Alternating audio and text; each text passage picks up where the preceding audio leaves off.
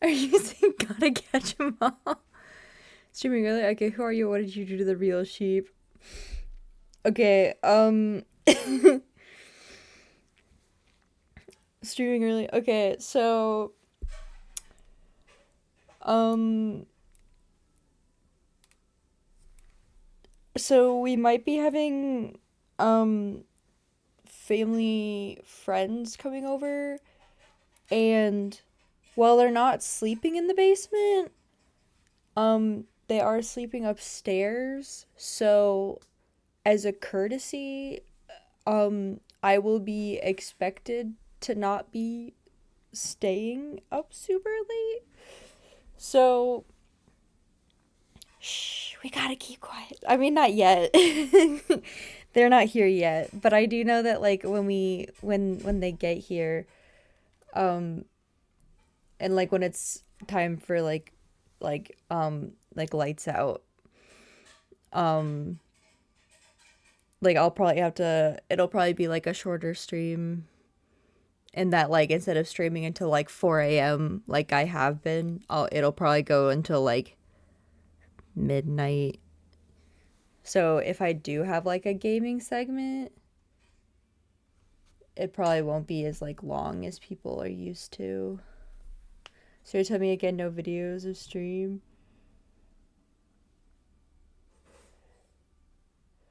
I'm saying like what we'll probably do is we'll probably do cards and then videos and then we might just not have gaming this stream.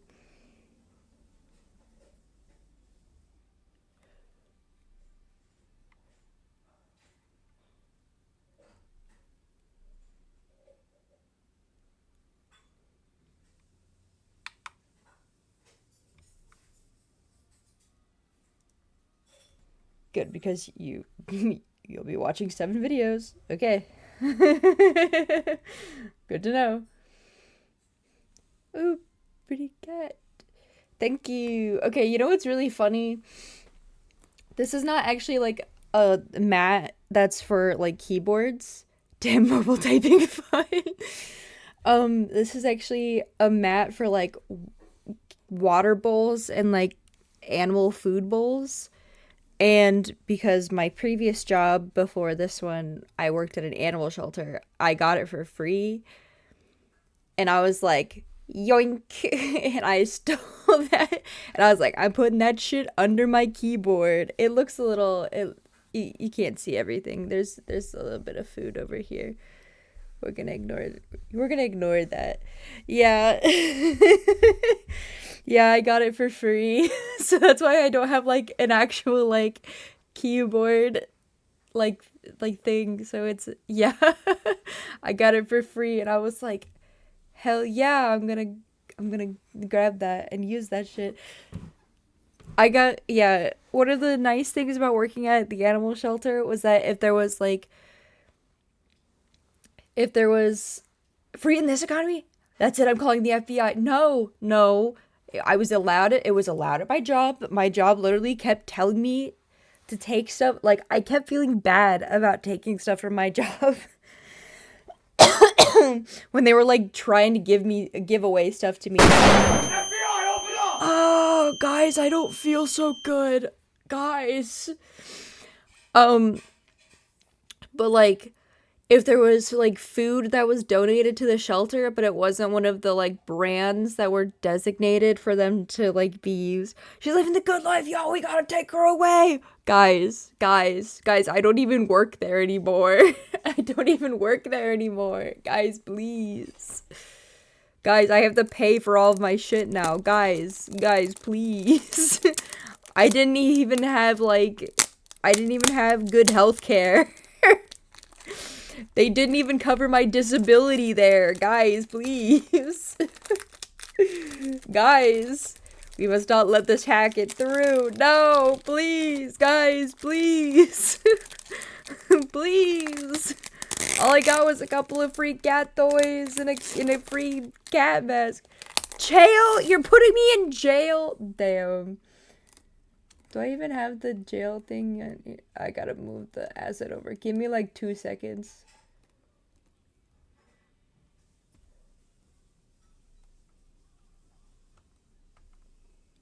which will pull us through.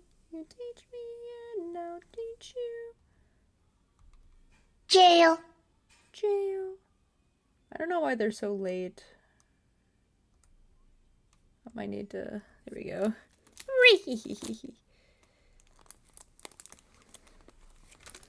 I guess my system's still waking up. Give it 2 seconds.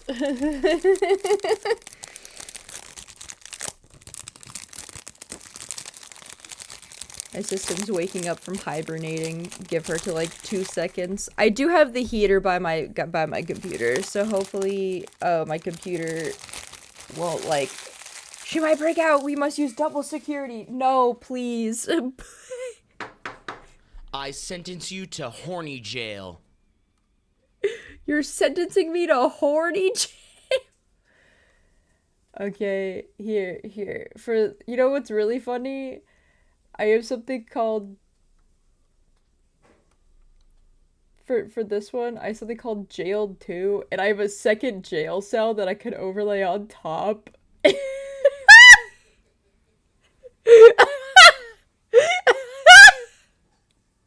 Does that make you feel any better? We got her, y'all. We're gonna take her to Area 51 for experiments. Guys, I'm just trying to open my My Little Pony cards in peace. Like, jeez Louise, guys.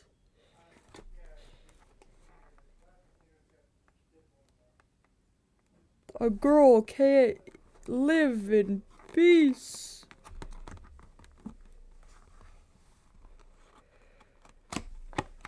This is a good song.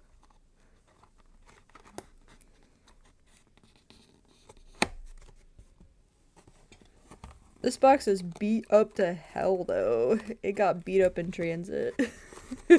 What experiments, you may ask? Don't question it. We have our ways. Okay.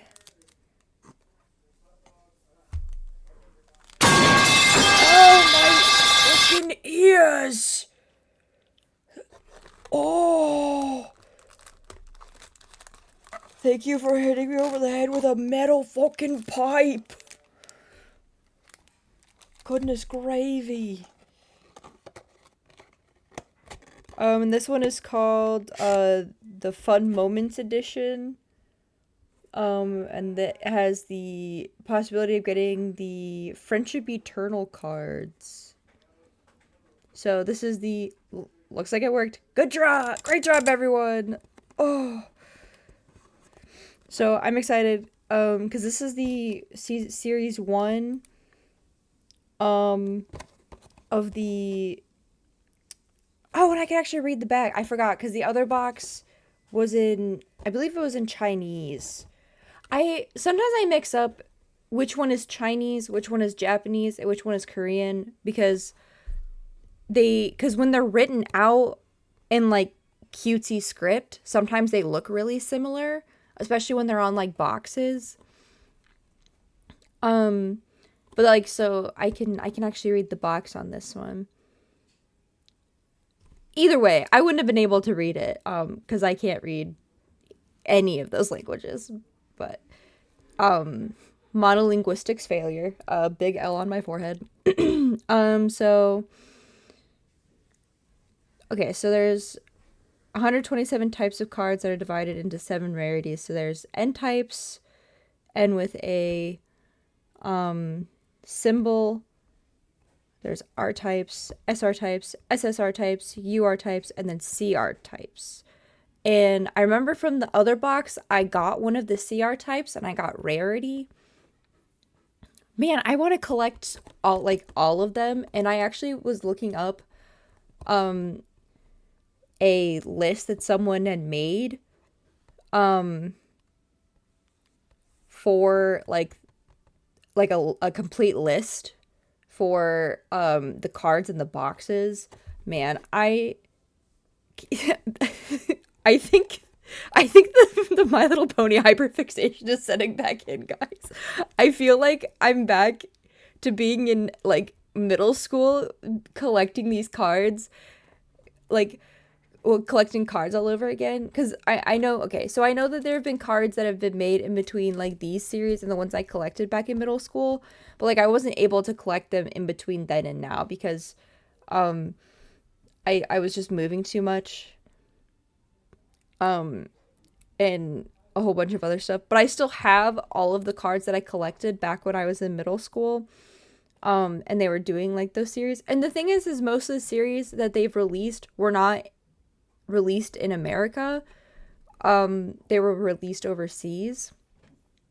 So, that's why I only mainly have the other series. And then, so this is like one of the first series that they have released internationally. Because cards like this are at least like Caillou, which is what this brand is, most often releases in like Asian markets.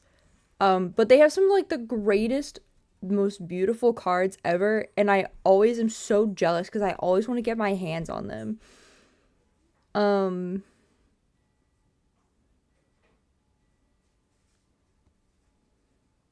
okay. Want to hear a secret? I always want to hear a secret.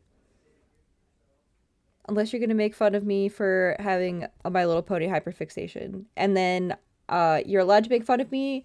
Um, but you have to trade me for something that you also have a hyperfixation for, because then we can equally make fun of each other. Come closer. Okay. I'm right next to my mic. I'm right here. I don't know what that says.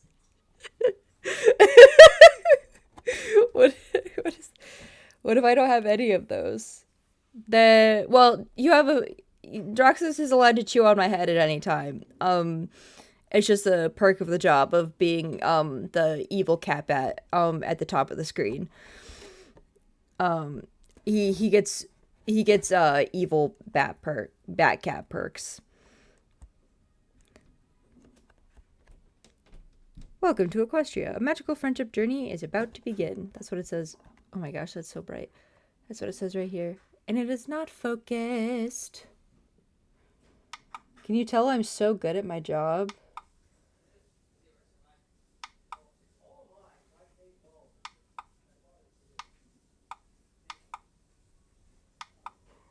You're just gonna have to trust me that that's what it says, because it's not focusing. Wait, I wanted it darker. It's fine. Fluffy sheep. Okay, you're just gonna have to trust me that that's what it says, because no matter what I do, it's just like not focusing. Okay, that's what it says there. Maybe it's because I have the light on.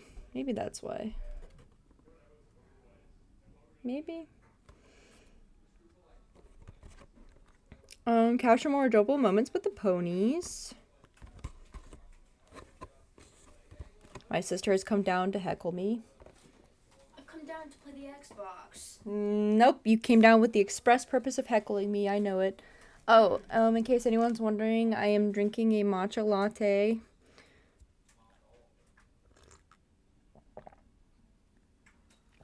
So, wait, what do we feed her and fatten her up and fatten her up for the Carol genius plan? I mean, everyone has apparently agreed that I'm made out of cotton candy. So, I guess fattening me up would do something.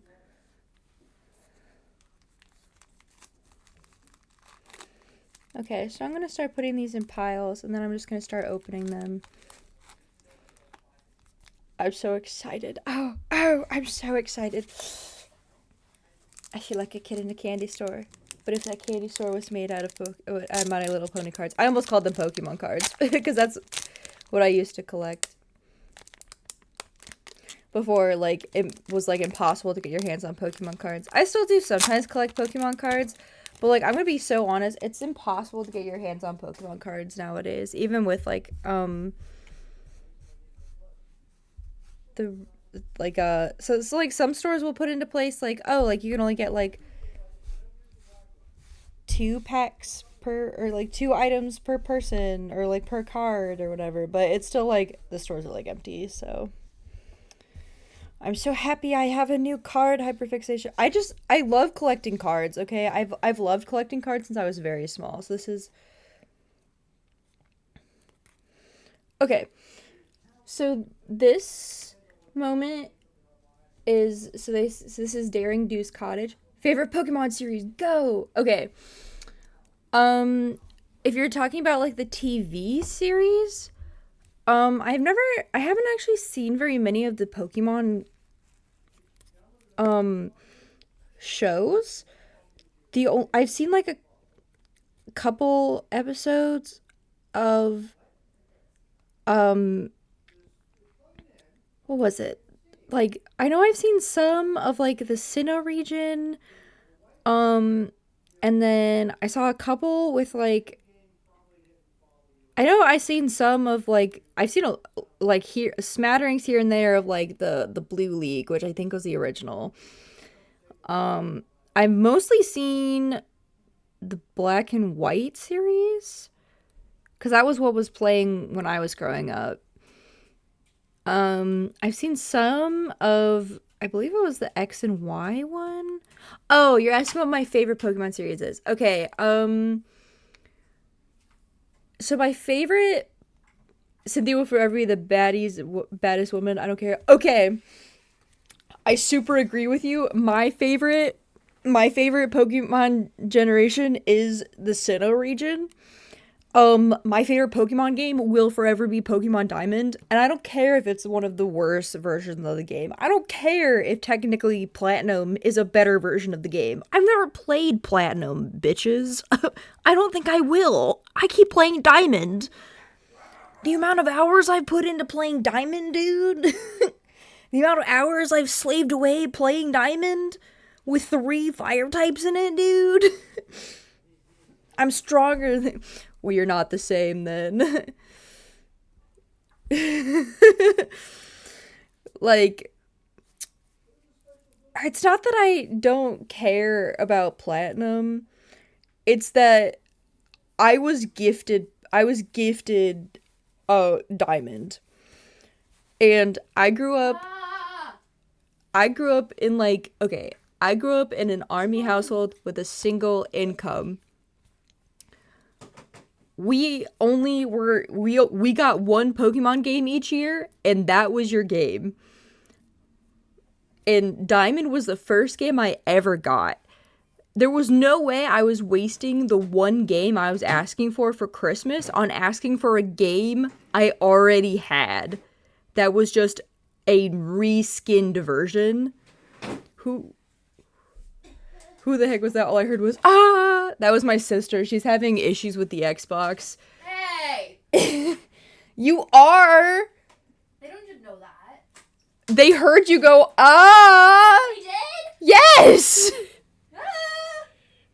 Anyway, she's having a good time. Not. Okay, so she's having a horrible time. Yes. Stop being a contrarian. Anyway, that's my sister. She's down here trying to play the Xbox, and she's failing dramatically at it because technology hates her. Not strong coffee. That's not me. You say as the Xbox is turned off on you 3 times. Don't flip me off when I'm correct.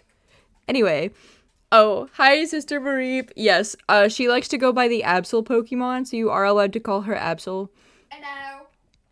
Hello. But Sister Marie also works. Either or, whichever you prefer, whichever is more memorable in your brain. But yeah, so I was not going to waste like the one Pokemon game I was allowed to ask for a year on asking for Platinum, okay? I wasn't going to do that. We were allowed to ask for one Pokemon game a year.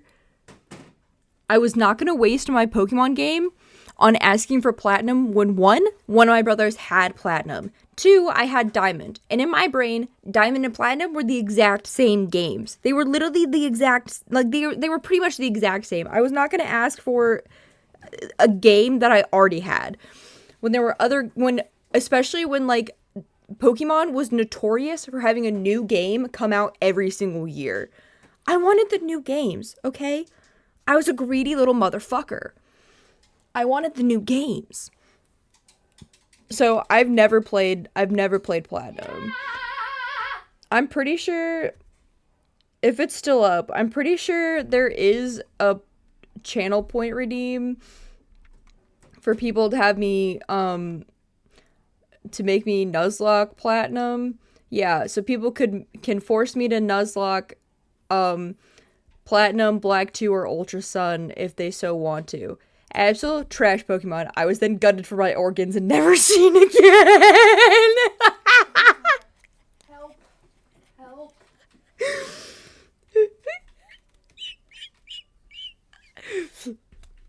Hey man, everyone's allowed to have their incorrect Pokemon opinions.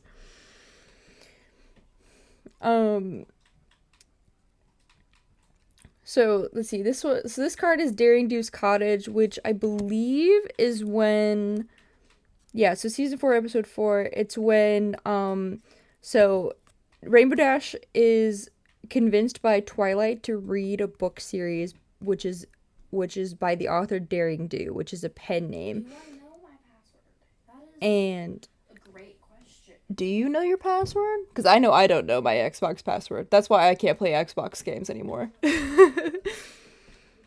believe it is the one I always use on my game accounts, but who knows? Maybe I changed one of it. Into the Twilight.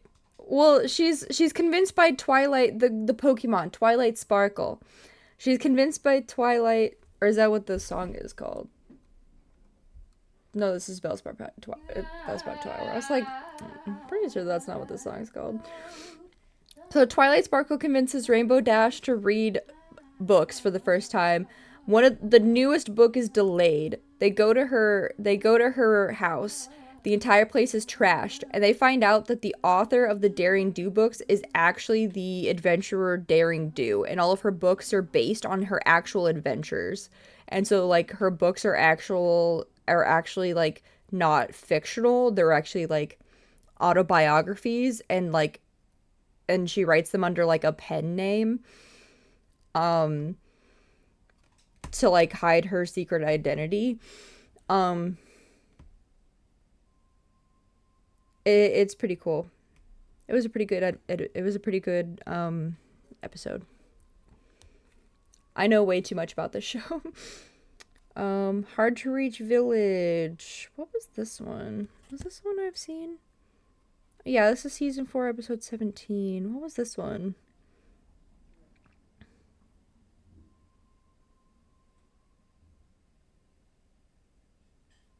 Oh, okay. So I don't know if I remember this one as well, but apparently Hard to I'm Reach. so mad if it makes me restart Tomb Raider. I hope it does. It'd be funny.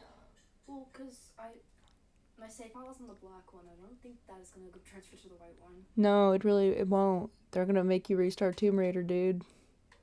What? They're gonna What make does you it mean? It Choo- asks you to pick a color. choose a fucking color, dude. I don't know. I don't know. Choose pink. Those pink colors are ugly. Never say that to my face ever again. They're not the vibe. Okay, you're not the fucking vibe. Hey! Pick a card, any card. So this one, Hard to Reach Village, is when so Apple Bloom so they go and are delivering pies to a hard to reach village, and Applejack apologizes to Apple Bloom for getting carried away because Applejack ends up getting yeah, sister and sister bonding. What a lovely scene. Yeah, this is normal sister bonding. And Applejack ends up getting overly strict with her because it's Applejack and Apple Bloom by themselves without like without their guardian. I don't know what it is. Well, it sucks to suck. And Applejack. I'm so predictable. Yeah, you are. You very much are. You are as predictable as white on rice is. You're as predictable as the migration of birds is predictable. Oh, lovely. You're as predictable as the monarch butterfly migration pattern is. I love monarch butterflies. Do you realize how predictable those migration patterns are? Munch, munch, munch, crunch, crunch, crunch, crunch. Stop saying you're gonna eat the monarch butterflies. Eat them. No, Yes. they're endangered. No, they're not. No guardian. No, they have a guardian. It's just not their parents. They're just like,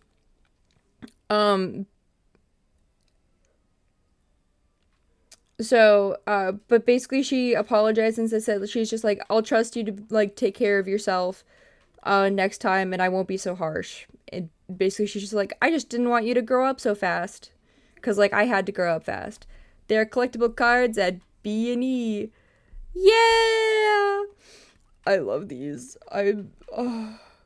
You can't tell me that, man. You know how irresponsible I am when it comes to things I love and cherish. And then we have an SSR card for Diamond Tiara, who actually, she had a really cool humanization arc. There we go. Show off the card. And it honestly, like, it was a humanization arc you weren't really expecting, because she was like, holy shit, you spun out of nowhere. Yeah, hi Taurus. I mean, I'm also irresponsible because I'm buying more books. Taurus, baby girl, you gotta stop buying books, babe. Your bank account, it suffers dramatically.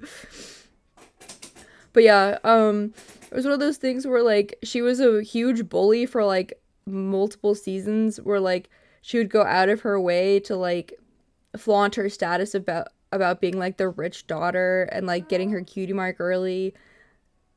It's 40% off for me, though.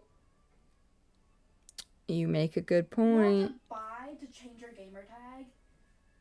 This is stupid. Does it even cost money? Probably. I'm gonna eat sand. I'm gonna eat my hand. That sounds very uncomfortable. Do you see me do it? Do not eat your hand! No! Stop! Stop! You are going to make me sick. Ooh, I have two friends. Who are my friends? Who's friending me? Sorry, guys. My sister started, like, actually inhaling her hand. Sorry, not to be dramatic. On this calming and wonderful night. Anyway, so she had a really cool... I always spun out of nowhere, lol. It's true. You didn't say your greeting of hi gay today. Do you hate me? Am I not gay enough for you tonight? Guys, I think she hates me. Guys. Hi, gay. Hi, gay. Hey! Hi, gay. Guys, I don't... Okay, she doesn't hate me. That's cool. That's awesome. I feel beloved. But yeah. It was really cool. I personally wasn't expecting it at the time. What's going on in the background? My sister decided to, try and pretend... Well, not pretend. She started, shoving her hand in her mouth, and it grossed me out, as any sibling would be, by the disgusting display of hand and mouthness. Hand and mouthness? I said what I said. Wait, do you have a hand cam? Yes! Do not! Ugh. I will turn this shit off. I wanna wave. I wanna wave. Your hand is still wet. No, it's not.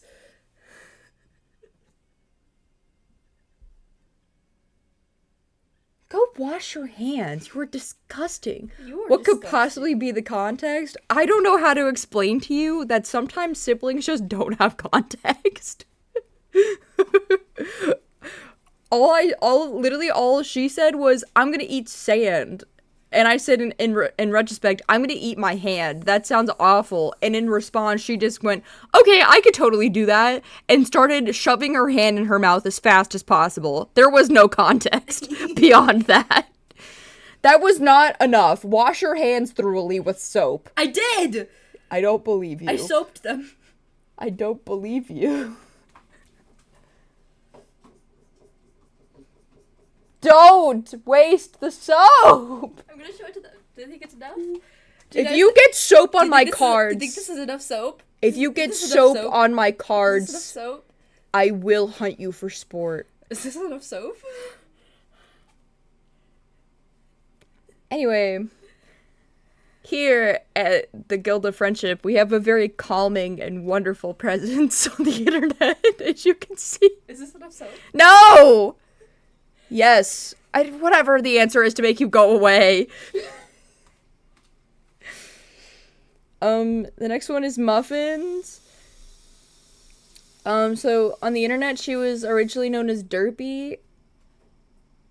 Derpy? And- I love Derpy. Well, yeah, that's like her, that was her internet name. But her actual name is Muffins. And she was colloquially known as Derpy, and everyone like loved her. And like she's a very clumsy horse, and everyone loves her. And she loves muffins. Oh, she has stats on the back. She has an occupation. It's gonna take 4 hours. I love her. Muffins is a Pegasus pony living in Ponyville who once worked at Ponyville Post Office. Pay attention, you will spot her many times. I love her. I would die for her. And then here's Spitfire. So normally in the show she's an adult, but here she's like a filly, which is what you call a baby female horse. What's a male baby horse? They usually just call them Full? foals, which is for, well, I think they also have like a specific name for males, but I don't. Was it bucks? I'd have to look it up because I know filly is specifically for female baby horses. Colt. That's what it was. Colt. I had to think about it for a second. I was like, Colt? that's what I just said. Yeah, but see, you didn't understand it. Now it feels weird explaining it. No, go on. No, Explain it to me. no, Explain it to me and make it less funny for yourself. And then it'll be real funny for me. C-C-U-L-T instead of C-O-L-T.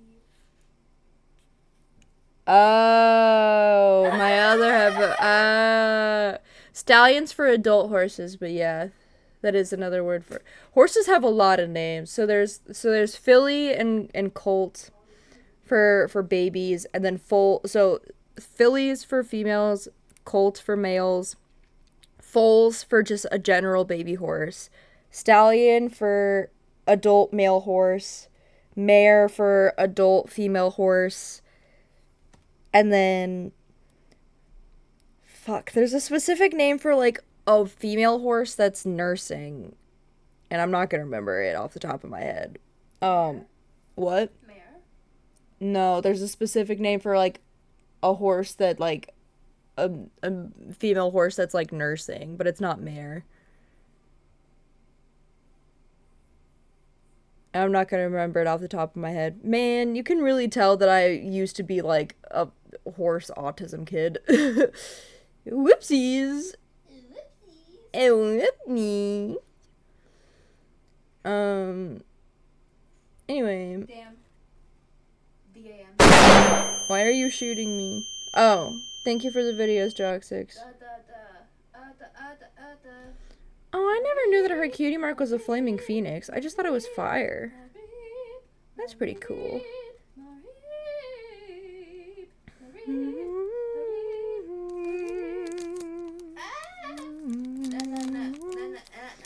Do you have to be annoying? Damn.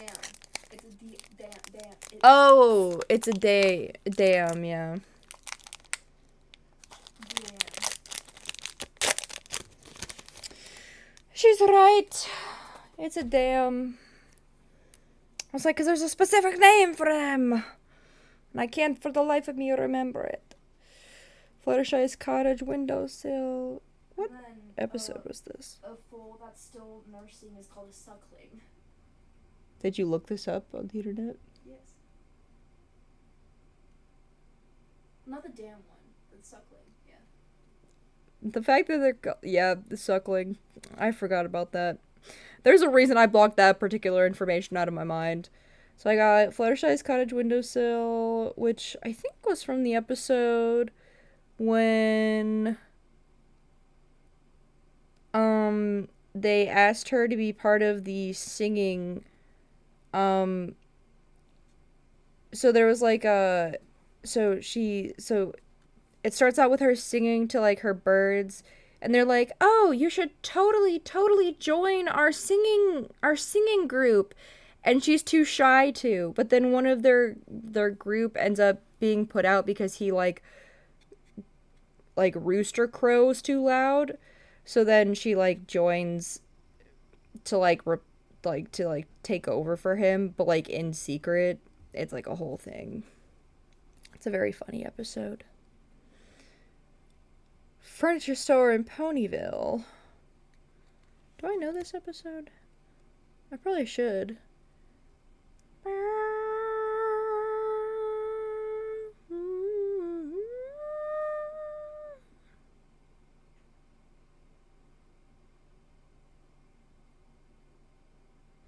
Oh, this is one I don't know as well, because it's that's why, because it's one that has to do with so it's after Twilight's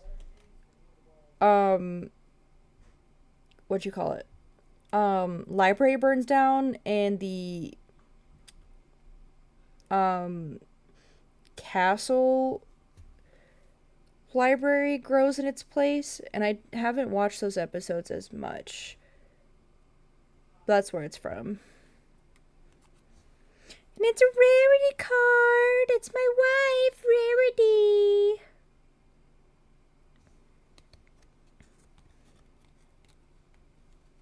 Then we have a Rainbow Dash.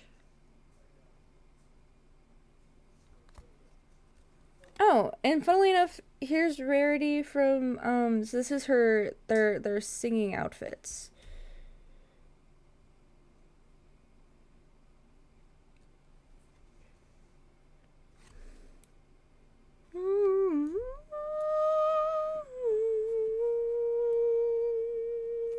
Because she was also one of the singing group. God, she's so cool.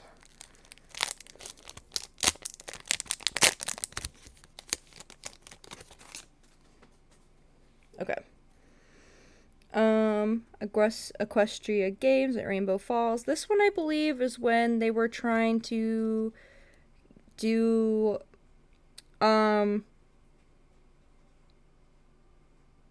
so there's the Equestrian Games, and Rainbow Dash was having a hard time trying to pick between Ponyville, which is like the place she calls home now, and or was it called Rainbow Falls, or was it Cloudsdale, which was the place where she was born.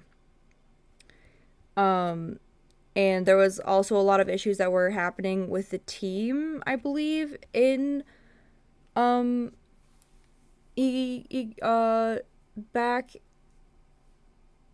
in with the Ponyville team, but she ends up staying with the Ponyville team, which like shows like her like loyalty, because that's what her element of harmony is. School of Friendship Courtyard. I believe this is when they opened the School of Friendship, is it not?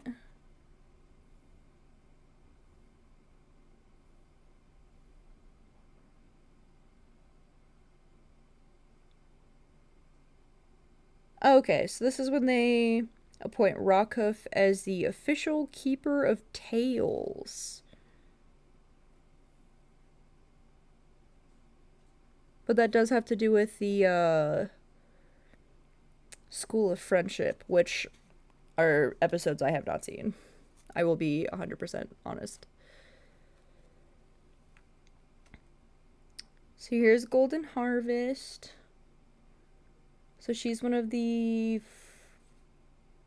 I think she's one of the flower sellers in town, but she's a Ponyville resident. She's just a Ponyville resident, okay. Let's see what she does. And then here's Junebug. Not to be mixed up with Golden Harvest. She's a different pony.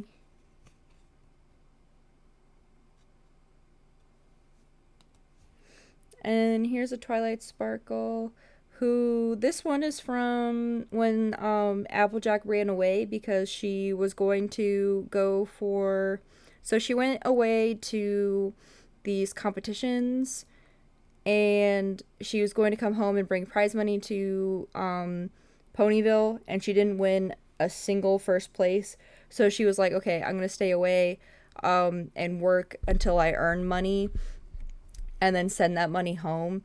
And they were like, okay, well, we're going to bring Applejack back because, like, what the heck? So these were, like, from when they found her. It's pretty.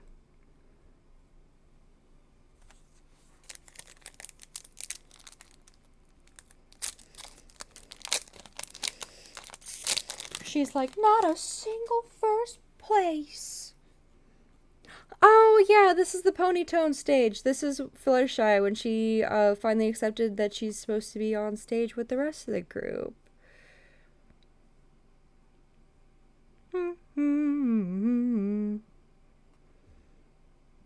Yeah, so she's still too shy to actually perform with them. But she's like, I'll get there someday. She's so cute. And then that's a repeat card. And there's another Twilight Sparkle card. Sheriff Silverstar. Oh my gosh. This card, this is, okay, so this is Starlight Glimmer. When she was a baby. And this is the flashback when we find out her only best friend earned his cutie mark and was put in school and left her behind, and this is what put her on the path to becoming like the villain in like the show. Oh, it was such a good put together backstory. Ah.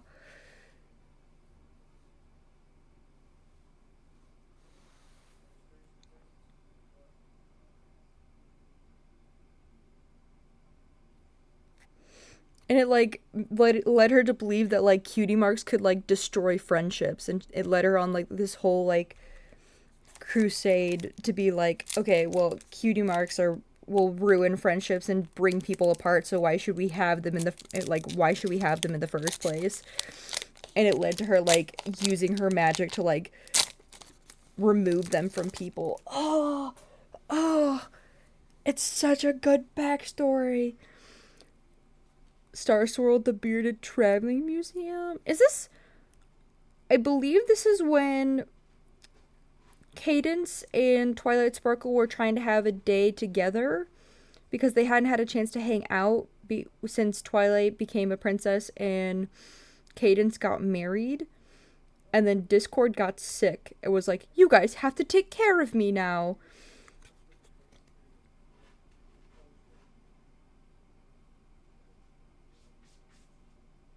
Yeah. And they were going to go to a Star Swirl, the Bearded Traveling Museum. And I don't think they ended up being able to go. This is a repeat. I think that's the last episode I remember watching. Was season 4. Yeah, this is the last episode I remember watching is season 4, episode 11. That's the last one I have memory, like solid memory of watching. So I probably need to go back and have a rewatch. Silver Spoon. Okay, so this is Diamond Tiara's second in command. So she was the other bully. And she also was pretty rude, and hers was so Diamond Tiara is like a play on rich stereotypes, and Silver Spoon's whole gimmick is also a play on that. Is like, oh, she was born with a silver spoon in her mouth. That's like her name is like a pun on that. I don't think she ended up having an arc though.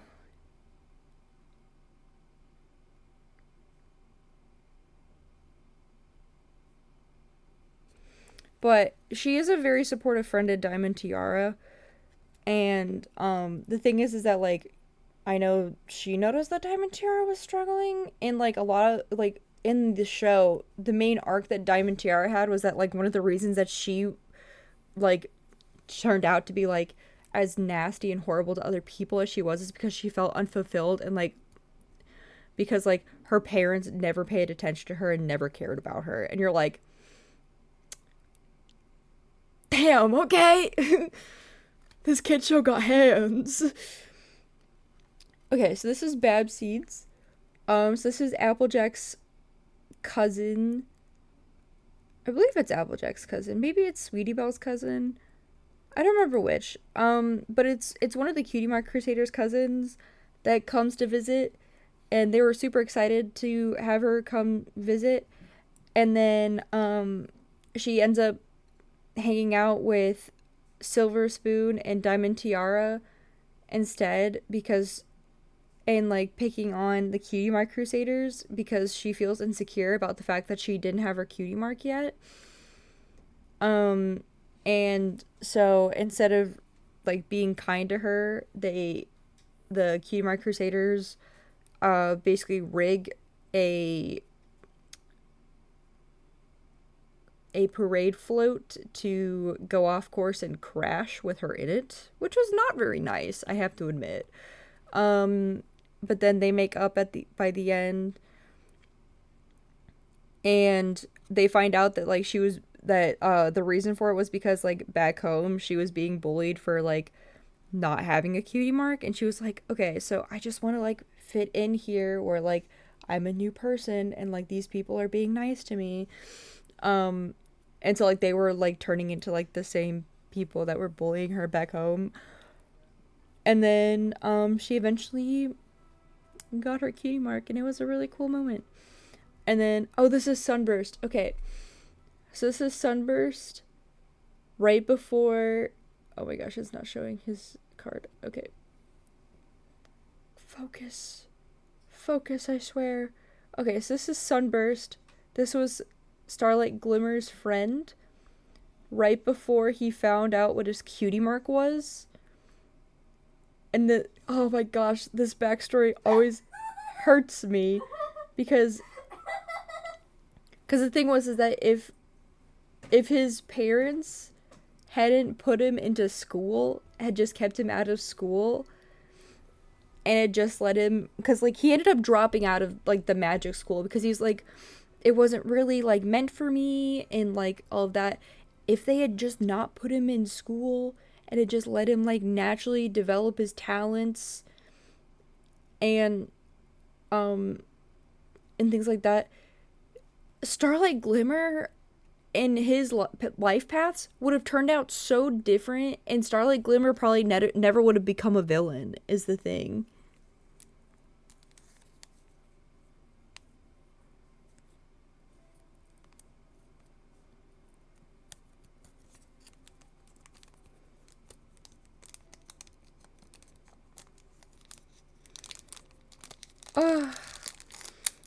This show has such good story beats in it, man.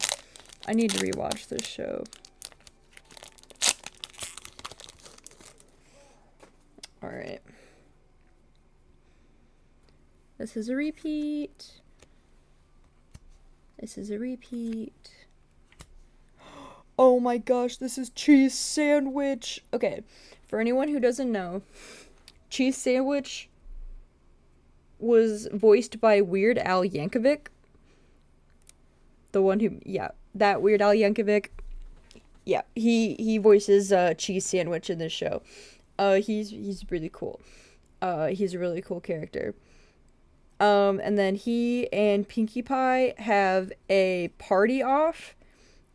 It's a really cool episode. Would recommend. If there's no other episode you watch of this show, the only episode I would be like, you can watch out of order, and I'd be like, you should watch this one. I would recommend watching the Cheese Sandwich one. It's so good.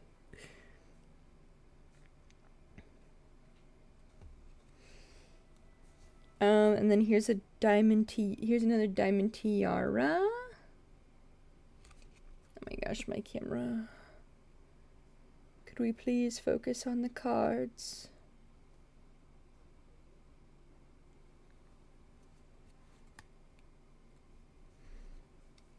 And then we have Flurry Heart.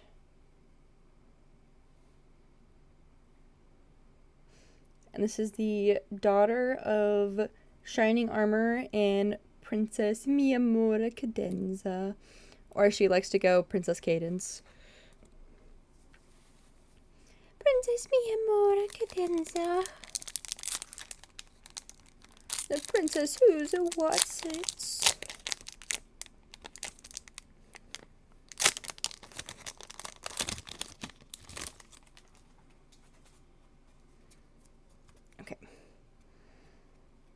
Apple Bloom's bedroom. I don't know if I know this one.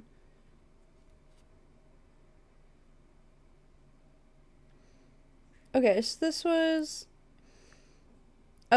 was an episode where Apple Bloom was discussing with the other Cutie Mark Crusaders, where she was trying to come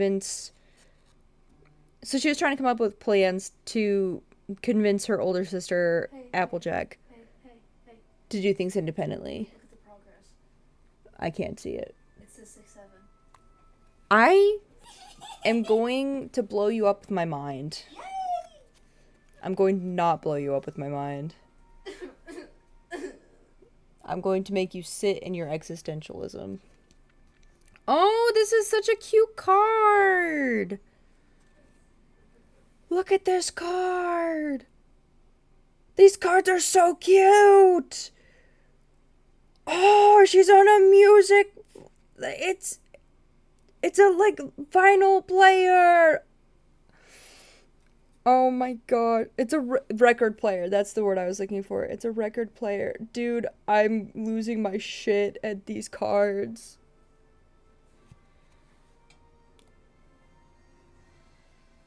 Okay. And then we have Daisy. So this is one of the flower sellers.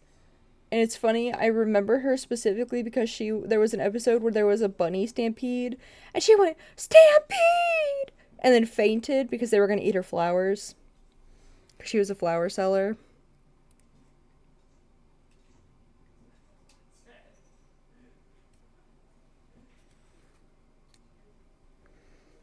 And then here's another Applejack.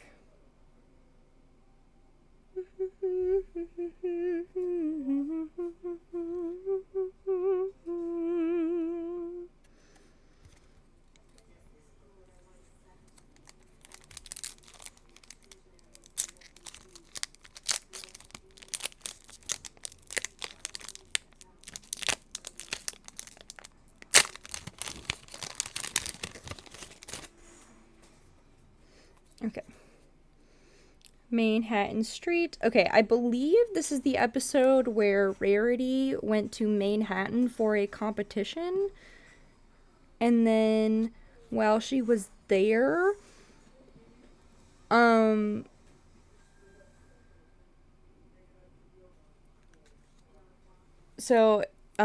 she was taken advantage of by one of the other competitors. And in trying to keep up, she basically was like taking advantage of her friends to try and get like because she had to rework her entire fashion line because she didn't want to look like she was copying the other competitor because that competitor went first. And so she had to rework her entire line and then to like thank them and to also apologize for like overworking them and kind of being obsessed with like getting her stuff done. She gifted them tickets to a musical on, what was the pun? It says on the back. A musical on Bridal Way, and it's called Henny of the Hills. That's funny. I love that. That's funny as hell. And that one's a repeat. Oh my god, look at the Fluttershy one. Dude. She's so cute. I'm going to explode. Okay. And then we have Moon Dancer. And then we have Spitfire again, which is a repeat.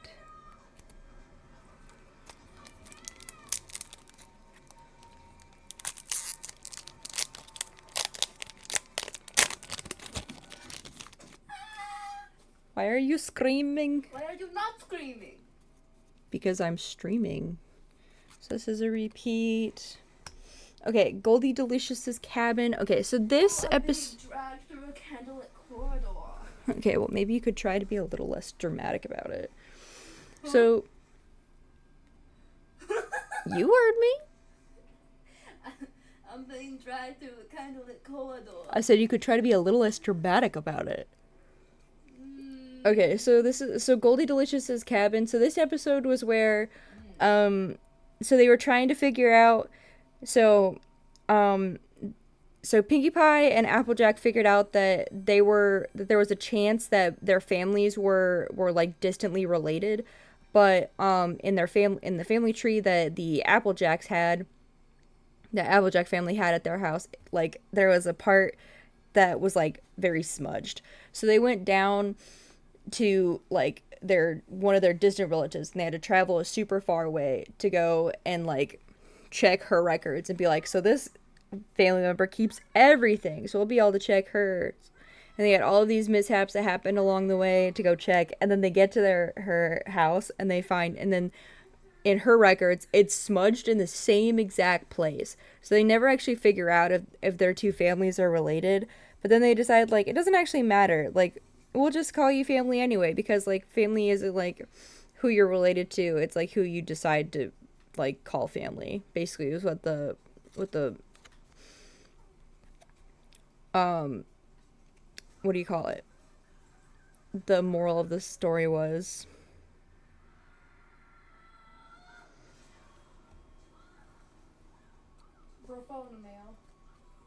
And then here's Spoiled Rich. This is, I believe, Diamond Tiara's mom. She looks super fancy in this outfit.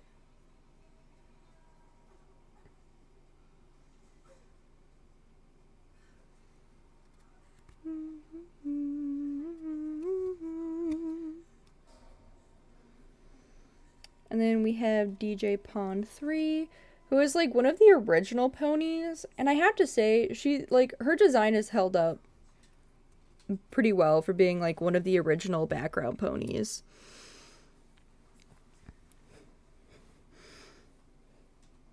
I keep forgetting where the buttons are, cause I haven't played on Xbox in a while.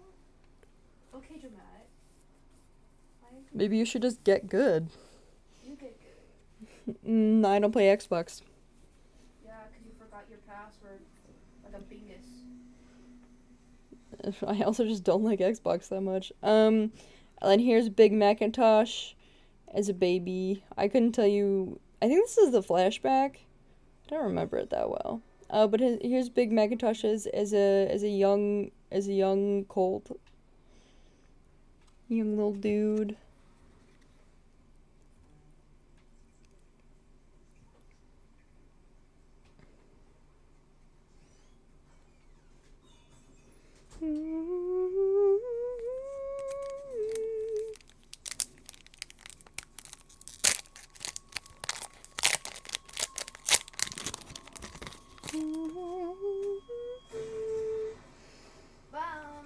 Oh my gosh, Our Town. Okay, this is the episode where Sunlight Glimmer is introduced. So it is. Okay, so I have watched past episode season 4. Okay, cuz I have to have because this is in season 5 and I remember Sunset Glimmer's entire arc. I have that ingrained in my fucking brain. She was a great freaking villain. There's just some episodes that apparently I don't remember that well. Okay, so this episode was the one where they introduced Sunlight Glimmer. And so they basically, it introduces a mechanic about the a gimmick about the castle. And in the castle there's a map, and in the map basically it has like 4 like holograms of like their cutie marks. I bet I had to check out. You're so fine. I've just been explaining like episodes as they come up. Like, you have not missed much. I've just been gushing about episodes and showing off that I know way too much about this show. So this one, Starlight Glimmer, one of my favorite characters of all time in this show. The only character who I like better than Sunlight Glimmer, I think it's Sunlight Glimmer. Now I feel like their names are too close together. Oh, hi, Jade. Come here. Come here, baby. This is Starlight Glimmer. Because there's also Sunset. Okay, because there's Twilight Sparkle, and then there's also Sunset Shimmer. Starlight Glimmer. Okay, I was right. It's Starlight Glimmer. Okay. Yeah, because Sunset Shimmer is the... I just wanted to make sure, because I kept saying her name, and I was getting to the point where I was like, am I saying the correct name? Yeah, okay, so Starlight Glimmer. So this is when they introduced Starlight Glimmer. So, like, this episode, so this was season 4, episode 1. Sorry, not season 4. Season 5, episode 1. And part of this map is that they had holograms of each of the main 6's cutie marks. And they would blip onto the map, and then they would move over onto the map of where they needed to go. So let's say like this was the middle of the map, and this town was where they needed to go. So like whoever needed to go for this mission, like the people who needed to go for that mission, only their cutie marks would go to like that spot on the map. And for this first mission, all 6 of the cutie marks went. Because, like, it was introducing... Part of it was because, 1, it was introducing the mechanics of the map. But 2, I think it was showing, like, how terrifying of a villain that Starlight Glimmer was going to end up being. Because she is, like... She is smart. She's conniving. She has magic that is, like, I think on par with Twilight Sparkle's. I feel like I can claim that. Because she figured out time travel, which not even, like, other people have been able... Like, because Twilight never figured out time travel. Yeah, she didn't. Yeah, like, Twilight never figured out true time travel. She only figured out, like, spells that, like, created time loops. She never figured out true, actual time travel. So... It was a whole thing. So that was this episode when they introduced Starlight Glimmer. Oh, it was such an eerie fucking episode too, because the song, they did such a good way of introducing this episode, of like introducing this villain, because the song literally, they did such a good job, because the song literally makes it feel like you stepped into Colt McColt Town. You're like, okay, what's happened here? Okay, stained glass at Canterlot Castle. In our town, we dare not compete. We dare not, joy in our utopia, come out of the dark. Join in our equality, by our cutie mark. And you're like, okay, I have to go. What was this one? Okay, so this one, so Stained Glass at Candlelight Castle. So this one was the episode right after um Twilight got coronated. So she officially got like a stained glass. So like right after she got turned into an alicorn, they made like a stained glass depiction of like her coronation to a princess, which that is also one of my favorite like two-part episodes, like the end of season 3. Oh my gosh, I love the first like I have, like, you can tell I have favorite arcs in this show. I am such I have biases, okay, towards the beginning seasons, as you can tell, seeing as I never finished the later seasons. So here's another silver spoon. If my light would stop being rude to my horse cards. I wish the light wasn't like directly on top of these cards. There you go.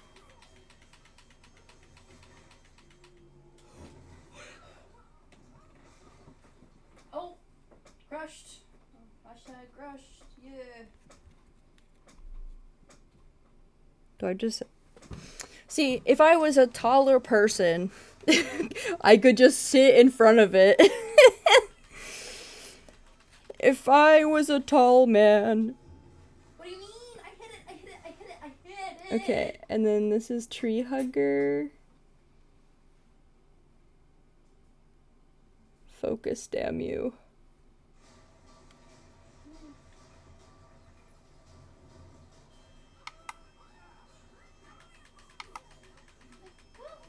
Focus on the card I'm holding up to you. And we're running.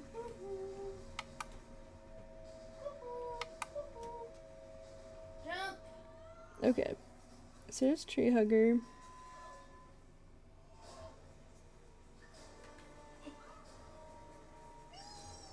We're going. Ooh. Ooh. Ooh. It's okay. I mean, I could always just bring this down a little bit. We could try. Crawling. We're crawling.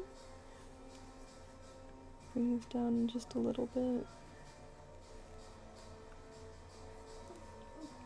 It's okay. It's just, they're very fluorescent and very bright down here.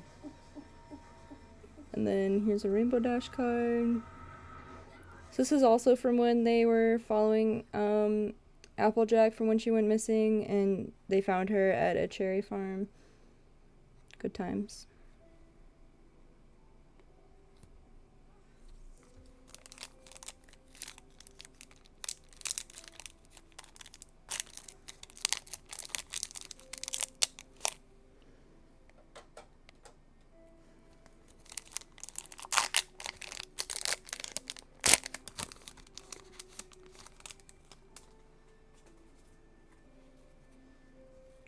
Okay. So this is a repeat. Breezy Village. I don't know if I remember this episode that well, but I almost they become breezies. Season 4, episode 16. So breezies are basically, they're like these little, they're like little tiny ponies, if you can see. So like they become like these little tiny versions of these ponies. They can only be reached with like this magical portal. So I don't remember what they were sent there for, but they were sent there to like complete a friendship mission. Oh my gosh. Okay, so this card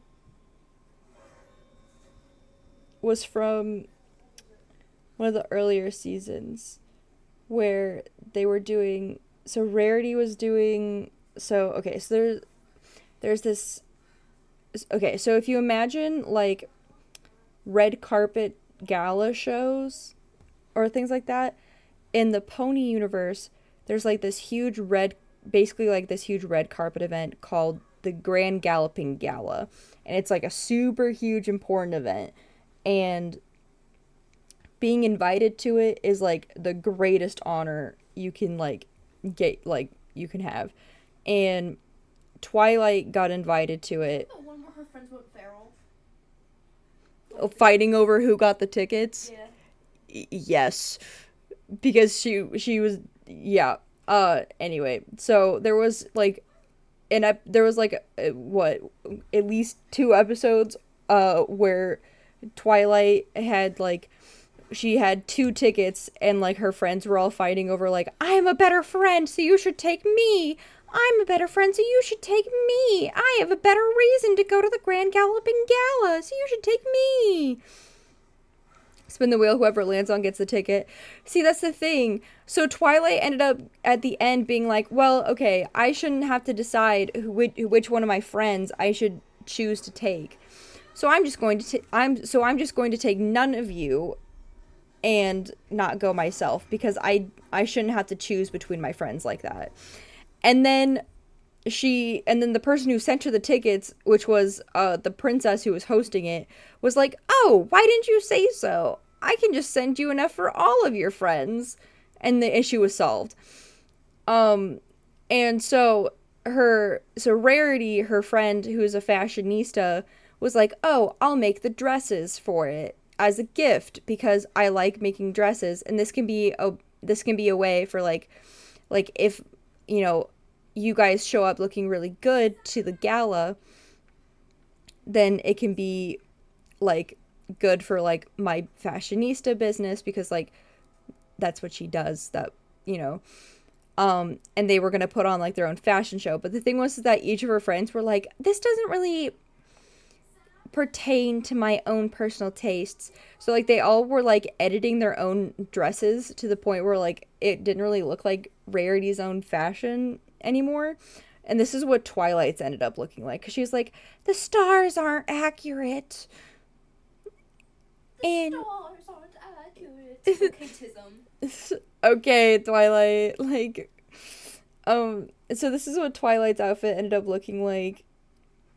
And the thing is that, like, Rarity ended up being mortified because there was, like, a super hot, so they ended up having, like, a little fashion show that they put on for, like, their town. And there was, like, a super big hotshot, like, fashion guru who came to their small town to watch the fashion show, and he was appalled by her fashion, and she was like, and she ended up like crying for a week afterward. Like, she refused to come out of her room for like a week afterwards, and I'm like, I can't even blame you, dude, because she was like, I'm ruined. And I'm like, girl, I can't even blame you. If I had to like watch the atrocities that walked on that catwalk, I also would not go out into public ever again. Okay, but like, same girl, same. Literally, I don't think she was reacting enough. And then we have another Diamond Tiara. And then here is a Maud Pie, who is one of Pinkie Pie's sisters.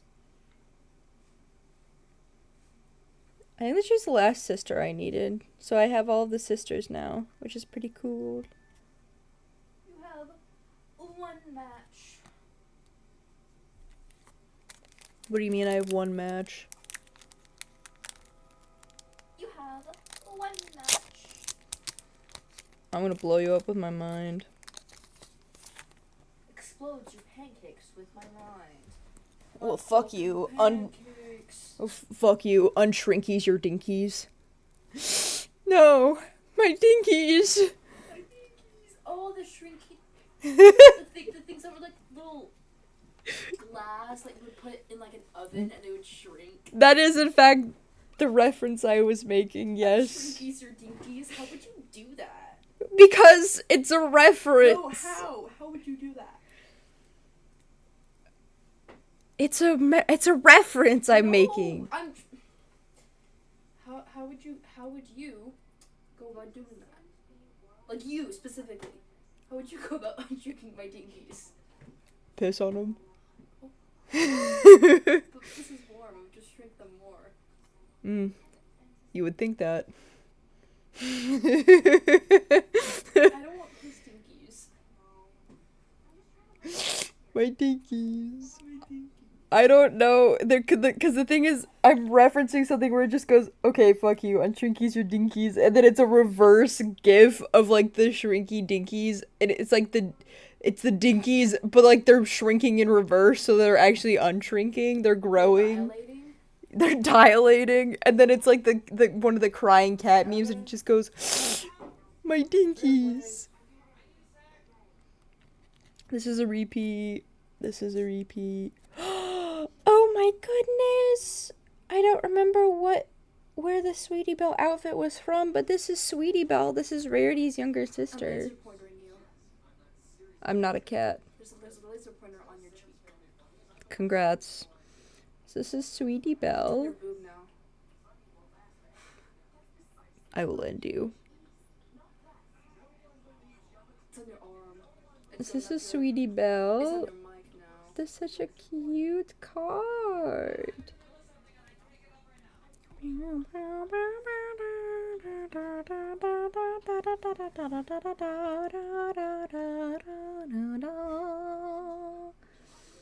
we got a rose card. There's actually some theories going around that, like, there was, at least, maybe not theories, but there was people going around that were making AUs that this pony, because this pony's name was Rose, and then there was a pony in the show that I'm pretty sure is named Dr. Whoville or something like that, or I don't know if that's his actual name, but he had like a time, but he looked kind of like he had the same hair and like skin tone as one of the doctors. It's like a lot of doctors actually, but specifically like the sixth doctor, which would have been the same one that Rose would have been, and he had like an hourglass cutie mark. So people were making AUs where like there was a My Little Pony Doctor Who AU. It was pretty cool. Ow, my elbow. Ow, my elbow. Don't make fun of me hitting my elbow. Don't make fun of me hitting my elbow. You know what? I'm gonna say it. I don't care that you broke your elbow. I've never broken my elbow. And that, my friends, shows that she doesn't know the ancient texts. That feeling when knee surgeries tomorrow. I hate you because I know that meme, and you know how I learned about that meme? From the stupid fucking Jeopardy I hosted at the National Youth Gathering. The amount of brain rot I got radiated with at that stupid fucking... Brain rot bean. No, literally, did you see all of the brain rot questions? No, I didn't go to the Jeopardy. I couldn't find it. I was looking. You were looking. You could have asked. Looking. I was searching. I was so lost. You could have asked. It was by the Globe.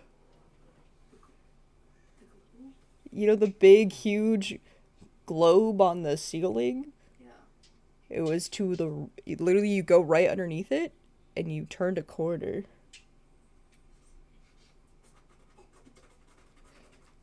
How close were you to it? I walked by that globe so many times. Well, because there was a podcast. There were podcasters who were there who were like asking people to like sit down and like talk with them on their podcast, and I stopped by them to talk with them. Wow, crazy. And they didn't even put me in their podcast. That's kind of funny. Damn! Snubbed. Rainbow Falls Traders Exchange. I don't know if I remember this episode. There's so many episodes where I'm like, I don't know if I remember this. And then I definitely watched it.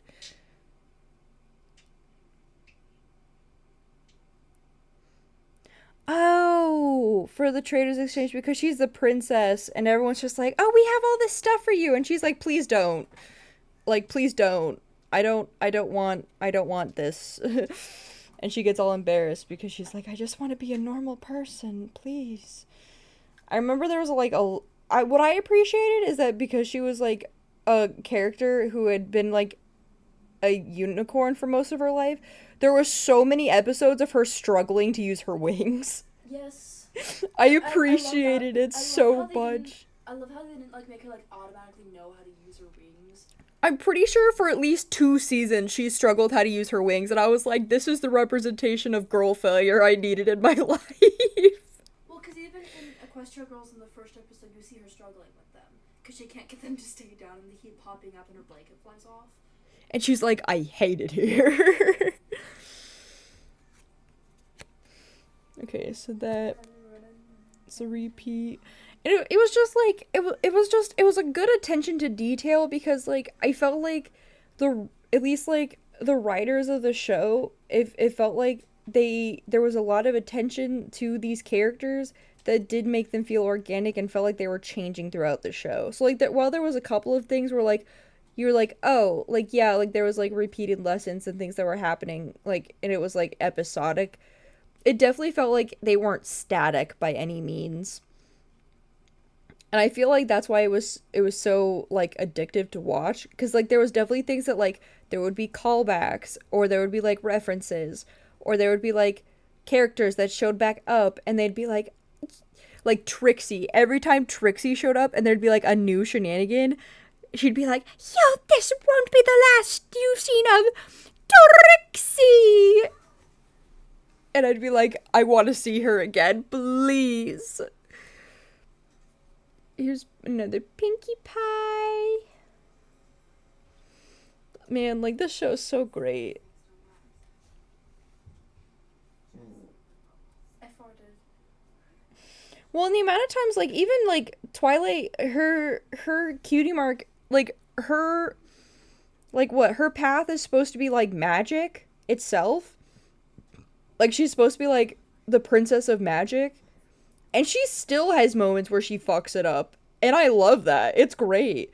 Like, how she becomes a princess is because, like, she ends up, like, fucking up all of her friends' cutie marks. And then she has to fix it.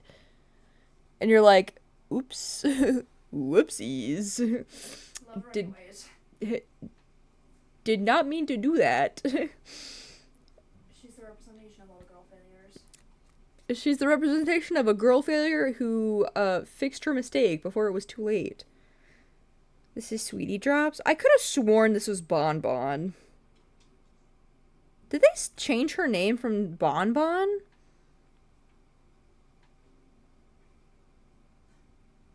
I could have sworn her name was Bon Bon. Did they change her name? Who? Bon Bon? Wait, let me see her.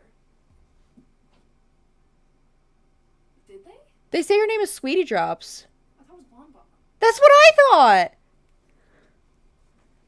Banned from using magic. Apparently they say her name is Sweetie Drops now. And I'm like, that's fucking Bon Bon? What do you mean?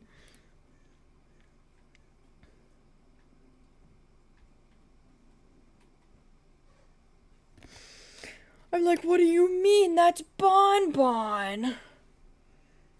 And then there's that Applejack again. Banned from using magic. You're not allowed to ban me from using magic. Actually, I will keep on using magic forever. If anything, the more you try to ban me from it, it just means that I'll go slower, and you'll have to watch me do magic longer and longer. So, tread lightly. Bon Bon from FNAF? No! Bon Bon from My Little Pony. This one's a repeat. Crystal Empire, Castle Holloway. I don't know if I know these ponies. I should. I've seen this episode. We're exploring. Oh, Meritonia. The fuck is this? Oh, it's ammo. No, it's not like.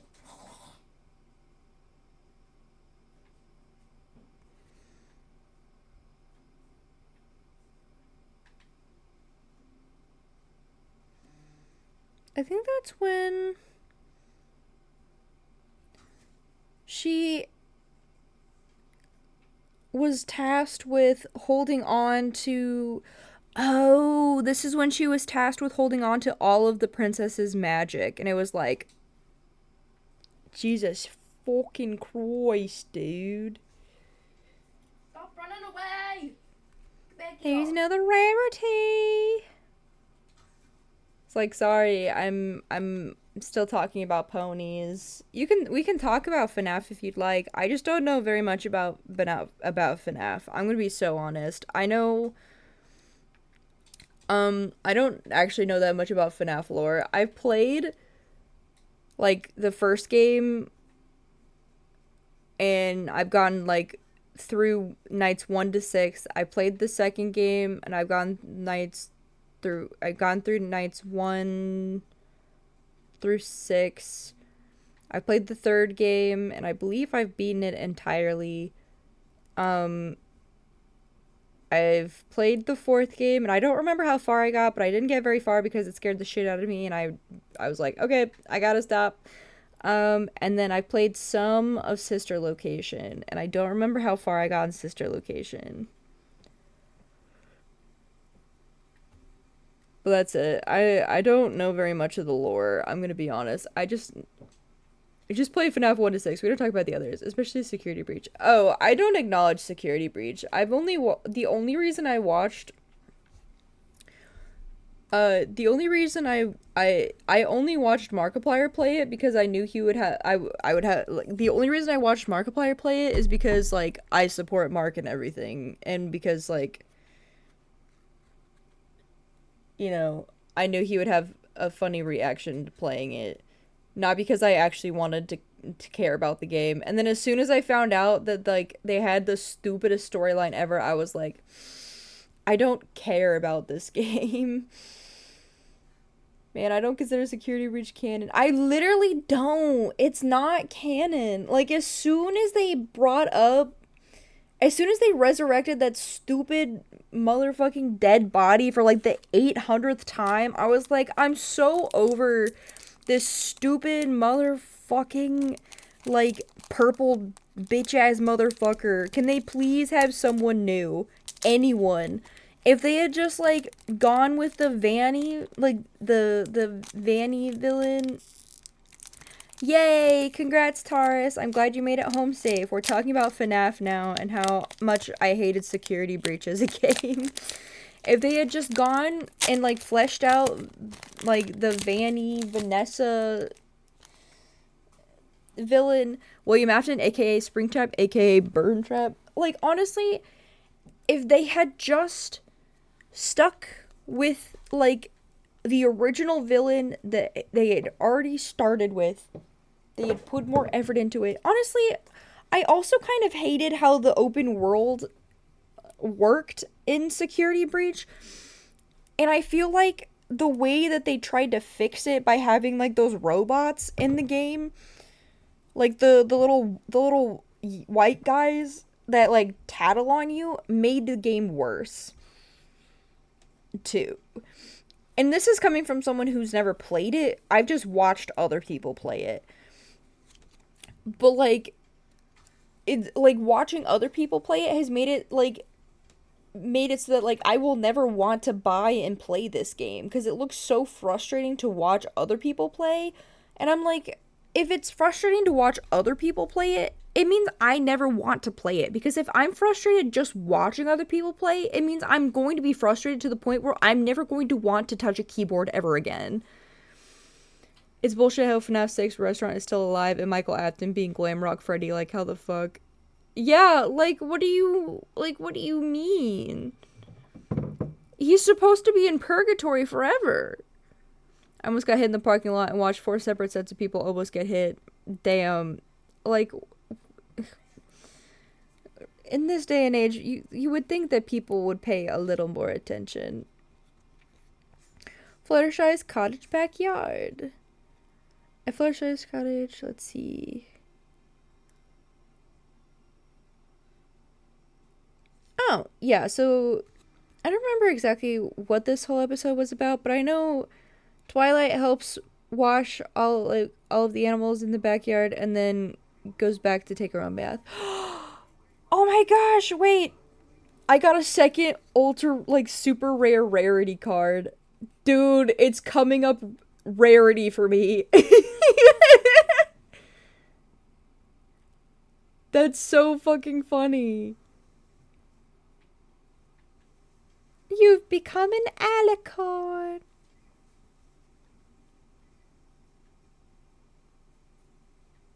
It's like these packs know I'm in love with her or something. It's not that hard to guess. What do you mean? Huh? What? What are you saying?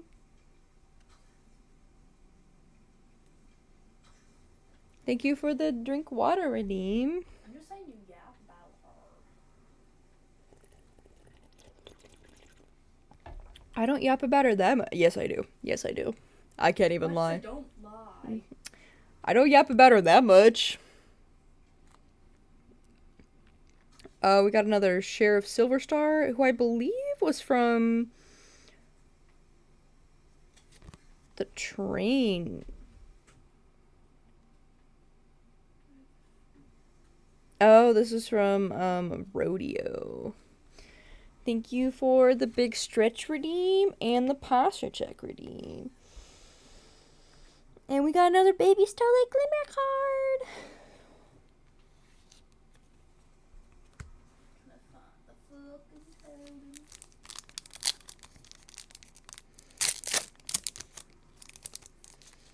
Bro, I'm straight up considering... Oh, actually... One second. While I'm thinking about it, I gotta... Hold on. While I'm thinking about it, I gotta put in order... I gotta put in a order for my meds real fast.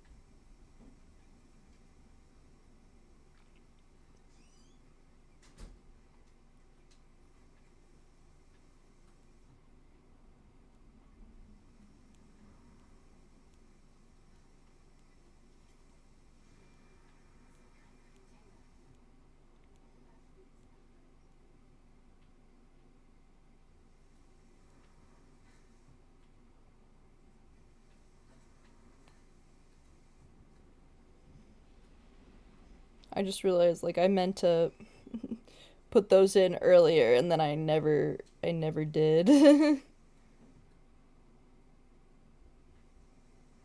about the time where I was playing this like 2 years ago, and I killed a dude, and the position he ended up dying in was he landed on his back because I exploded him, and then his legs went over his shoulders. You just flipped him? No, he was in like a mating press. Why? Why do you know what that is? Why do you not know what that is? I know what that Why are is. you surprised? I read fanfiction.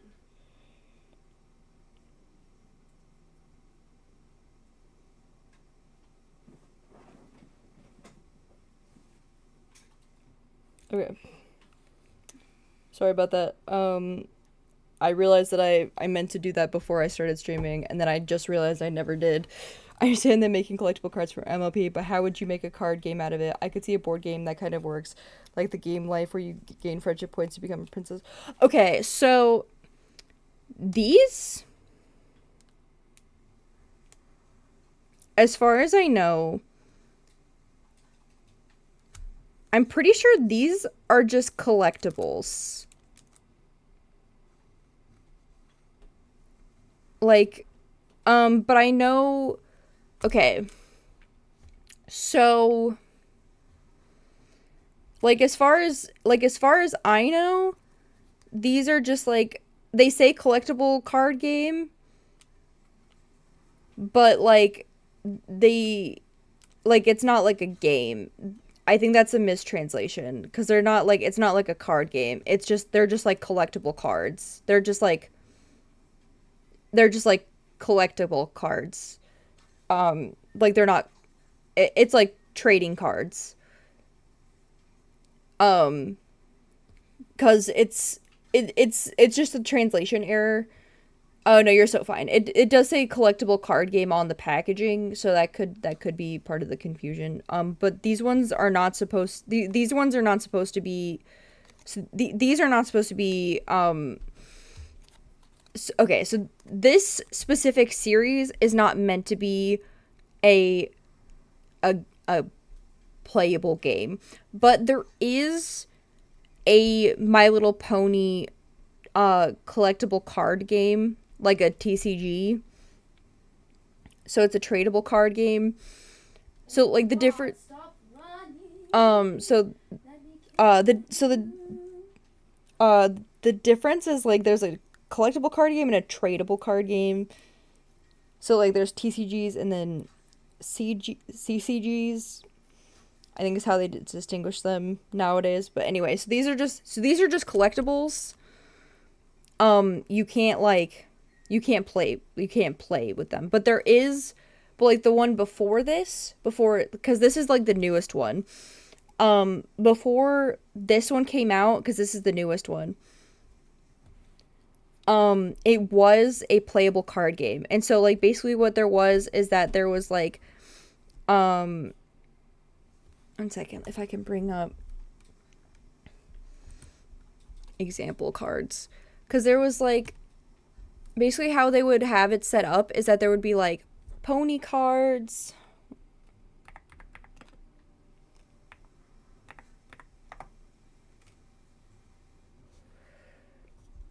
And then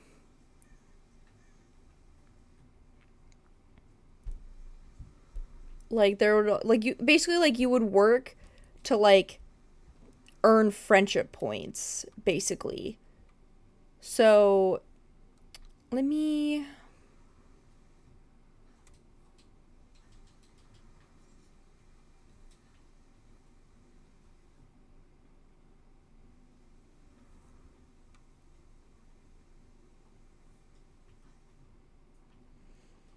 so and then there's it's really cool because Music Man and Roxanne Wolf. Yeah, that is true.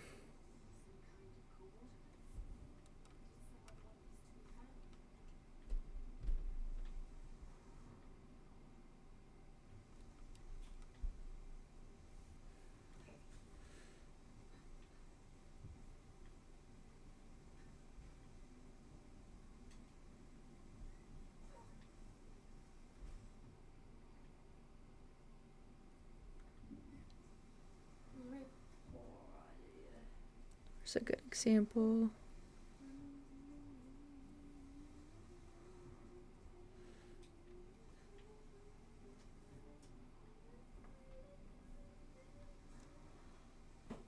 I almost missed this one. Let's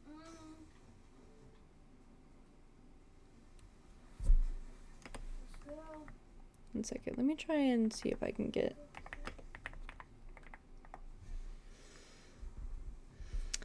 Oh my gosh, I loved Roxanne Wolf. Don't at me.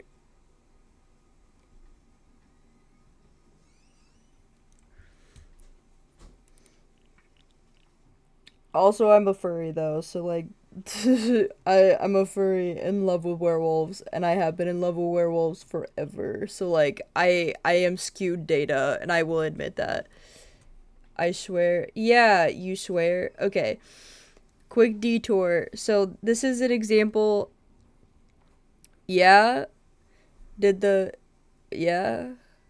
Do we have to add some more stuff to your cage? No. 1 second. I'm just showing. So this would be like an example of I didn't break containment. I'm just showing real quick. Oh my god, I'm just showing for Taurus what like a game would look like for the MLP card game. And then I'll go right back to my cage. Please stop red alerting me when chat is not showing up for you, lol. I'm sorry. Get the tanks, get the army, please, for the love of God. Get the nuclear bombs, please don't start bombing me. Are you crazy? Are you out of my mind? Are you out of your mind? He's in the walls. He's in the goddamn walls. Wait, where's our gauge? Alert, alert, the beast has escaped. Get the Navy here, this is a red alert. Oh my god, everyone's panicking. Okay. So, should I just open image, a new tab? So like, this is what like the My Little Pony like card game would traditionally look like. So like you would have, I mean there'd be like pieces, but like, so you would have like what you would call like the problems. They'd be like friendship problems in the middle. Get the UFO here. I'll get back in my cage in a minute. I'm explaining one of my hyperfixations, okay? And then you'd have like your pony characters who are your friends on this side, and then you'd assign them for a problem to try and solve. And like people can be on both sides to solve a problem. But like, get the Canadians, get the British. We need everything here to contain this. No, you don't. Don't worry about it. It's fine. But you want your side to solve the friendship problem first, so you get the friendship point.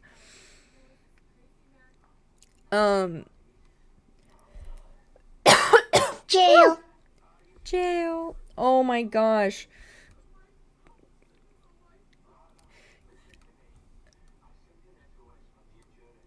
Give me like 2 seconds. I'm explaining My Little sentence Pony. you to horny jail. Okay. Who dare summon me? Hi, Rocket Pal.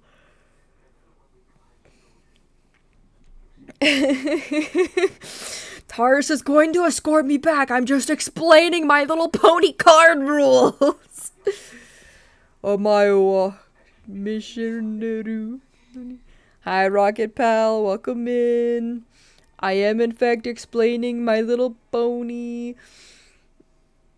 My Little Pony. Oh my god. Oh! I'm being abused.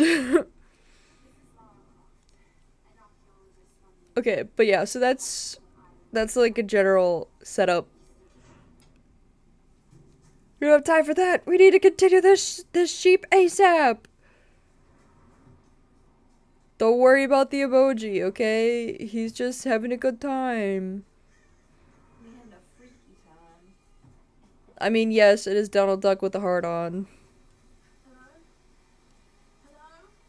Is someone there? I was right! Her name is Bon Bon. Why'd they change her name? It's so weird. Maybe that's her name. Maybe that's her name in another language, in the other language, and it didn't translate over correctly. That happens sometimes.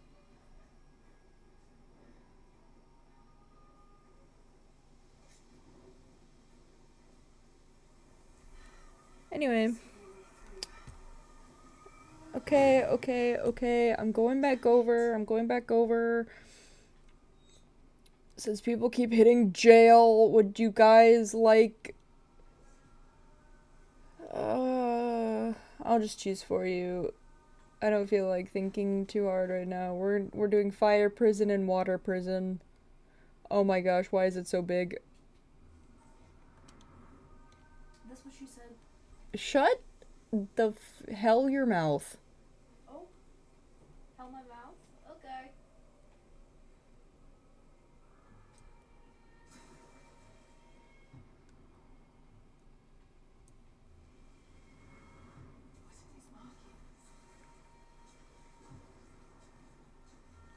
I love how everyone's celebrating me being put into jail. You all are so mean to me. Is it this one?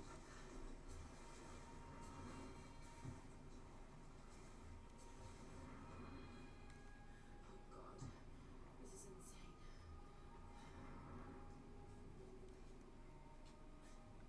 Safety contained. The earth is safe.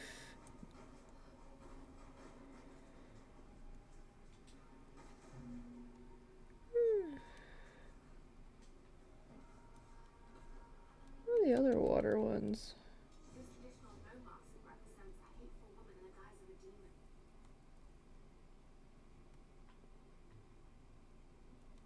There are traces of white paint on the inside.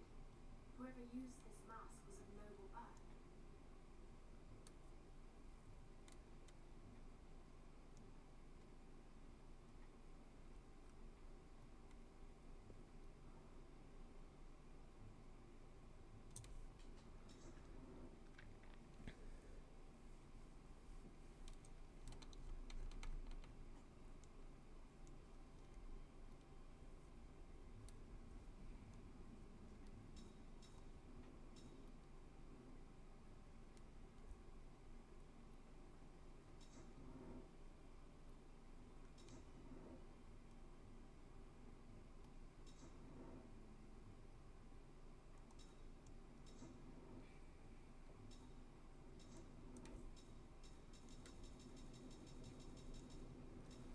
There.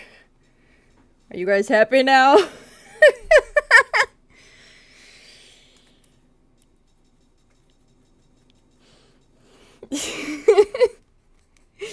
Easy bozo sheep containment. I went right back into my cage. You guys were like, we have to add more bars to the containment.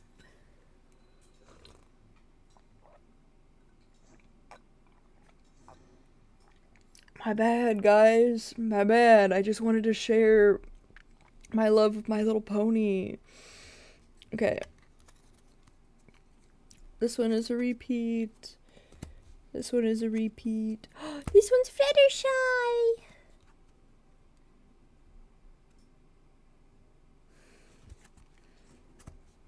This one's Applejack.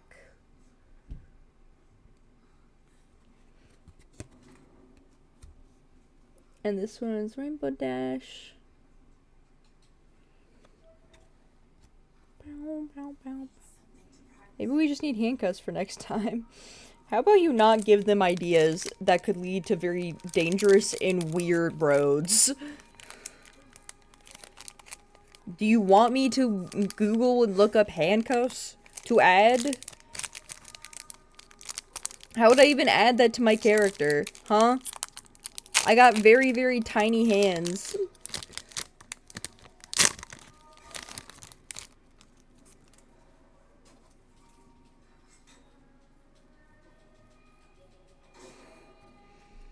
Okay, so this one's a repeat. I remember this one! Okay, so this episode, Rainbow Dash's bedroom. So this is when... So Tank is a tortoise who hibernates. Okay, well, it may calm them for next time we have to show and tell. Will it calm you down if we have handcuffs? Will it? Because if it will, tell me right now and I'll do it. But if not, then like shut your pie holes. Shut your pie hole. I am streaming. They want me to talk. Are you sure?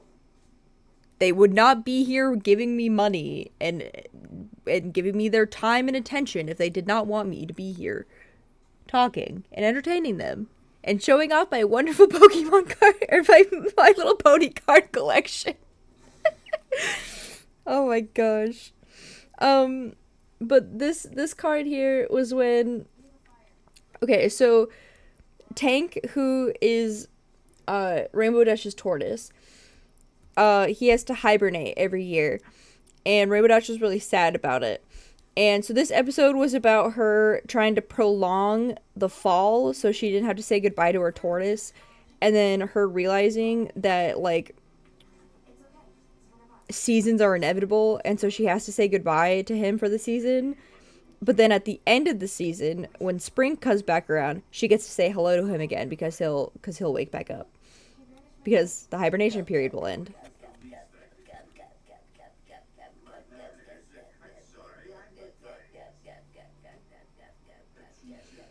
It was a good episode.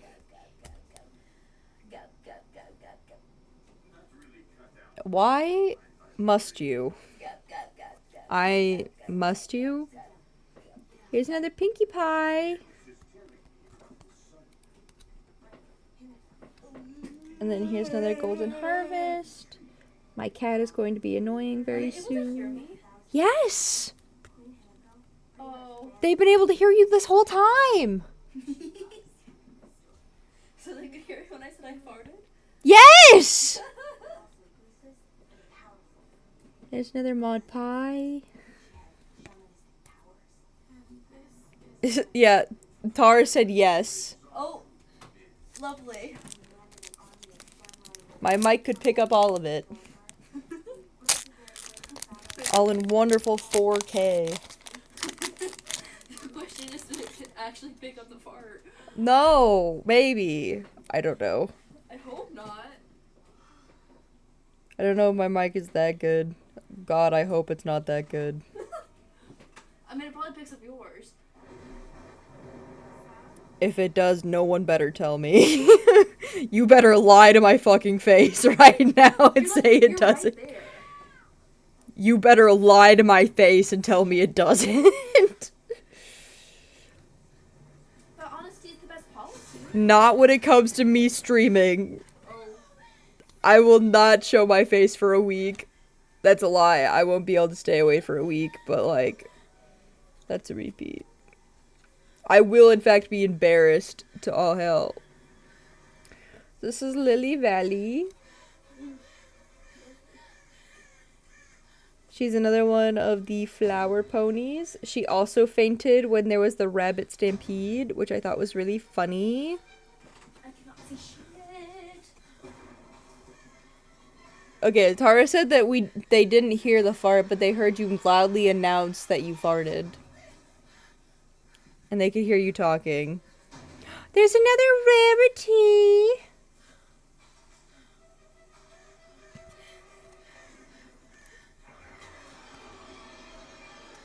And there's another rarity. Man, I'm getting a lot of rarities. She's just in love with you, I guess. I mean, she better be. I basically married her at this point.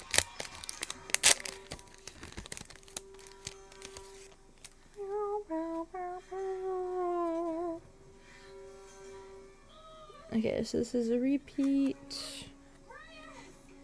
That's a repeat. Oh my goodness! Is this for... I also don't remember what this episode... Like, this must be from an episode from the same one that the other dress is from. But this is Scootaloo.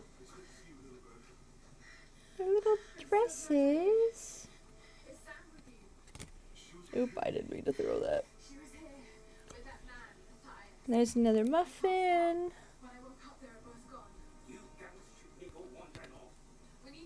And then... Is that his name? Stephen Magnet? I didn't think they would ever name him. He's the sea serpent who Rarity gave her tail to.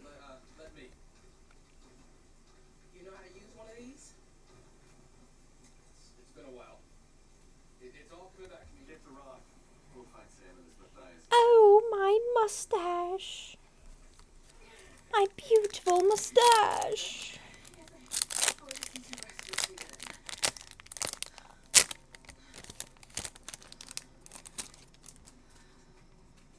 I don't like the blonde tweak. I don't trust the blonde tweak. Why do you keep calling him a blonde twink? Have you seen him? He cannot be that much of a twink. I don't like him. I don't trust him. Just because you don't like him doesn't... You can't just keep calling men you don't like twinks. He's ugly. You can't just keep calling men that are ugly twinks. You're gonna start giving twinks a complex. Then we got a You're not allowed Rarity. to dictate I say. I am now. Uh-uh. Rarity. That is not how being a twink works, child. Exactly. There are rules. Here's a Rainbow Dash. Oh, and I've got a Fluttershy.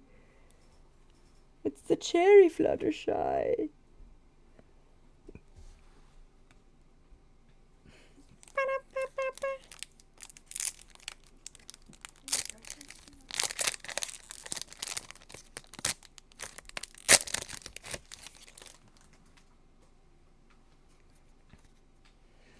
Let's see, this is a repeat. Oh, okay, so Crystal Empire Castle Bedchamber. So this is when Flurry Heart was first revealed. So this is when Flurry Heart was first born, and everyone was like, what do we do? Because Flurry Heart is the first natural-born alicorn. They're like, what the hecky?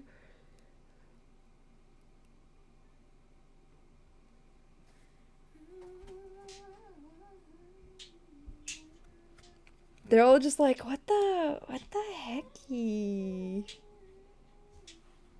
I was like, I'm not extremely diverse in it, but I know that much. I just know that it's like someone who's like they're like, I just know that twink death. I know twink death is a thing that can occur. I'm also not that well versed in it, but there's Junebug. There's Twilight Sparkle. Hi. Please don't be annoying. There's another Flurry Heart. I love how she's floating, but she's not using her wings. Weird floating baby. To be fair, I guess she doesn't need to use her wings. She does have magic. And baby unicorns are known for using their magic to just like randomly float themselves. It has been shown in the show for them to like do that on accident. Because they don't know what their magic is doing. It's a repeat. That's a repeat. Bowie, you are being so annoying. This is Cheerilee. She's the music teacher. Oh, Angel Wings. Okay, I was wondering who this is. I couldn't read the back of the card because the other one was in Chinese. She's a Wonderbolt Academy trainee. Okay, so that's probably why I don't know who this character is.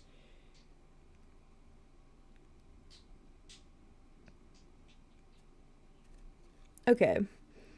So she was probably just like a there and gone character. Okay. I was like, who the fuck? Oh my gosh, this Pinkie Pie outfit is so cute. Why are these characters so awesome? I'm not well versed in the LGBTQ plus terminology. I know the main categories and that's about it, lol. I mean,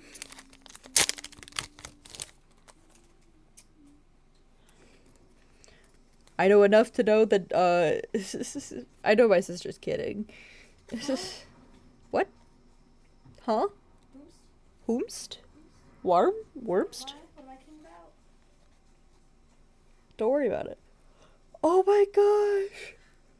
I forgot. I'm pretty sure this is from the episode where like the background characters got like their fully fledged episode. And it was a very funny episode. Unless I'm thinking about the wrong episode. But look at DJ Pond 3! She's so pretty!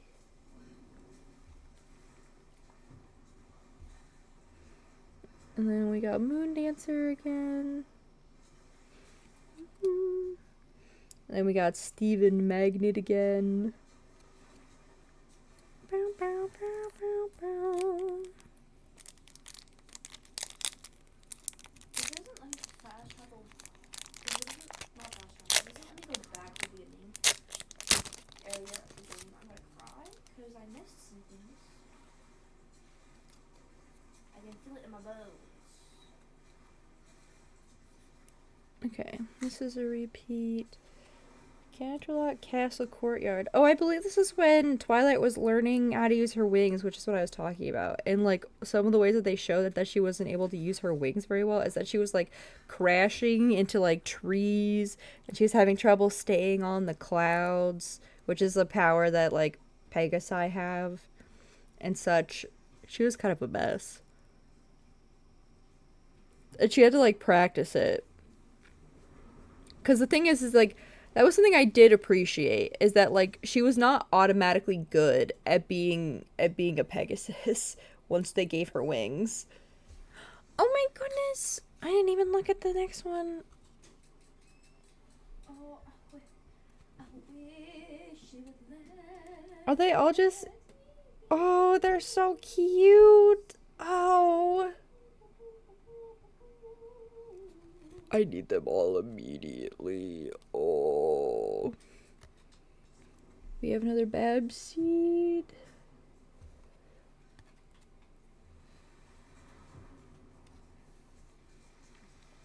And then we have another Rarity. I feel like Rarity is just like... She's just like, hey girl. Hey.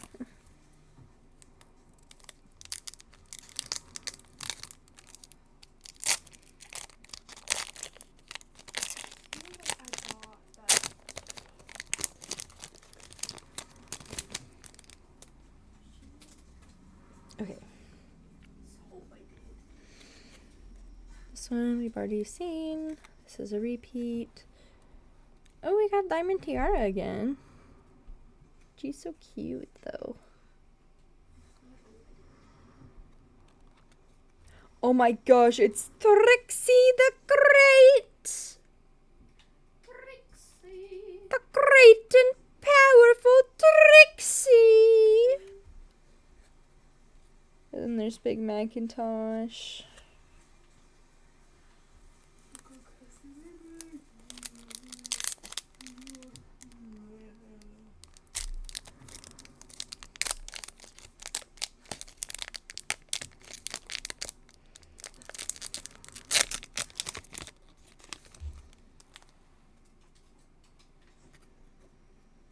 Okay. This is a repeat. This is a repeat.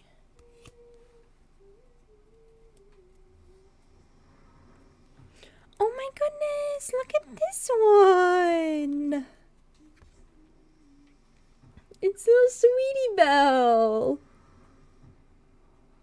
They're all on like little on like the little like record players. Oh. I would just need Scootaloo and I would have all of the Cutie Mark Crusaders. And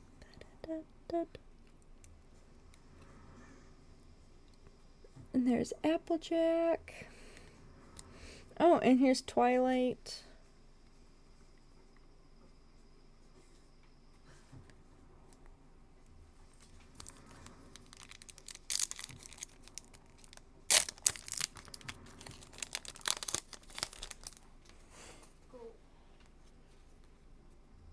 Okay, so that one's a repeat. That one's a repeat. Oh, I got Sweetie Belle in her dress again.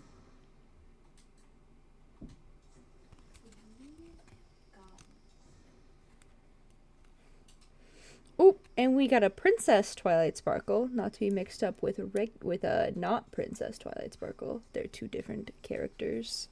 Well, I guess they're not two different characters, but they are two, like, it's two different, like, arcs, even though she becomes a princess pretty early on in the show. And then we got another Flurry Heart.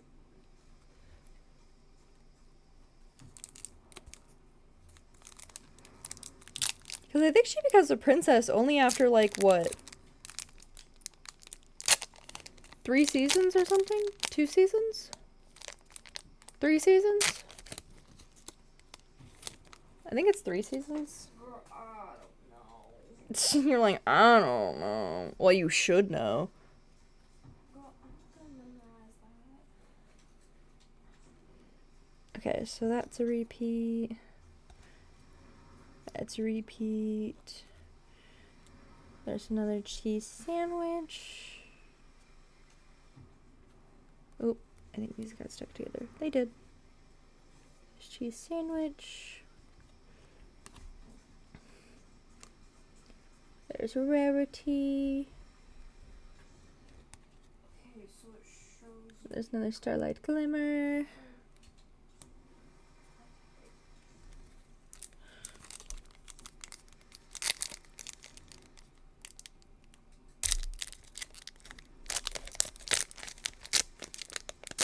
Okay, just 2 more packs. Wrong way.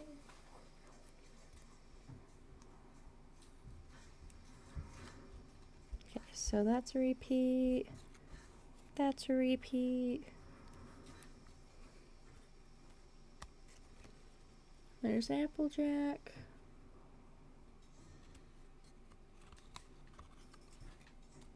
There's Princess Twilight Sparkle. It's Sunburst.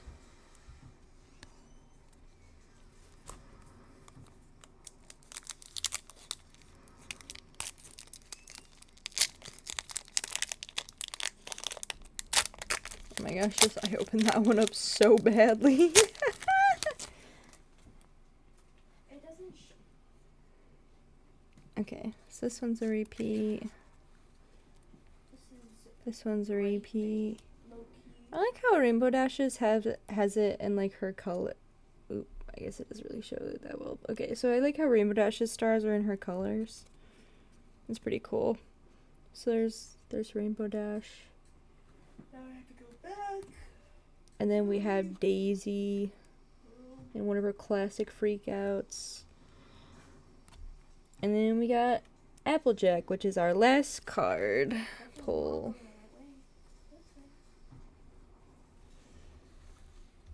I'm still not going the right way. Alright.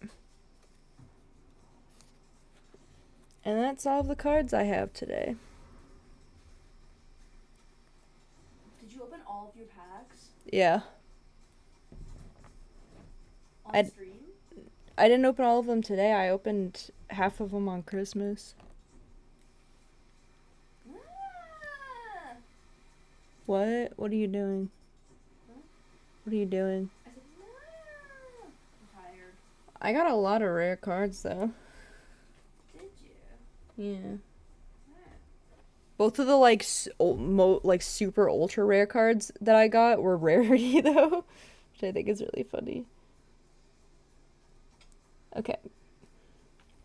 I'm gonna put the hand cam away. Okay. I can't see shit. Okay. I'm gonna transfer the prison over. Just don't freak out when I'm not prisoned, okay? Well, I guess we will want to be doing video time.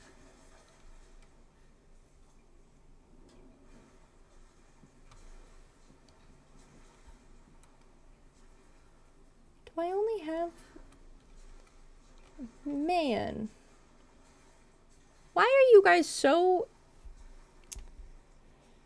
Oh. For video time, I'm only having... I can't believe it's video time. Yeah, just let me... I just need to throw away my garbage, and then we will do video time, okay? Just so it's not, like, sitting here. But that's all I gotta do. So give me, like, a minute, and then we will do video time, okay? Uno, dos, tres, You are the worst in the universe. cinco, seis, siete, Oh, my nueve, leg. 10, 11, 12, 13, 14, 15, 16, 17, 18, 19,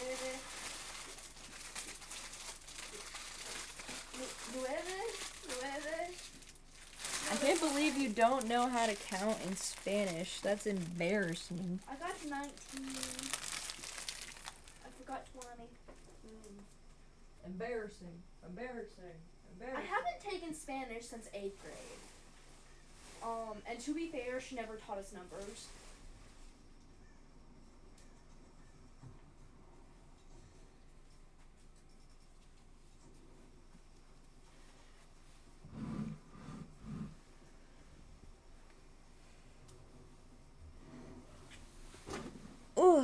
that was a good card haul. Oh, I'm so excited.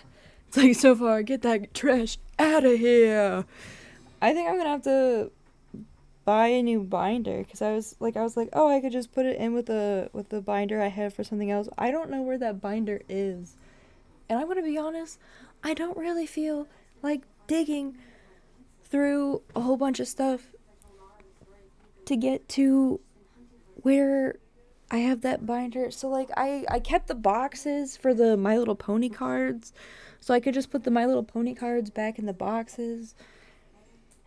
But I know myself, and I'm gonna want to put them in like numerical order.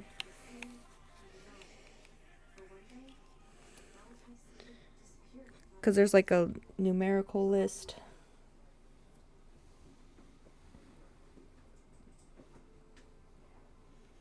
Cause you know,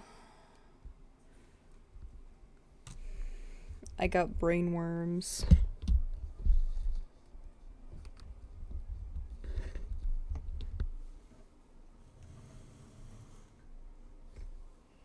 Ooh.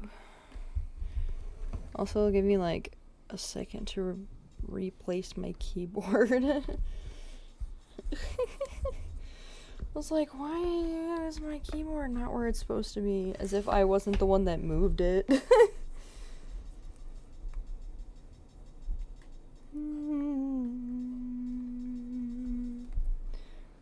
Ba-bum, bum.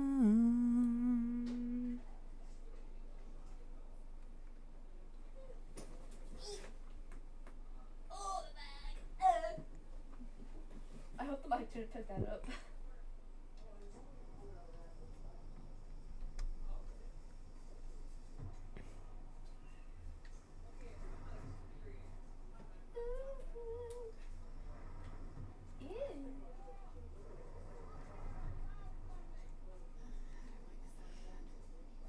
Move your keyboard slightly to the left. You can't even see my keyboard. You're the worst.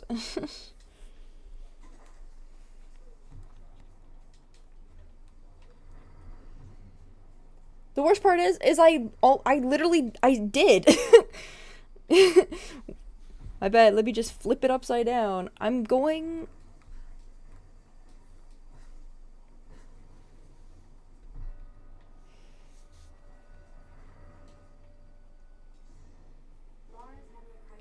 I did what you asked, though.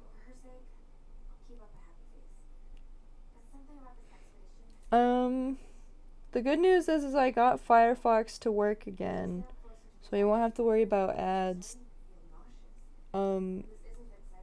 Crashing the party. Oh shit, yeah, you're right. We should watch this one last. Okay.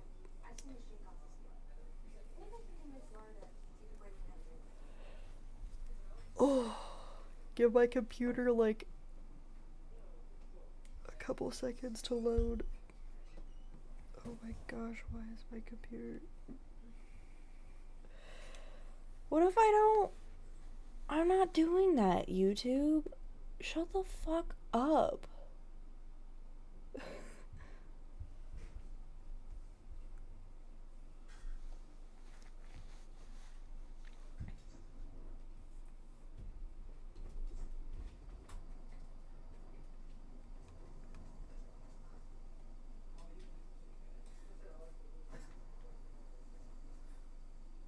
I gave you my age when I signed up with an account, motherfucker. If you want more than that, you'll have to kiss my fucking ass. No!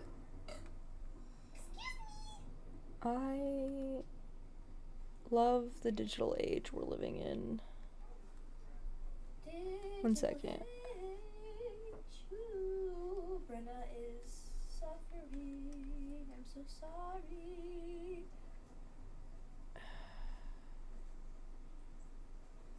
This one.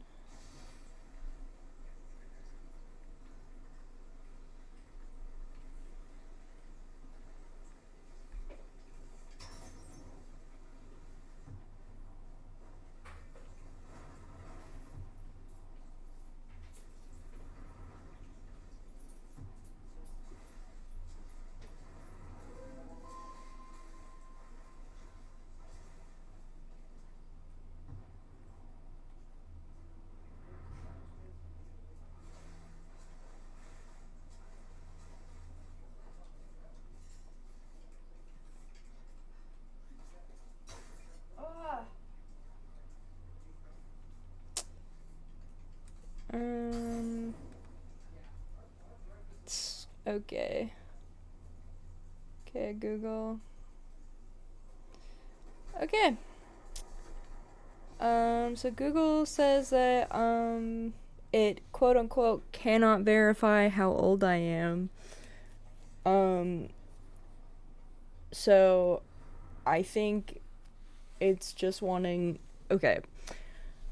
This is what I think. Obviously, this is alleged.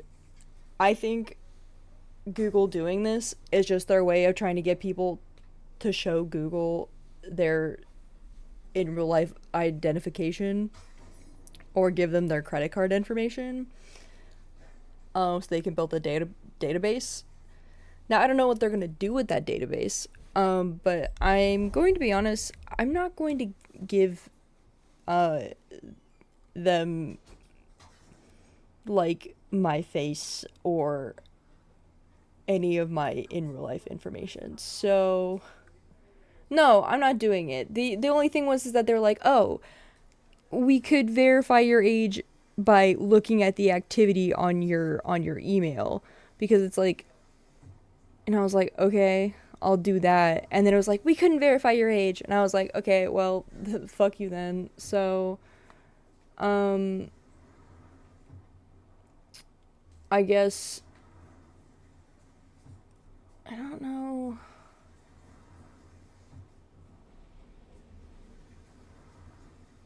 This is so dumb. I guess I should go through. Why do they need to verify? That's the thing. Like, it's so dumb. I think, like, literally, my hypothesis is that they're only doing it because the thing is that it hasn't changed what, like, beyond, like, the occasional video here and there, or they're like, okay, we're not gonna let you watch this one specific video and it's annoying.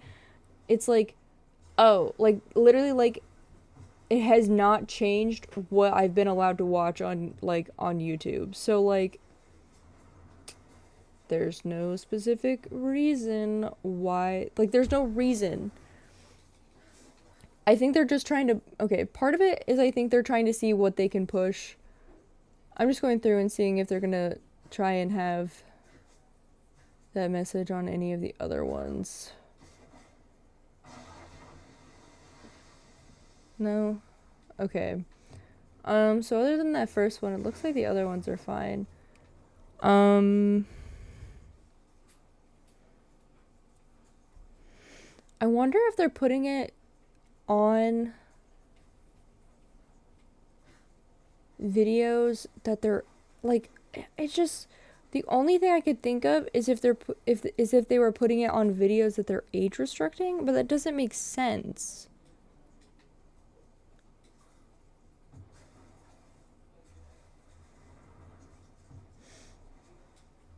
I don't know.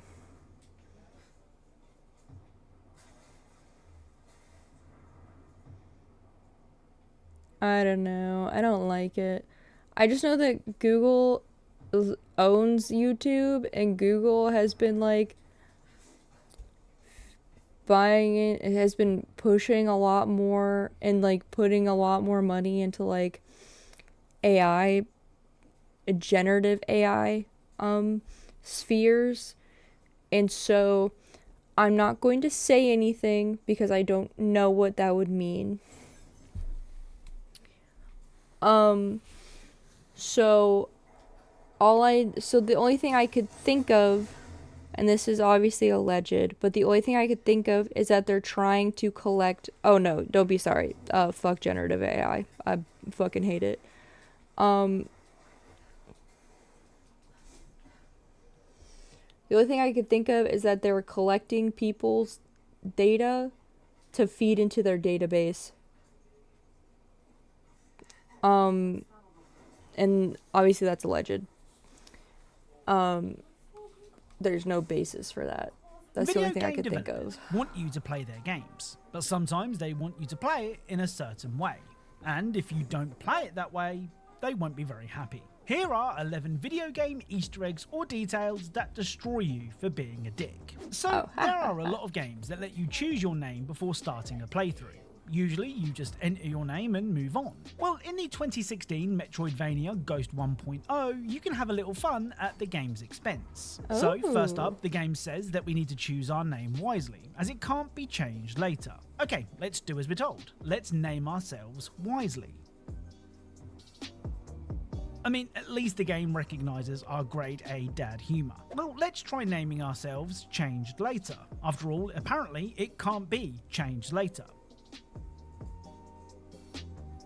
So they weren't joking, it really can't be changed later. But wait, it says please type another name. So let's type another name. Please, AI bubble pop. Please. Right, I think we might have taken the joke too far, as I apparently needed to the game pop is so now sick of us, bad. and if we click OK, the game will close.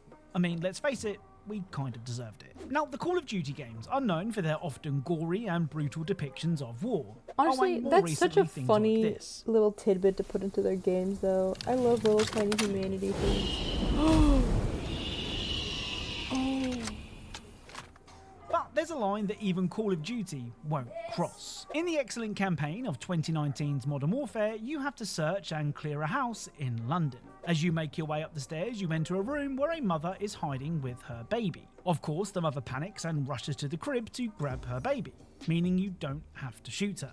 Well, and I can't believe I'm about to say this, but if you throw a grenade into the room where a mother and child are hiding, this will happen. Hands up, now! What the fuck are you doing? Hands up, now! Grenade, look out! What the fuck are you doing? Hands up, now! Grenade, look out!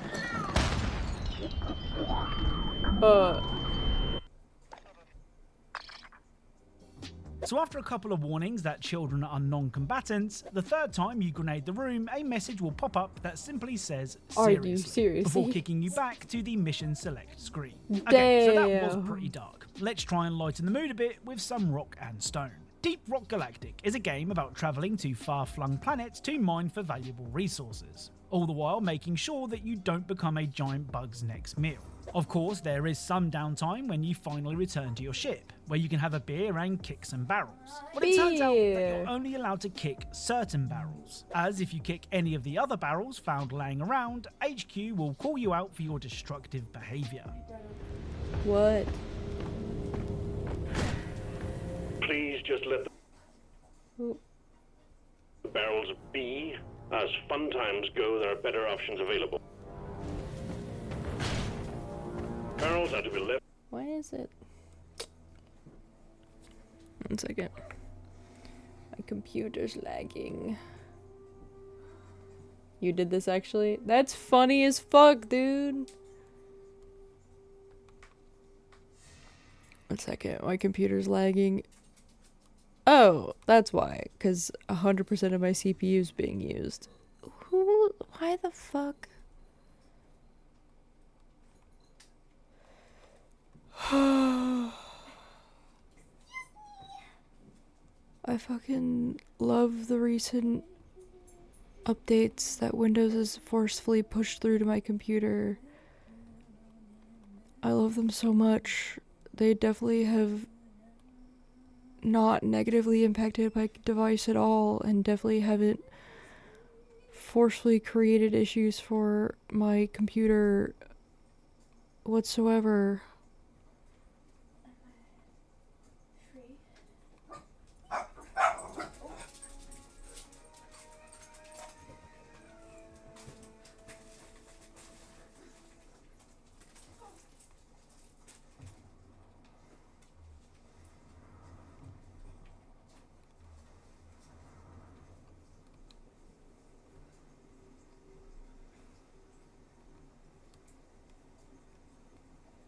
Let me just end all of that.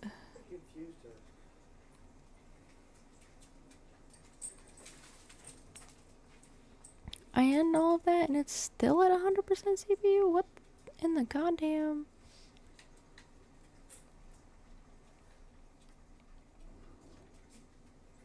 Did you get your save game transferred? Yeah, but I wanted to restart because I did not remember anything about the story. Okay. The only thing I remembered was the blonde dude sacrificing Sam to the people. That's all I remember.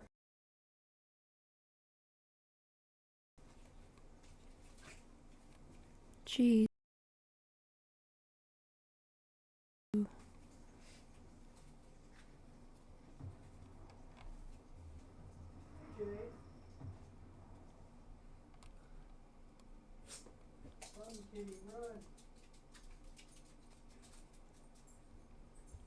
Also, fuck Microsoft.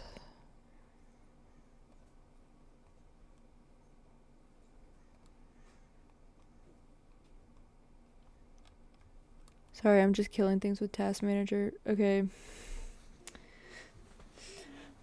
Also, one of the Wisconsin towns protests so hard against Microsoft AI data centers that they pulled out of the contract just an update for people. That is 3 so far. Honestly, thank fuck. PC go burr. Honestly, okay, so from what I'm looking at, I need to upgrade my CPU and then probably my GPU.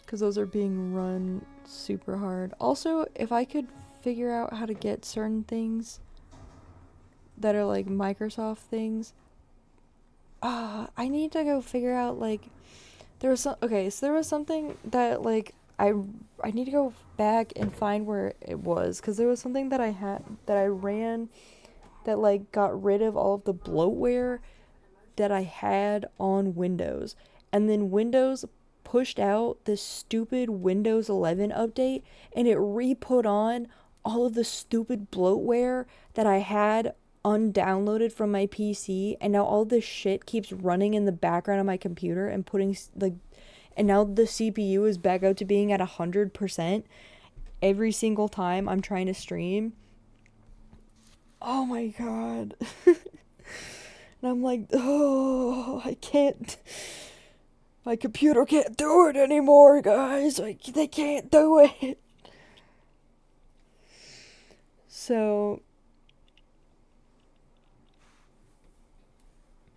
So that'll probably be one of my goals next year is saving up for, well, one, researching and then figuring out which CPU to upgrade to. If I'm able to honestly, if I'm able to upgrade my RAM, upgrading my RAM would not be a bad idea. I probably need to upgrade my GPU.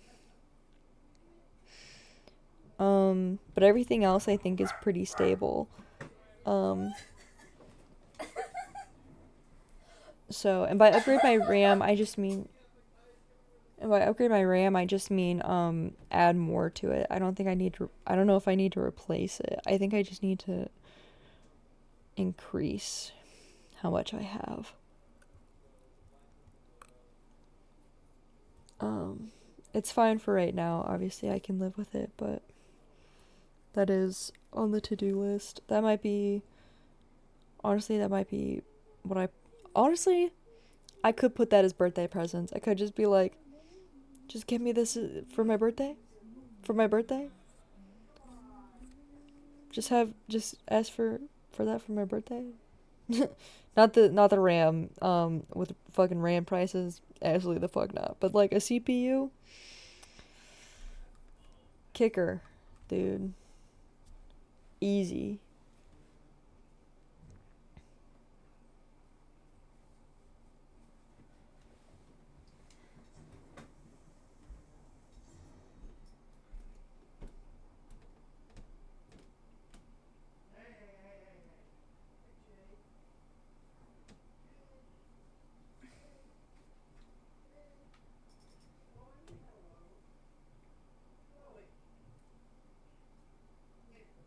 No.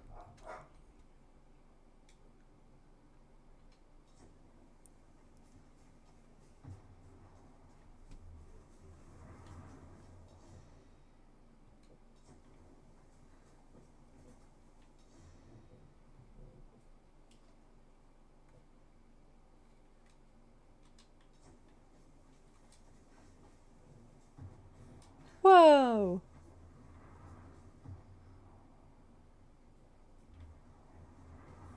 Did a bird just shit on you?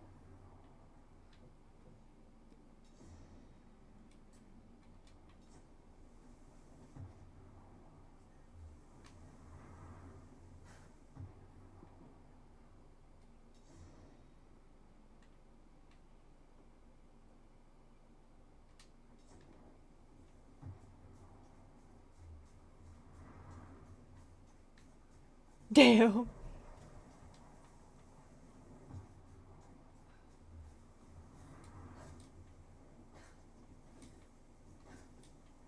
Damn. What do you mean? I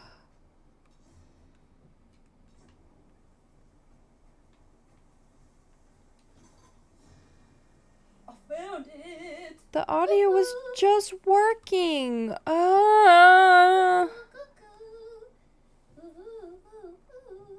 No, I understand what you meant by that. I'm upset that it's not working. I was more saying, what do you mean you don't hear it? Because nothing's ever fucking working. Motherfucker.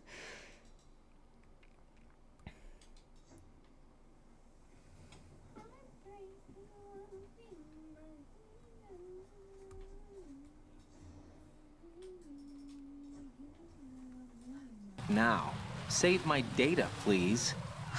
Fine. Don't you have something you want to say before that? Like what? All right, I get it. I'm sorry. There. You satisfied? Close enough. You selfish. What was that? Nothing. Just talking to myself. Now, America's Army 3 is a game that is officially licensed by the US Army and is meant to show you what life might be like fighting for Uncle Sam. This means there are certain things that you can't do in the game, and if you are stupid enough to try it, you'll end up in the virtual slammer. During a shooting drill, if you take a shot at the instructor, this will happen.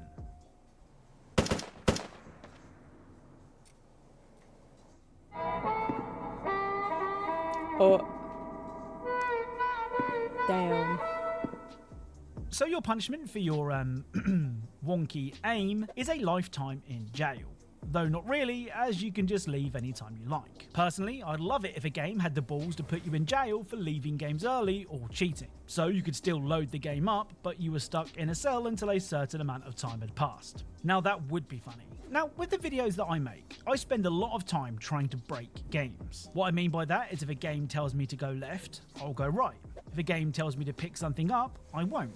You know, things like that, just to see what happens. Well, something else that I do a lot is shoot NPCs, and usually nothing happens. I mean, sure, they might flinch every now and again or have a couple of lines of dialogue, but that's about it. However, Resident Evil 4 takes things a whole lot further. If you shoot Luis enough times during the defend the cabin scene, this will happen.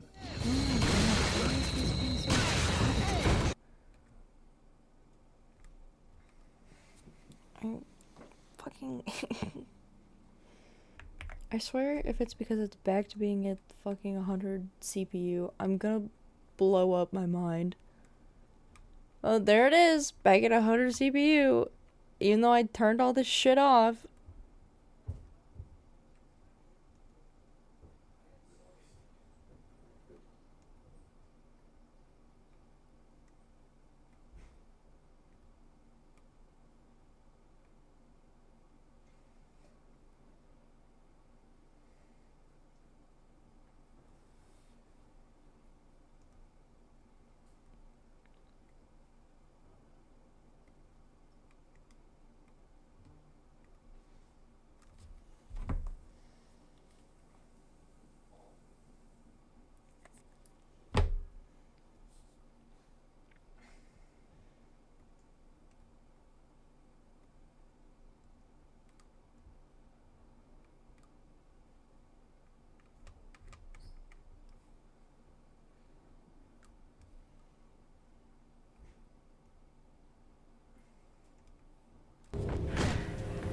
Please just let the barrels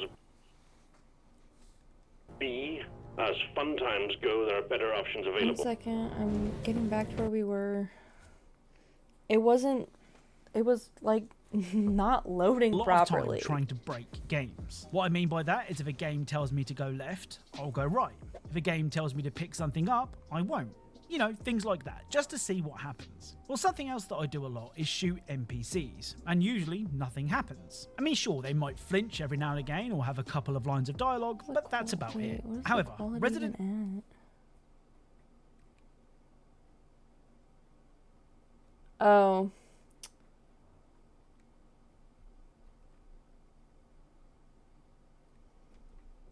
That's from back when... Why is the auto set to 1080p, motherfucker?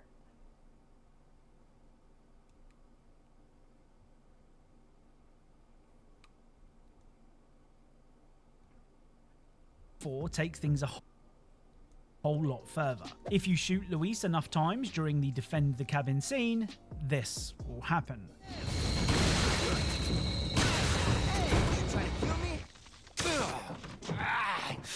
Adios, Leon.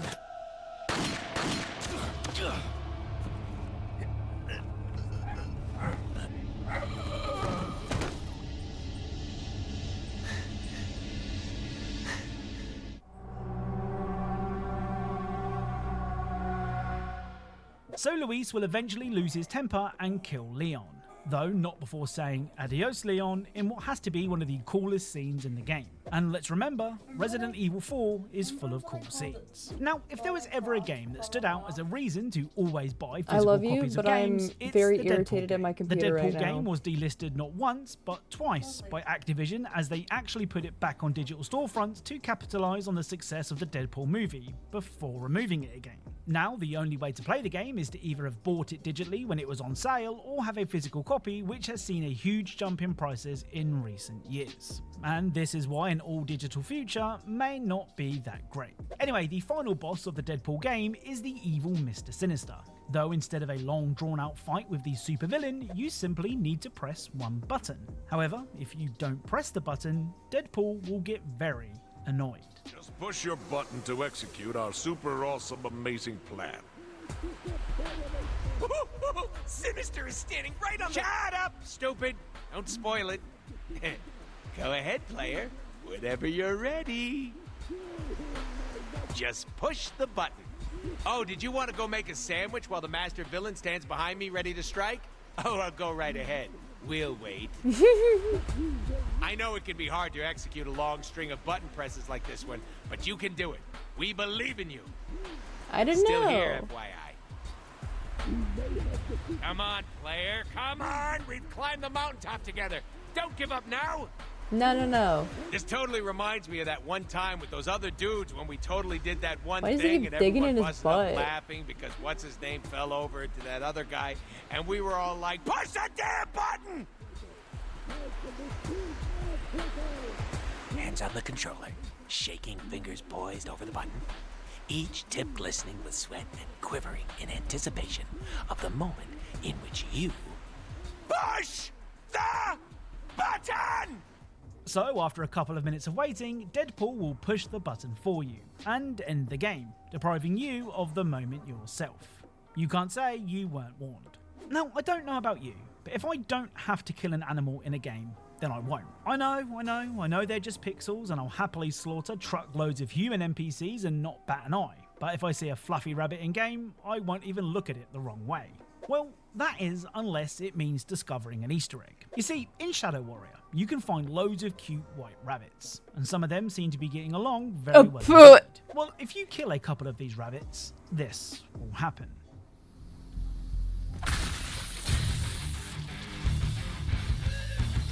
Oh.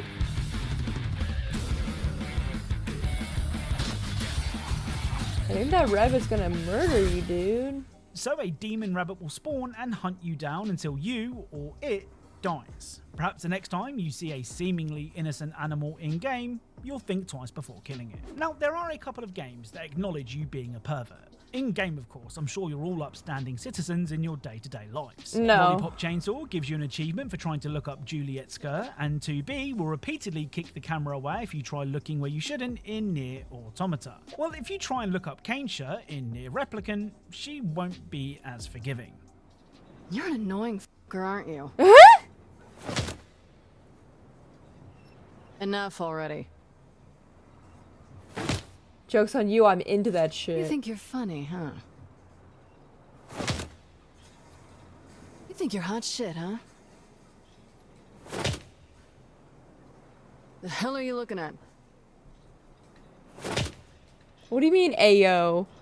This is your last warning. I'm into hot women beating me up and stepping on me. I've said this before. Go off and die, you pervy little shit. Creepy bastard must have a death wish or something. So Kane will actually kill you if you continue to sneak a peek, ending the game. Again, this is another time that you can't say you weren't warned. Now, the Dishonored games are some of the dirtiest games I've played. What I mean by that is the world of Dunwall just looks filthy, and every character looks like they could do with a good bath. But if we head down to the basement of the Hound's Pit pub, we can find this. Attention Dunwall citizens. The Ascendant. I know it looks... I was inventing a new kind of lock. Uh-huh. The tumblers shaped like snowflakes. Uh-huh. The truth is, there is no snowflake lock. I was just, you know, looking through the lock.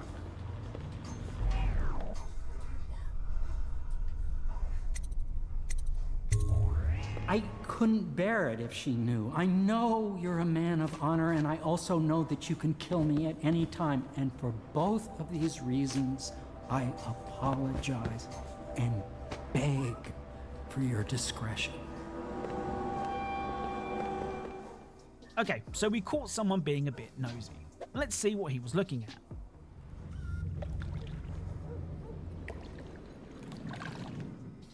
Okay, now I understand why that last conversation was so awkward. I think it's best that we approach Callista and tell her that she was being spied on. Can't you see I'm about to bathe? Corvo, under other circumstances, I assure you I might welcome your advances. But rats, plague, and tyranny have a way of killing the mood.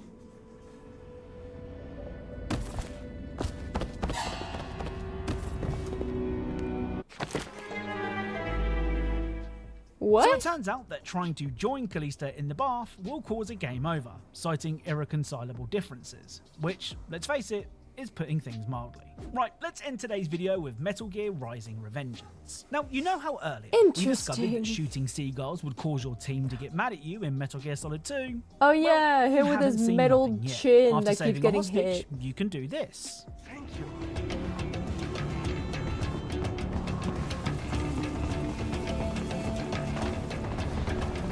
That's a civvy riding.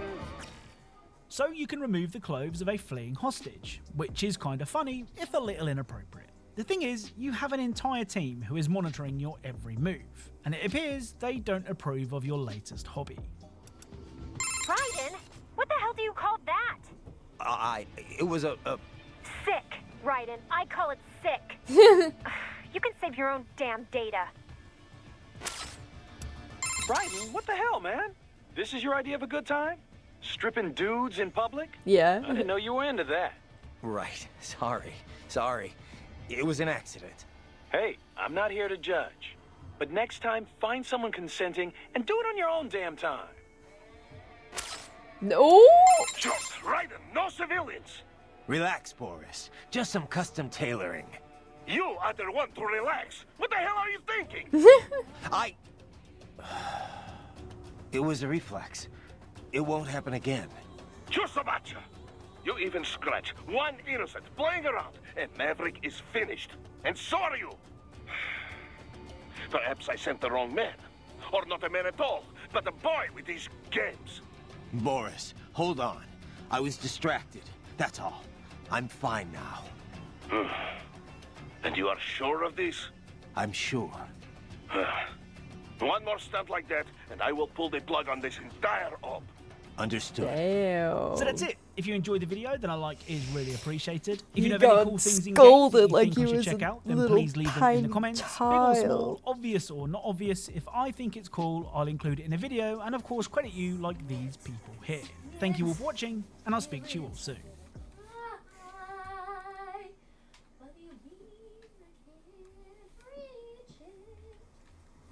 Hello everyone, this is your Daily Dose of Internet. A few days ago, there was a major flood in Vietnam, and for probably the first time ever, drones were used to save people who were stuck. Oh, that's cool.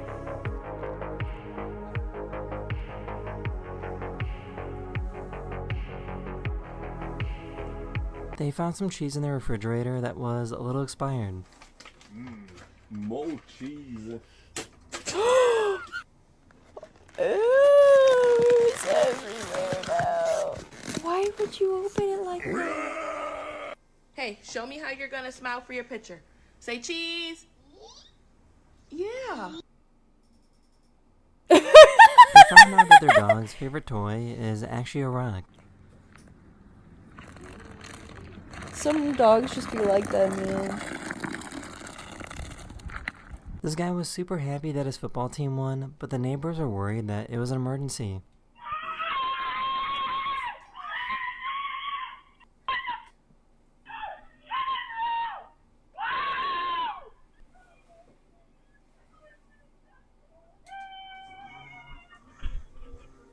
I found a YouTuber that replaced a ceiling fan with an airplane propeller. Low speed is... This is why I don't like 40 RPM, football. which is still respectable for a 60-inch fan, but you'll see. This took so long to build, but I'm very happy with how it came out.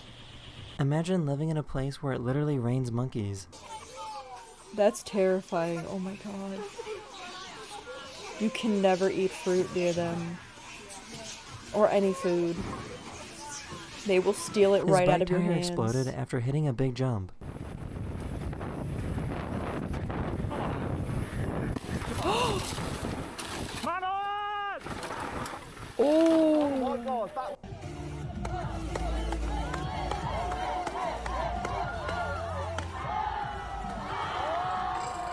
How the hell? Oh my god, I really wish I had a 20-piece combo from Wingstop right now with a large ranch. Oh my god, how it feels to get woken up at 4 a.m. They The brought cat their snake was to the like, vet what the because it wasn't fuck? feeling well, but it suddenly felt way better after this. Week and a half left to work with this. Grab a big towel. Sorry. That's alright. This giraffe found a bone and decided to kick it. Hey man. To get Better out than in, man. This guy realized that if you put two toothbrushes together like this, they're almost impossible to pull apart. Take 2 toothbrushes. Just gently intertwine the bristles by rubbing them together like this, and then give it to anyone at the party and tell them just to pull straight and see if they can pull it apart. The acceleration of this car is kind of crazy. When you accelerate, I'll go. So I go slowly first and then 3, 2, 1, go.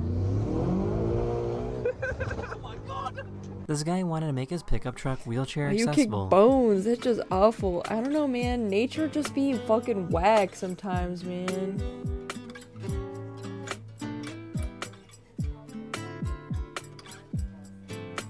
This apple tree lost all of its leaves, but still had the apples. I've just come across a tree where all the leaves have fallen off, but there's still apples on, and it looks really trippy. Oh, that tree does not look weird.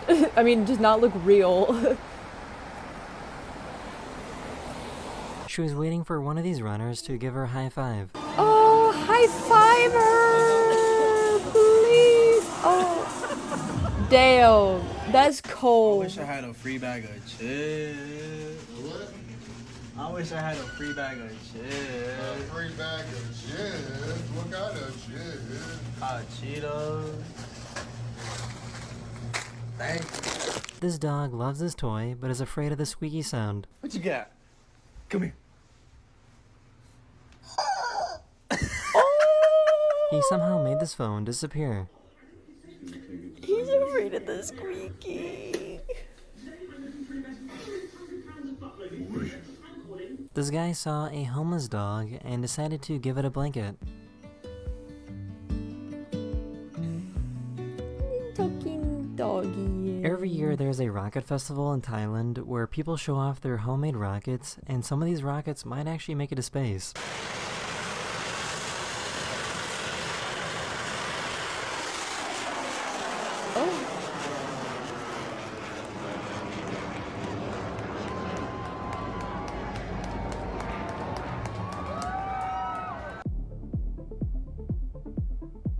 I don't think those people are driving in a lane.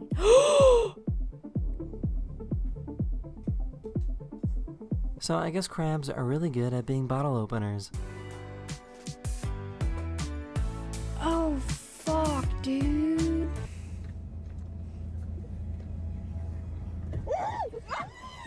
Oh my god, it's just a mom. Oh fuck, slow down, slow down, slow down.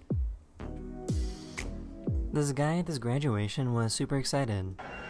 Hannah, Heaven, Edge.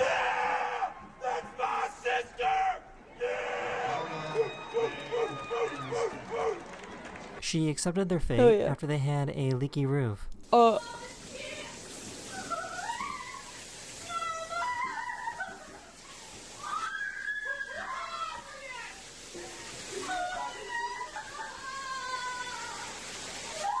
Oh my gosh, she's just like smiling and They waving helped and her she's get on the crying. field so that she could hug her favorite player.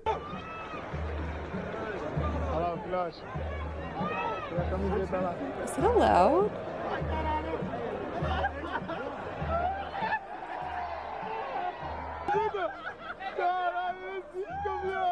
I had no idea that pig shows were this serious.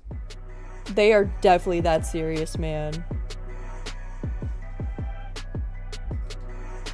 They definitely have like death glares like that, man. His dog was upset because the toast was too far away.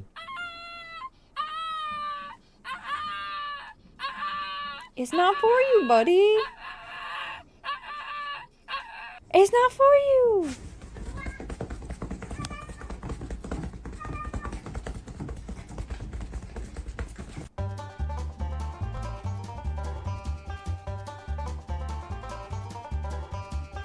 Man, those seagulls are ready His to steal university your in China food. made a bunch of robotic snails. Oh.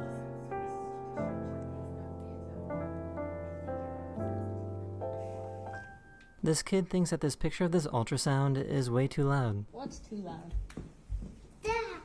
What? Too loud this. Too loud. Too loud. This is too loud? Yeah. This? Yeah. The motion sensor on his hand dryer is so sensitive that it works even when she's sitting on the toilet. I swear to God, this hand dryer just turned on by itself. And that's how far, like, this is how far away I am from it. Turn on again if there's somebody here with me. I myself wipe. I'm not even wiping my. These passengers were fighting She's about like, this "Okay, window bye." in complete silence.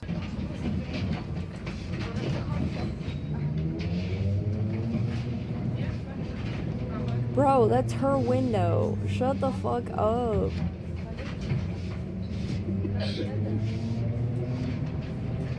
That is the end of this video. Hopefully this video made your day just a little better. And I'll see you guys again very, very soon. It's Later. above her. It's her window. I don't care if you need air. Shut it. Deal with it. You should have sat there if you wanted it. Take 5-5-hour energies and enter the forbidden hour of the day. If we're gonna take five 5-hour energies and enter the forbidden hour of the day.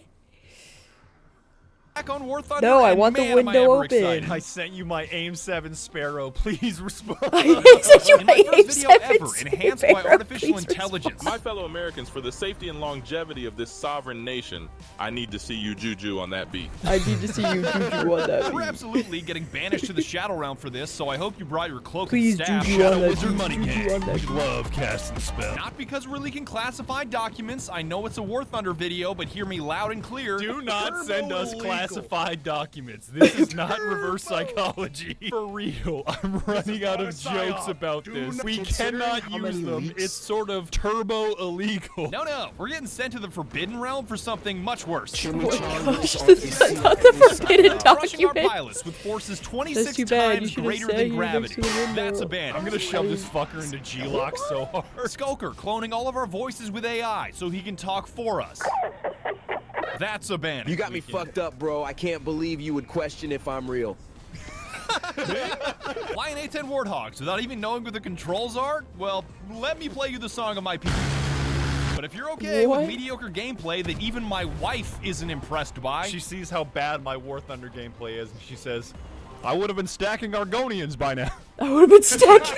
Then I invite you to join us in War Thunder. I'm looking for literally anybody. I'd take some friendly fire right now if it's on the menu. Y'all got any enemy fire? Is friendly okay? Friendly fire is the empty of the military world. Y'all got any enemy fire? Is friendly okay? First off, shout out War Thunder for sponsoring this video and putting me in the game with a 3-dimensional seal. They also gave me 2 custom vehicles with the LVTA-1 and P-36C Hawk. How did I get my own vehicle? This is too much power. You guys are actually gonna turn me into a megalomaniac. The F-16 Fighting Falcon may be cool, Is but friendly nothing touches fire my okay? Hawk. You give me one Sure. Hawk and a fully loaded 45, I could probably take an F-16 on a Isn't rainy that day. what Download every War Thunder on stream is at PlayStation, this Xbox, point? or PC using my link below, and the boosters, the vehicles, and the smug-ass looking seal are all yours. After Gaijin saw what you guys did with the seal decal, they decided to up their game and make it 3-dimensional. Imagine if this was the last thing you saw before an Abrams put a tungsten rod directly into your cranium. They just got the Sky Guardians update with all kinds of new vehicles, a Little Bird, and even a Czech Wizard Lizard AA gun. It is pizza party levels Man, they of made fun. it 3-dimensional. That's crazy. This is from 2 years ago, so I don't know if the War Thunder code is still free to works, play just right so down everyone below. knows. So use my link, get your seal, and play it already. Your eyes and ears will thank you. Patient exclamation. I hate you.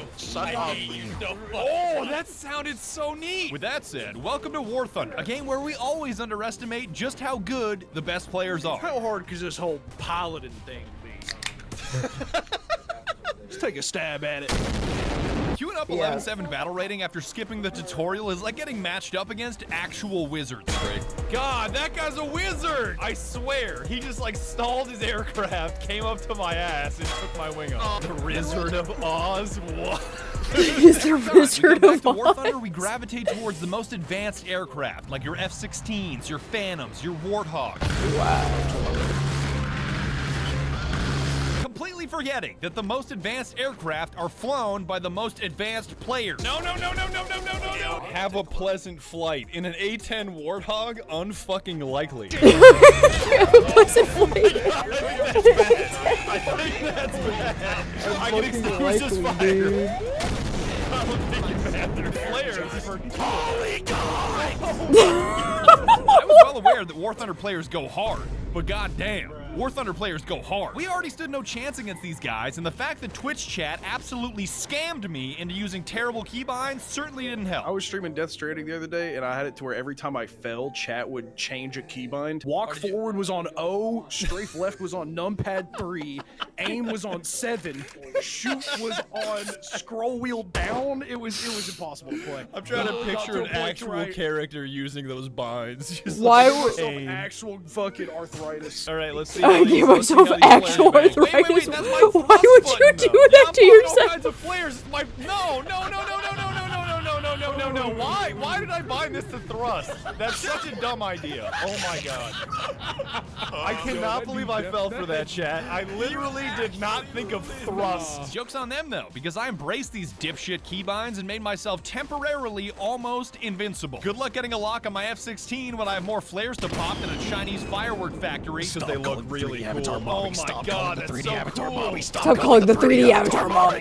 There's this many flares in an airplane. This makes no sense. It's like a clown car, but for fireworks. I'm still firing flares. What? I'm never gonna get locked onto. Oh my god. At least I wasn't the only one getting lit up by Twitch chat. While we were figuring out keybinds, they straight up torched Heavenly for knowing more women and VTubers than any of us, while still not having a girlfriend. Who's that Just like sounded like somebody punched their mic. Guy in the chat said, "Poor Heavenly, only one able to walk in both flesh and VTuber realms. Still can't find a maiden." Damn, bitch. Hey, they're killing your ass in the Twitch chat right now. They're killing And your it ass. didn't take that long for me to figure out my own damn keybinds and start winning Damn. dog fights. Sometimes, or should I say all the time, you just gotta do it yourself. Ain't no way. You're toast, buddy. You're toast. Come on. Bullseye. Damn, that's crazy. Only one able to walk in both flesh and VTuber skins and still doesn't have a maiden. That's crazy, dude. Oh, he's doing the Maverick. I can't say I'm much better. I am the also stall in the thing. same I'm not supposed realm. to kill him while he's doing that. That's impossible. I even learned the difference between radar-guided and infrared-guided missiles this time. Forget the gauntlet. Knowledge truly is power. But I'm still gonna hang on. Do I just hit it, Chad? Yo, is that gonna lead him? No way. Bullseye! I can't believe I barely even know the controls and I got that guy. That's nuts. The missile knows where it is. By subtracting where it is from where it isn't to where it isn't for where it is. Surmounted by a base plate that prefamulated. No, do not say the words turbo encabulator in my presence. I will call up Clue. He just said I it will in his call own it. presence.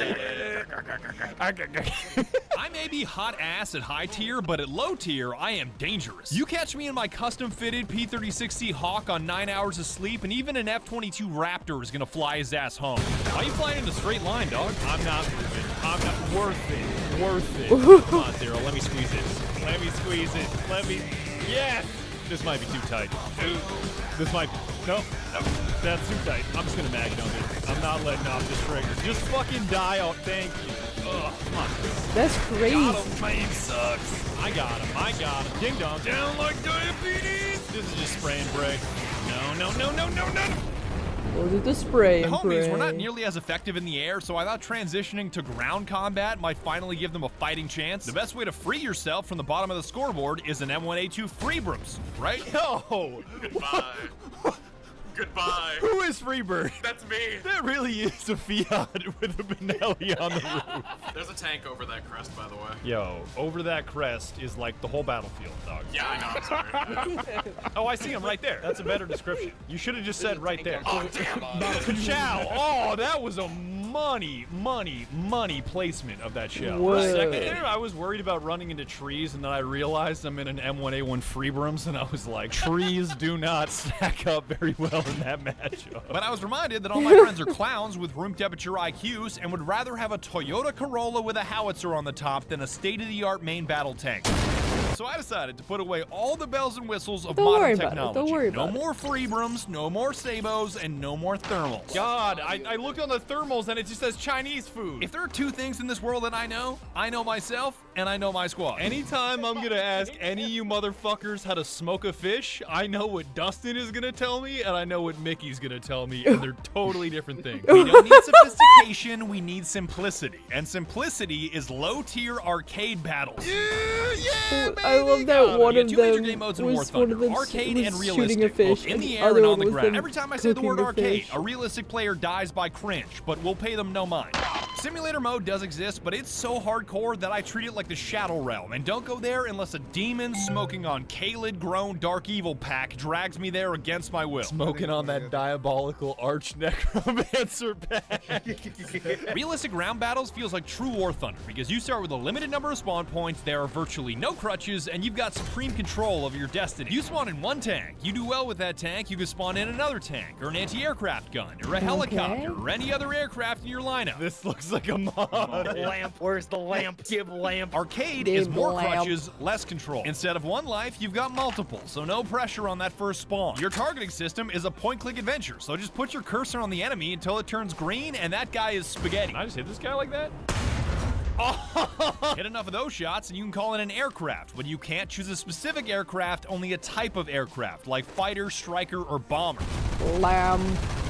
Hell yeah, brother. Arcade is just realistic with training wheels on it, and it's exactly what we needed. You can cringe all you want at us playing the novice game mode, but we put the casual in casualty. We put the casual in casualty. Oh my god, the amount of damage. Keeping it low tier made it even better, sticking with simple tanks no higher than a 4.0 battle rating so all of us could put the fun in fundamentals. Oh, I'm a god. Hold up to the 3-point line, baby. I want to call us low-tier gods, but that doesn't feel like a good label to use, so just use your imagination and come up with your own scary nickname. You look behind me, you see me running. 6 foot, tall, muscular, evil-ass gamer. I wave my hand, I stick my covenant on you. Low tier was a great opportunity to Pheromone relearn War Thunder action. after not playing it for 3 years. Ammunition, great example. I had no idea that bringing fewer shells is a good idea. Badger be like, yeah, low tier, tier 1, we need 158 rounds in a tank. Oh, you got me. Hit my load. Damn it. Chat's like, stop bringing so much ammo. You're just gonna blow up if anybody touches you with anything. Me explode. Oh, he hit my magazine. I'm gonna cosplay Skarner and say, I see the wisdom in that. I see the wisdom in that. I miss my kind. I feel like chat is just up in the ante. 25, 25, 10, 2. Oh, I'm gonna finish you off. Got him. Damn, now he's the dumbass with all the shells. That makes so much sense now. This learning phase didn't last long because Skulker joined the call with his artificial intelligence that cloned all of our voices, and it was hard to concentrate on anything else. I'm smoking on Butany's Garden Grown Dark Evil Pack. They watered this with the blood of 36 dragons. It's so purple it should be asking me, where's Ronald? Nuclear levels of sour. This shit is what shot Tupac. Rip my gamer for real, dog. Peace. Wait, who is this supposed to be? It's the money for home defense, since that's what the founding fathers intended. What? Break into my house. What the devil? What the devil? Going with a cannon mounted at the top of the stairs, loaded with grape shot. Tally ho, lad! Tally ho, It sounds like me lad! if I was much more evil and got into public broadcasting instead of shitposting YouTube poops. The middle of the country is a cesspool of failed economic development. Oh! If your state has 90-degree corners, you probably eat corn syrup on your pancakes. You fucking fell off, bro. Your beats sound like they were recorded in an active war zone. Your bars are so fucking bad, I want to drill out my eardrums with a power drill. Why does that sound like Badger if he went to public broadcasting? Yes, yo, that's perfect. That's it. Don't make me make you say some out-of-pocket shit. I've been saying out-of-pocket shit all day. Pocket is barely open. Pocket I is just like barely how open at this aggressive AI point. me is. He's just no holds barred. He's going full throttle. He's telling you how it is. Even at my worst, I'm chaotic neutral. I think chaotic good is a more accurate label for my alignment, but this clone of mine has got to be either neutral or chaotic evil. I'd be hitting mailboxes with bats and shit, though. Wait, what? Awful anything. What? Just kind of cringe. Alignment charts are for the governable. I grow corn in my yard. I grow corn in my ungovernable. Autistic neutral? That's not a rating, Shepherd Gray. The 3 alignments: chaotic, lawful, and autism. I regained my composure and was able to focus on Three gameplay again alignments, once Skulker chaotic, started cloning lawful. other voices. Okay, I think I'm getting pretty close. Do you guys want to hear this one? That is close. Band so stupid a stack will drop a gamer IQ by 7 points. This does not sound like me. I mean, you sound more hood. Let's be real. You sound much more hood. The boy is gonna explode. God, it's so much weirder when I don't know what the AI voice is gonna. It feels like I'm sitting there with a Doodle Bob Bing. Doodle Bob Bing. Don't call me Doodle Bing, you fucking Dingleborb. My fault, Slime. Why is Slime such a funny yet affectionate nickname? Got his ass, fellas. Say goodnight, big boy. Yeah! Cement. Oh. Critical hit. He can't turn in time. You can't turn in time, bitch. No, undamaged. How? He's such a. I don't want to say he's such a tank. That sounds dumb. That sounds dumb. Yeah, but like he's right though. The only thing more enticing than Skulker's newfound technology was the old school technology of the KW2. What if? Hey, Slime, you moving No way! It's a captured KV2 in German service. So if you ever wanted to see what the Germans would do with a Russian death fridge, here's your chance. Get the fuck out of here. Goodbye. You can call me a shitter all you want for picking it in every video, but chat couldn't come up with a single alternative that had more crushing firepower. Oh, hello, sir. I mean, if it works, it works. The amount of force on that bitch. Oh my god. Oh, You're Lord, perfect. this. Ooh. My rangefinder was like, you can't fucking hit that. And I'm like, Badger fucking balling. No reticle, closing my eyes, just hotness. Cash. Come back out here. I just want to talk. I'm just gonna I close didn't my want to eyes. talk. He fell for it. Yes, got him, And fellas. I'm still gonna hit it. God, I'm nasty. God, that is so much stopping power. I'll start playing another tank when you find me another tank that hits this hard. Wet. With one shot? Wait a minute. Did I just get some kind of like high explosive fragmentation besh? You hit something, it exploded like shrapnel ricochet. That's what it looks like. Count me Thank in. you for the drink Count water me redeem. in. All of the above. Select all game. Armor piercing, fin stabilized, discarding Sabo, get your day fucked up round. Thank you for the big stretch Absolutely overpressure goblin mode. Thank you, Chad, for correcting me. And you can't say Dicker Max because that was my backup when my KV2 died, so that's not the right answer. I'm Bing, haha. I'm Bing. Yes, What is I that, can. Gilly? Thank you for the posture check redeem. Got him. Got his ass. There we I'm go. Bing. Ammunition exploded. You I can't got say the that for Dicker you, buddy. Max. Don't worry That's about my it. backup. Yes, bullseye. Really? Right in front of my fucking OSHA manual? Right in front of Counter. my fucking OSHA manual.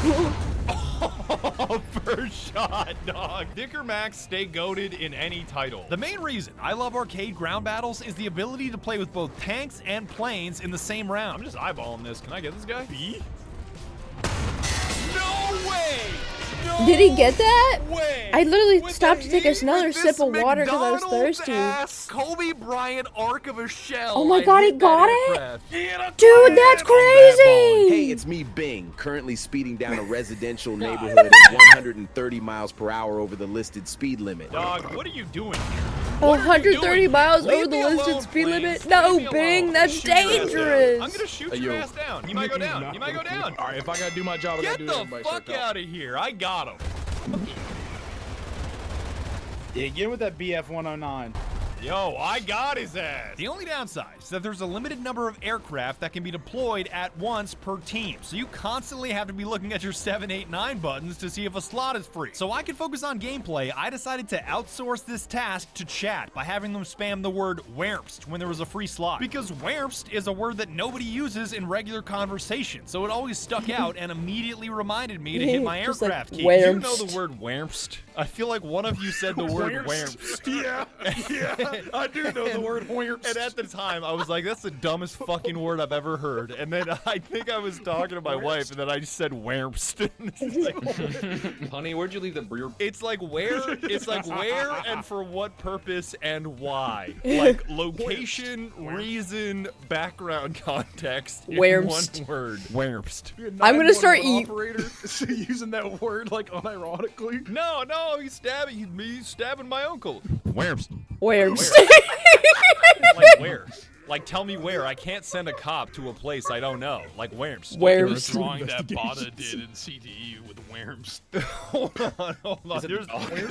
Is there Wermst lore already? What the fuck? The highlight of my War Thunder I'm gonna start experience was saying stacking a Wermst couple now. kills, hitting the Oh, God Wermst damn key, it. and dropping a bomb with a county-sized blast radius on someone's head round after round. Yes, I got the Wermst. Am I gonna get to bomb somebody? This is so neat. got the Yo, Wermst. this might be really, really cool. Damn. I didn't get him. No, that would have been so cool.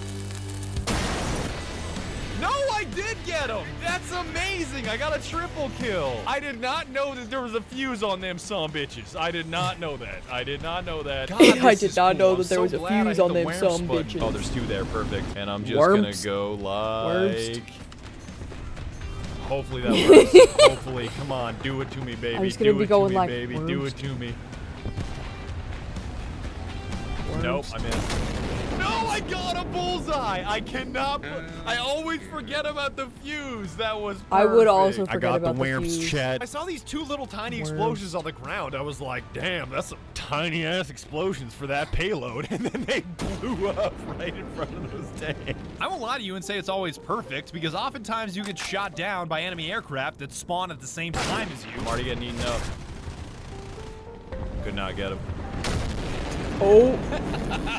I had a panoramic view. It of was that worth Badger. blowing up Main Street. Shut your mouth. It But if you was make it worth to the drop blowing zone up alive Main and your Street. bombs nail their target, ooh, baby, is it ever one magical feeling. I'm coming in hot again. I want to hit the SPAA, though. Those have got to work. Those have got to work, right? Oh my god, that carpet bomb, that was perfect. I don't care. I don't care. That was so cash Oh, he's money. going I am so down. glad I redeemed myself. Straight into the earth I go. Congrats, Badger. You killed a family of 4 eating dinner. Yeah. Congrats, you killed a Hey, Mom, this family of 4 lasagna's Our journey from being complete shitters dumping flares to being big baller whamsed bombers had a ton of detours and Whamsed. tangents that I couldn't quite fit anywhere. Boy, I tell you what, the F-16's like squirrel shit. For example, What? tried out the Apache just like old times and got absolutely dumpstered by anti-air. They were so deadly that even being 5 miles away didn't make me any safer. I don't want to get closer. I'm scared. Look how fucking far away you are! Holy shit! Yeah, You're looking through like a 60 zoom Nah, telescope, and you're like, nah. Check not this, another check, inch. check this shit out, Grouse. I got Not, my eye on you. not another inch. I don't know how you cracked helicopter pilots deal with ADATs. The minute I see that thing, my free trial of life just expires. I'm no match for Swiss engineers. Place of origin, Switzerland/United States. It's ours. The Swedish don't exist. Switzerland is not where the Swedes are from. Switzerland? Dustin be like, dude, I hate Swedish people. Shout out to Skulker for enhancing this video with artificial intelligence. I'm going to eat pizza because I like the sauce on the pizza with the cheese on the pizza. Mickey, would you shut the fuck up? Our souls are absolutely getting banished to the Shadow Realm for wielding this technology in the dumbest way possible. I'm just glad I got to hear Dagoth Ur say funny things. I did not know who. Is it Dagoth Ur? I did not know who that was until all of the AI stuff. Hold on. Your sorry It's excuse for a my side hoe has time. purchased the wrong yogurt once again. Come, Nerovar, we must try Kane's chicken fingers. The mongrel dogs of the Empire pack. That shirtless Truma addict has been talking to you again. What? Argonians into wood. Hit throw Argonians into the pavement. All right, just to verify, Argonians is not a slur, correct? Correct. Argonian is the official name of the lizard people in Skyrim. Shout out to the whole Okay, squad for making this cool. video happen. I was Browse also got great like, dialogue out of all of that's us a by asking, race, if you right? could uninvent one thing in the universe, what would it be? Photosynthesis. Chat is saying Is like photosynthesis? bullpup rifles. And Grouse is like the Earth's crust. I want you to exist, and then you fall straight into the fucking magma or whatever it is. The moon. The moon already isn't real. Fuck the moon. Get the moon out of here. What if I just said, like, walls? You can't do that. I severely underestimate how often What you do guys you think about mean, weapons, walls? aircraft, and food. Is that like Maslow's hierarchy of needs in the Midwest? Ranch was made by California to keep the Midwest fat because they're scared of our power. The homies were bringing up Cranch earlier. I refuse to believe that Cranch is real. I refuse to believe that Cranch is Had a real. hot dog burger before. No. Hot burger. Shut your mouth. Yo, you did not just come up with that word. I need to know if this was a riff or if this was an actual meal. I'm eating it right now. I heard the word hot burger. I heard the word hot These videos just burger wouldn't be the same unprovoked. without you guys, so shout out to all of you on Twitch for being a bottomless pit of creativity. Token black kid, you cannot land a KC-135 in a Kroger parking lot. What? As someone that lives in Tennessee, you can land KC-135 No fucking way. in a Kroger parking lot. What do you mean? That's how I'm gonna describe the size of our parking lots to Europeans without internet connections. We can land that in our parking lot. We can land that in our parking Oh lot. my god, he just got his fade ran. Yo, Donut, don't land in the Walmart parking lot. Hey, Badger, check my whip. Walmart trebuchet, exactly, Caesar, yes. That's actually how we deploy overseas. We just take the PX's Walmart, just full of active personnel, and just yeet that bitch. I mean, how would you react, Chad, if you were just strolling through the desert and then all of a sudden an active Walmart landed in front of you? You would be terrified. 48 fat rednecks all ran out with fucking Mossbergs. That would be terrifying. We'd have been out of Afghanistan decades ago. 20 minutes tops. As a final reminder, please do not leak government documents. No, Bubble Beverage, I don't want the user manual for the F-35. I don't. Randomly, he DM'd me. I told him, do not leak classified government documents. He responds, I'm a leak shit.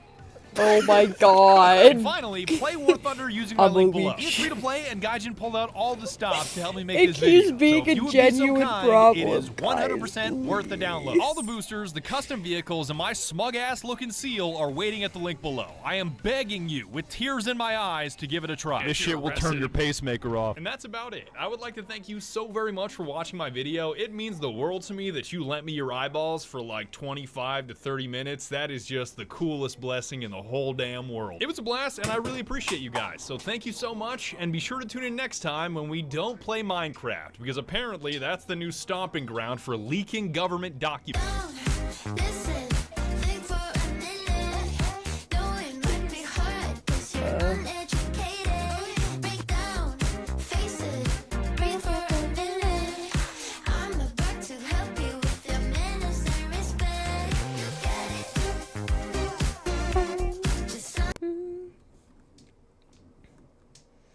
Okay. 5 GTA facts and glitches you don't know. Hello and welcome to another episode of my Facts and Glitches series. How do you leak government documents on Minecraft? There's so many questions. I don't know. I don't want to know. The less I know, the better. My awesome viewers. Oh. In GTA 5's prologue, there's a small error that everyone missed. If you look closely at the counter in the very first room, you can see a City of Los Santos logo on the glass. This of course makes no sense because the prologue heist happens nowhere near Los Santos. It takes place on the other side of the country at a Bobcat security depot in North Yankton, Ludendorff. You of course remember the jewel store heist, but do you remember how Michael escapes from the heist? He isn't actually on one of these bikes. In the cutscene prior to the heist, Michael does actually explain how he plans to escape. I'm leaving on foot. It might surprise you, but he was actually serious. He really just walks away from the heist. He walks off to the left, down the stairs, around the corner, and then just waits on the curb. You might now ask how he ends up with Paige in a truck in the canals, and the answer is seemingly magic. He just disappears from his street corner at some point and teleports there. I guess this answers how Michael was so successful as a bank robber. The That's dude is crazy. a wizard. After He just pulling down walked. Martin Madrazo's home on the mission Marriage Counseling, he sends henchmen after you. I've shown previously that you can avoid the spawn triggers of these enemies by taking this particular route to Michael's house. However, it was later discovered that you can simply press the button to look behind you and manually turn the camera back forward so you can still see, and this prevents the enemies from spawning regardless of where you drive, and this of course enables a much faster route back to Michael's. This was later improved upon when it was discovered that it's possible to avoid the need to spin your camera forward. In the keybind settings on PC, you can see that there's actually 2 buttons for looking behind you, one for on foot and one for in vehicles. By default, they're both bound to C, but it's surprisingly only the look behind you on foot that needs to be pressed for the effect that we want. You can therefore change your bindings so they're on different keys, and hold down just the look behind you on foot button, which of course does nothing in your car, so your camera doesn't change, yet the enemies still do not spawn. You can also do this on controller as well, but you need to aim as well as look behind you. Thanks for the help out there today, kid. I had no idea it was gonna get that hot. On the mission shop, Franklin and Lamar use a van to chase down D. D gets hit off his bike by a bus, and then Franklin gets out of the van to pursue him on foot. There is, however, a complicated way to shorten this chase. Using mods, we can see that the zone to activate the end cutscene is surprisingly large. It turns out that after we enter this cutscene trigger zone, we can actually still leave it and have the cutscene play if we go near D while on foot. Noticing this inspired speedrunners to create an alternate route where you can use powered brake boost to get in front of D. Once ahead of him, you can park your van in the zone, get out, and then run near him as he goes past to trigger the cutscene far earlier than we normally would. Amusingly, D's bike continues along its scripted route, despite that D is no longer sitting on it as he is teleported away by the cutscene. That's so note funny. That if you want to try this yourself, the cutscene won't start early if the characters are speaking. This is fixed by making a taxi call and hanging up just before D arrives. Get back in this motherfucking van. Man, take time. Go get that fool. At the end of the firefighter approach to the Bureau raid, the crew flee the area in a fire truck while dressed as firemen. During the escape, the crew changes from their firefighter outfits back into their civilian clothing. What's I funny see, is that they I do this see. instantly, all at the same time, as if by magic. Rockstar clearly never wanted us to see this, because the characters will never change clothing if we're looking at them. The second you look away and look back, they will change. If, however, you focus on them for the entire drive, they will never have an opportunity to change, and so will remain in their firefighter outfits up until the end cutscene, which is when they magically get changed into their default outfits. Except for Franklin, he for some reason keeps his helmet. Man, you boys sure know how to put the fun back in midlife crisis. Some of the nets at the farms in Paleto Bay lack collision for projectiles.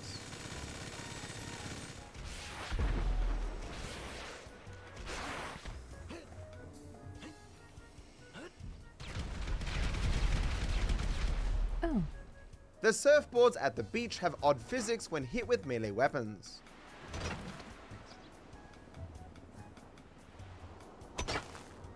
Interesting. Delivery missions for Bobcat Security were added to GTA Online with the Money Fronts DLC. The vans they use during these missions are the same ones that can be seen during the prologue in single player. These vans of course differ from the ones that spawn during random events. As an aside, I wonder how much longer this company will be in business, considering that we get to keep the truck after we do each delivery.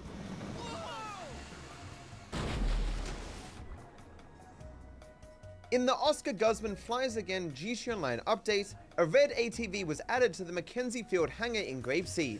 This ATV has the license plate TPI 1000, which is the same license plate that Trevor's ATV has in the Mission Nervous Ron. I'll come in your ear when I get a hold of you.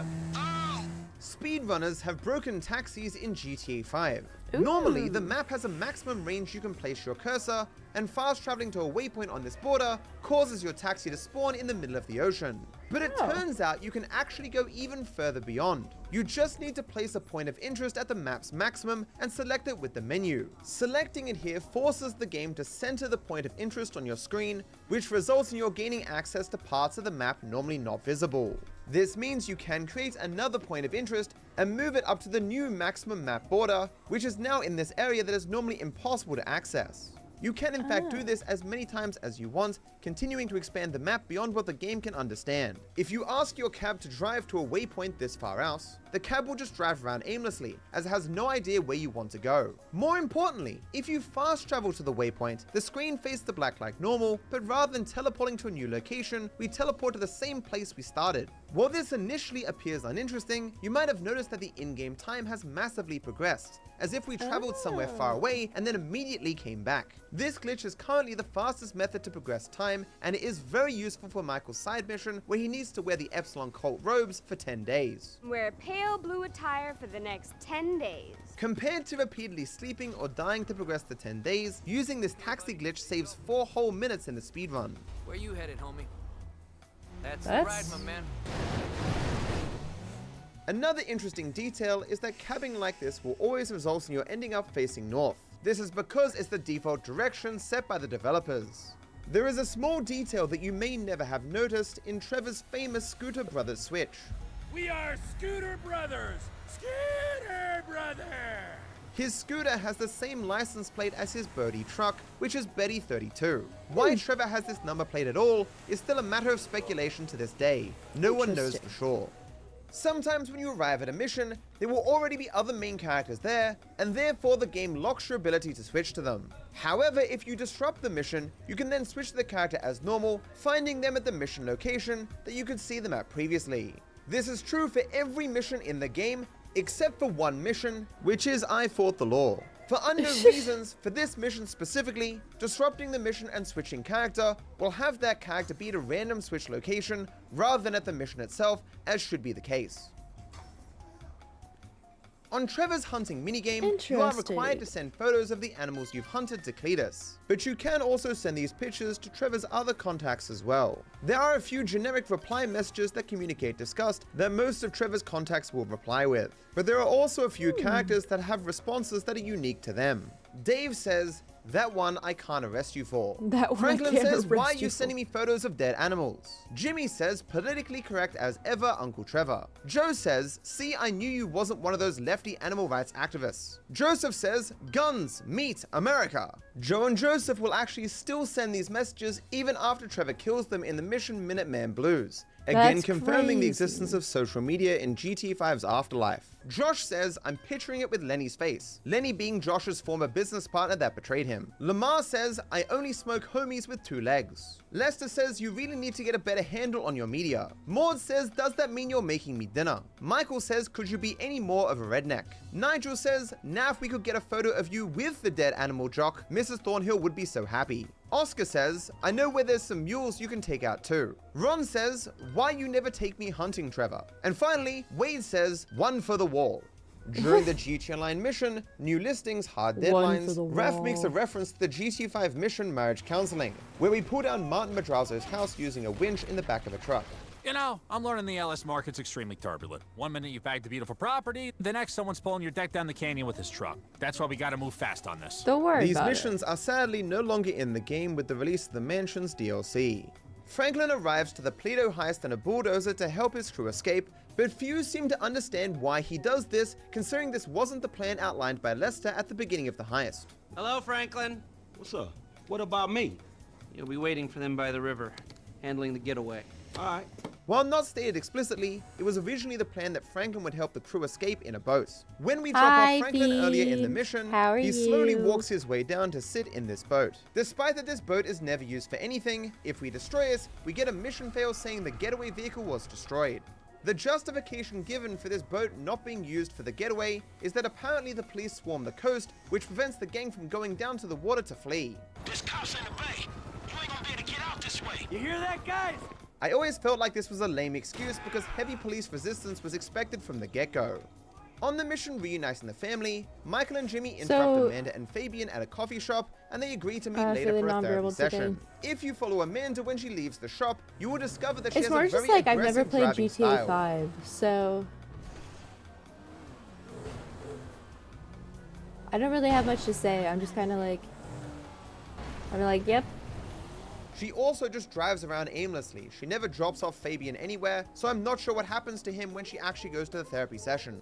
The mission I fought the I'm just law kinda involves like, Franklin, Michael, yep, and Trevor racing that back to a is- garage. that is It turns out the AI of stuff. your opponents isn't great, because if you drive into Fort Zancudo and into this parking lot, your opponents will get stuck. They won't be able to figure out how to leave, so will bash over and over into a wall. The end result of you're this is feeling that either the nonverbal game today. registers them as stuck Yeah. and you mission fail, or you drive Well, away, I and the hope, game warps them through reality to get them to catch up with you. you're A very feeling small bug in the alright, grand scheme of things. and, Did you know that Devin Weston keeps the cars we I steal hope for him you've in the had yard a day directly next to today, the garage we deliver them to? and Perhaps you I did, hope but that did you being know that there's an nonverbal embarrassing is not spelling stressful mistake for on you, one of the 'cause tops I know it covering can the be cars? stressful for me The cheetah sometimes, in Grossi cheetah and, is spelled I'm glad to see you C-H-E-E-T-A-H, here, not C-H-E-T-A. and You may have never noticed all of these that two good related car brand billboards in Los Santos. One is from Ubermarkt and the other is from Disobey Obey. and The obey. Ubermarkt billboard mocks Obey by taking their billboard design and changing Obey into Disobey. These billboards parody the real-life feud that happened between Audi and BMW in the early 2010s. Both companies would cheekily insult each other on their billboards in the Los Angeles area.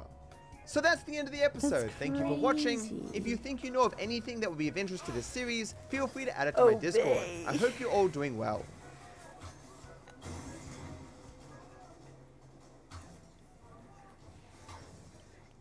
They're like, here's all this information about GTA 5. And I'm like, yeah, you're right. I don't know any of this because I've never interacted with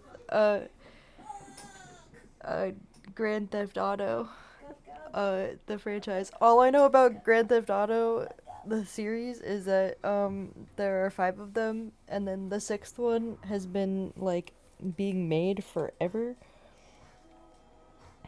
And I think the 6th one was supposed to come out, and then it's already been like pushed back.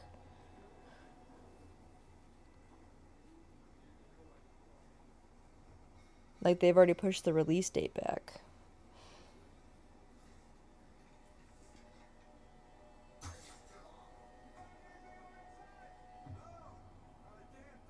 Which I think is hilarious. Oh, I thought I hit play.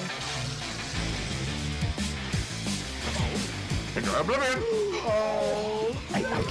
I guess I died. Me, every time I play Smash Bros. With my brother now, he's too good at Smash Bros. I'm like, I can't. See you later. motherfucker. Wait, are you with that Gohan fellow? Oh, that was okay. That was pretty good. Not gonna lie. Ah, my chest! Ah, I'm gonna go last. Enough, woman. Enough! Jesus. Damn. Fucking Christ. Oh. Oh, you think so? Yo! Oh, shit! Ah! I'll save you, Videl. Have you go on? Get out of here. Shit, I messed up my setup. I'm sorry. Oh, fuck! I'm leaving. wait. Nappa, what the fuck? Why did you leave me in? What is this mix-up? Yeah, it's team beef. Team beef.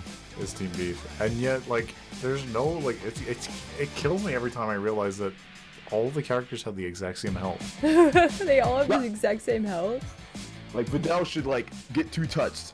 Not like 2 combos. Literally, light, medium, dead. Like, that should be... Oh my god. Light, medium, dead. Ah, God, what the fuck?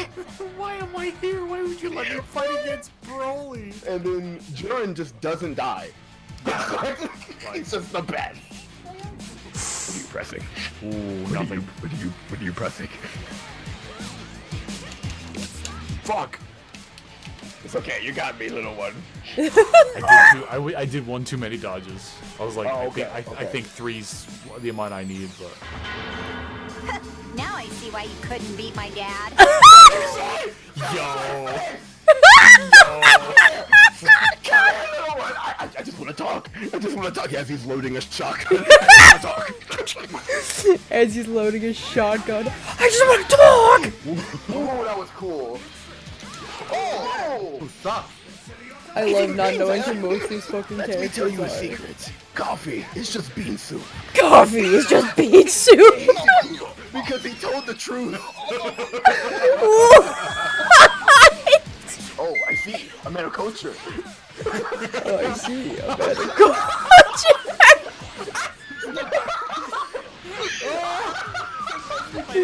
They ate it every culture. Looking to suck toes. No, thank you, Brownie. How about mine? No, thank you. Actually, I No, don't have thank you, feet. It's just Brody. one big, giant, big toe. Oh, God damn. This is fucking thank gross, you, actually. That's so gross. Broly, why would you say that? I need to get on the floor. Oh, okay, but my muscles. Gotta travel a whole mile just to get to the floor. I gotta travel a mile just to get to the floor. Okay, big toe first. And then big toe first. Shut up! I press buttons. Oh, I'm not dead though. Oh shit, I'm dead. Ah!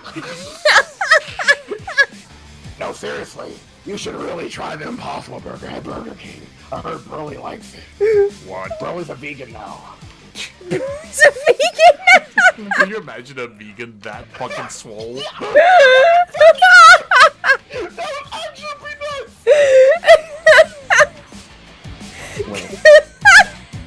Halt! Hey, you motherfucker, you're too big to be touching my girlfriend. Touching trees instead. That's really lame, Gohan. Don't. You're not going to cuck me, Broly! Oh my god. Oh, he's a man! He's a man! Oh, he's a man! Oh, he's Omega dead. Oh, he's Omega dead. Nah, he ain't dead. Bitch. No, it's a safe jump. Double bitch. You can't believe it. I'm the double bitch. I can't believe it. I'm the double bitch. Oh. He's a man now. He's a man now. Do your taxes! Do your taxes! You think what I'm thinking? Yeah. Do it. 3, 2, 1.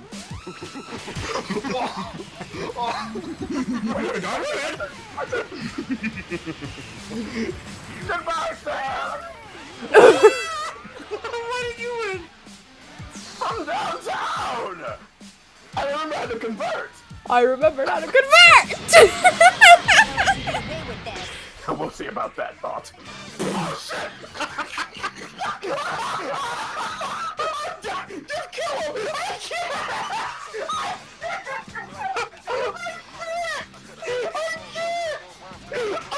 That was too perfect! That was too perfect! Just kill him! Let him have it! Oh yeah, EX Cyberman. Now we're talking. Oh hell yeah! Oh no! Yo, he keeps on shocking! I don't want to play. The toes. Gotta fuck him. Oh, about the toe! Yo! Oh, what a napamine! What a napamine! I like that. Yeah. One more touch. Ooh. Ow! What? That bitch tried to eat me! That bitch trying to eat me! Sit down, ho. Oh. Watch out, he's serious, man. What is the fight? Oh my god. So silly, he's picking up a tiny child. He's just fucking up a tiny little fucking child. I never see this intro. Yeah, me neither. It did that too. I wish he did the flip and then it's just him landing in a crater and dying. Hey, it's fine. That's not bad. Yeah, hey, it's playable. It is playable. No, it's sorry, I jinxed it. Oh god, no! Oh god, no! Oh, for fuck's sake, Gary! Oh, for fuck's sake, Gary! I'm sorry! Shit, come on now. It was actually. Oh, I should have said Fool. I'm greedy. Stupid Saiyan! How dare he take my spot? Definitely. Oh, wait. Cool. So I don't really care. So real stuff me. Whoa. Bigger grab. Fair enough. Bigger grab. I see. You are a man of culture as well. You were a man of culture. My power level is 2. My power level is Excuse me. Oh, you can't shoot him. What are you doing? Oh god! No, I'm saying it's my turn. I am not dead. I am not dead. Yo, you're definitely dead. I'm not dead. Fools! Do it again. Walker, do it again. Bitch. Yes! No, Corner, please don't. he noogied you with his elbow. Yeah. Noogie, noogie.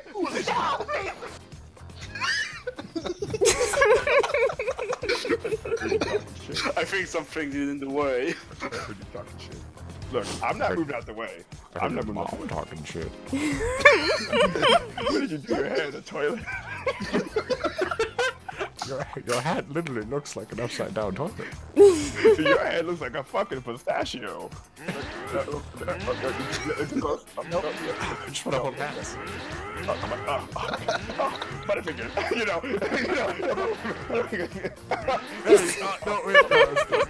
It usually doesn't happen. I'm so sorry. Your foreplay is terrible. Oh, It's terrible. It looks like he's trying to show you a meme on his phone. Check this out. Oh my! You did it. How dare you? I'm gonna spit on your jeans. You're Jay. Yo, you're Jay. Oh, look at that. How about you? Ah! I just bought $50. Air Force Ones. Check this out. Oh my gosh. Lord Frieza, it's time to use your secret Joestar technique. Yeah. Yeah. Frieza Requiem. You look beautiful. Yeah! Lord Frieza! Lord Frieza, yes! Yes! Oh, everyone's Yes! Yes! Yes! Beautiful, yes! Good job! It's like everyone's clapping like they're playing Simon Man so they can have more of a crowd when they're clapping. Yes, yes, thank you, my adoring public. They all blow up as fireworks. Oh, jeez. Okay, now it's your turn to scream at me and charge key. Think that was a scream? Watch this. Wow, that was very manly. Thank you. That was very manly. Thank you. Somebody's so cool. Be careful, he's lag safe. I know. I told you. I'm also lag safe. No, he's lacking. You're coming right the fuck back. You're coming right the Beating up a fuck little back. baby. Get ready for this. There's no time to backdash. The line eats it. It's 18-3. You're Henry. on point. Another Henry. Oh, no! Look, I'll pay you $20 to let me end the match. That's all I want. $20 just to end the match. That's all I want. Can you, please? Please. Goodbye, Tien! Alright, guys, I got You welcome. I don't want you on my team. That is so annoying.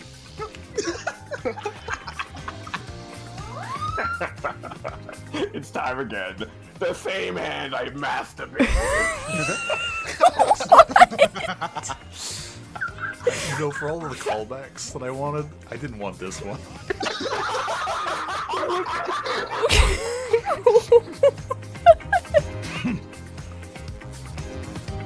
Pathetic. Okay. For all the callbacks, I didn't want this one.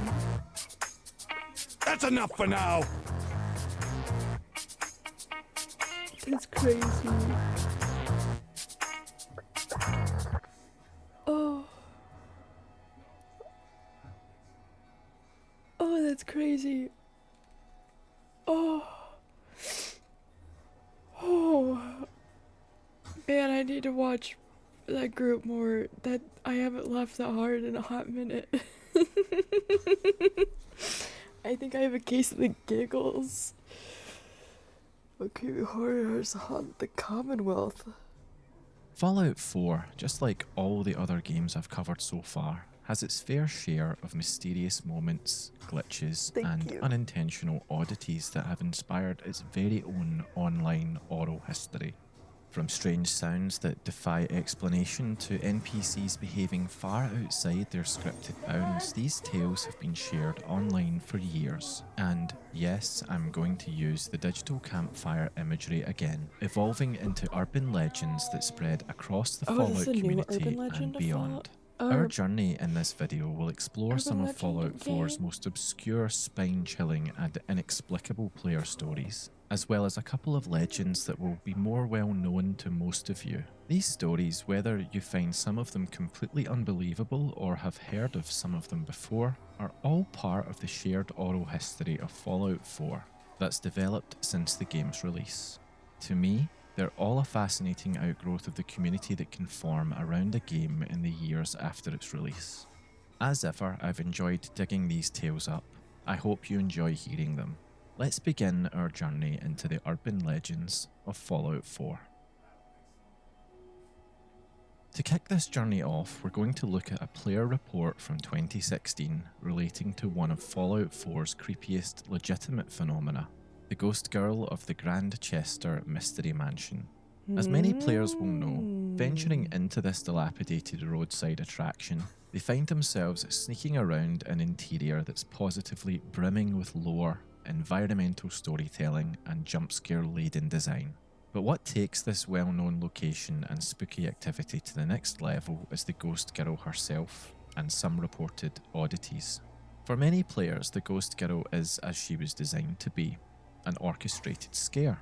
Her fleeting appearances, the ominous sound cues, and the story of the mansion all combine to create a fully intentional, spooky ambience. However, for some players, her behaviour goes beyond what was intended, plunging them ever deeper into moments of surreal unease. Oh, that's Take crazy. this account from a player who encountered her in the mansion's candlelit room. Instead of disappearing after her scripted moment, she froze, standing eerily still in the hallway. She didn't move or react, simply staring down the player with lifeless eyes.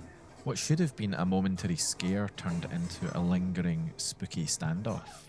Another tale describes a moment when disabling the gas in the same room caused the girl to glitch completely. She ran erratically through the mansion, darting between rooms as if caught in a loop. Even stranger, she would stop and stand in odd locations, her static spectral form refusing to vanish, like it was intended to. Players have shared similar stories of her appearing in places she shouldn't, like the main staircase where she glitched into a permanent stair, refusing to vanish as intended. Others reported her reappearing later unaffected by previous interactions, as though the game wanted her to haunt the player persistently, even though we know this was never intended. One particularly chilling variation of this theme occurred in the attic. Yes. A player reported entering the final room, tense from the mounting dread of the mansion's story, only to find the ghost girl silently waiting. Unlike her usual appearance, there was no laughter to announce her presence, and she simply stood there ominously, never going anywhere. For a lot of players, particularly those who experience it, these alleged glitches really blur the line between Bethesda's intentionally scripted horror and weird, emergent gameplay, elevating the already spooky environment into something more. Whatever the cause of these player-reported events, it certainly added another layer to the horror already present at the mansion. To some players, the unintended nature of these incidents could make them feel far spookier than any scripted gameplay could ever be. Next, we're going to look at a player-reported story that's super obscure. Stories like this really pique my interest, not because they're universally experienced and well-known, but because of how personal and specific they feel. This one, reported by a player in 2018, starts during Fallout 4's prologue. Hardly the place you'd expect an unsettling moment to take place, well, other than the literal end of the world. After Codsworth badgers the player character to check on baby Sean, a figure in dark clothing was spotted by the player standing outside the nursery window. He lingered briefly, watching before walking away. The player who originally reported this incident, who thought they'd imagined the encounter, decided to restart their game to test their memory. Sure enough, the figure reappeared walking the same route outside. This time, astonishingly, they managed to take a screenshot, which led to a whole load of speculation amongst fellow Fallout players. Was this a mod the player had forgotten they'd installed? A bug? Or something deliberately hidden by Bethesda meant to be stumbled upon and puzzled over? The theories thrown about were varied. Some claimed the figure bears a striking resemblance to Deacon, the railroad agent who admitted he'd been keeping tabs on the player character long before their paths officially crossed. This led to the idea that his surveillance extended back to the pre-war era, for which of course there's a non-zero chance, but is something I think is completely insane and the biggest narrative stretch imaginable. Others have suggested it might be the Vault-Tec salesman distorted through the glass into something that looks a lot more sinister. Although I don't completely agree with this. I don't think the glass could have caused such a dramatic change. A few others insisted it's nothing more than a bug, a misplaced NPC, or a rendering issue that spawns assets in unintended places. And maybe that is the case, who knows. Still, the figure's behaviour as described feels deliberate in a way that glitches rarely do. According to the report, he doesn't appear frozen or out of place. Instead, he quietly walks away as though his presence is intentional but designed to be a bit of a narrative tease. Just enough to be noticed, but not long enough to confirm his purpose. Weird. And that's where the strangeness lies. For the vast majority of players, the prologue unfolds without any sign of this mysterious onlooker, leading to speculation that his appearance could be tied to very specific conditions, or perhaps even random chance. What makes this story so compelling to me, beyond its obscurity and the screenshot, is the context in which the mysterious figure appears. The prologue is designed to be idyllic, a snapshot of normalcy before the world ends. A stranger watching from the shadows undermines that security in a subtle juxtaposition. And if I'd experienced it, I'd probably have felt like the cracks in the veneer of pre-war life were deeper than they first appeared. For those who've never encountered this figure, of which we are the vast majority, his presence is definitely in the gaming urban legend category. One of those things you hear about but will probably never see for yourself. But in the unlikely event anyone else has seen this figure, share your stories with us in the comments. For our next dose of weirdness, we're going to take a look at something that was captured just 1 year ago in 2023. I wonder if other people have had, anyone else has had that glitch. It's one of those moments that makes you stop in your tracks, unsure whether to laugh or feel unnerved. To be honest, probably both. A skeleton lying flat on its back, seemingly lifeless, until it wasn't. Slowly, its head began to turn, moving in a way that felt almost intentional. One of its arms and feet twisted faintly, as though testing their ability to move. But the rest of its body stayed firmly planted, like it was trapped in some invisible force, struggling to escape. The player who found it didn't know what to make of the scene, so they recorded it. What else could they do? There were no enemies nearby, no explanation for why this skeleton, out of all the countless ones scattered across the wasteland, seemed alive. It didn't try to attack, didn't react to the player's presence, other than just shifting its head as though it were looking and listening. If that had happened to me, it would be was interesting the in a lack game of any changer how sound, boring just the Fallout 4 unsettling is. ambience of the room, broken only by the skeleton's I mean, slow, my dad jerky seems to like movements. Fallout 4. We all know that so- it's more than likely just the jankiness But my dad also of likes the creation engine that caused shooter this, games, but it's so- proper creepy nonetheless. Looking at another inanimate object, this time we're going to a forgotten wing of a ruined hospital where there's a scene that feels almost too deliberate to ignore. Among overturned gurneys, shattered glass, and bloodstains smeared across sterile tiles stands a mannequin, eerily motionless and surrounded by a circle of corpses.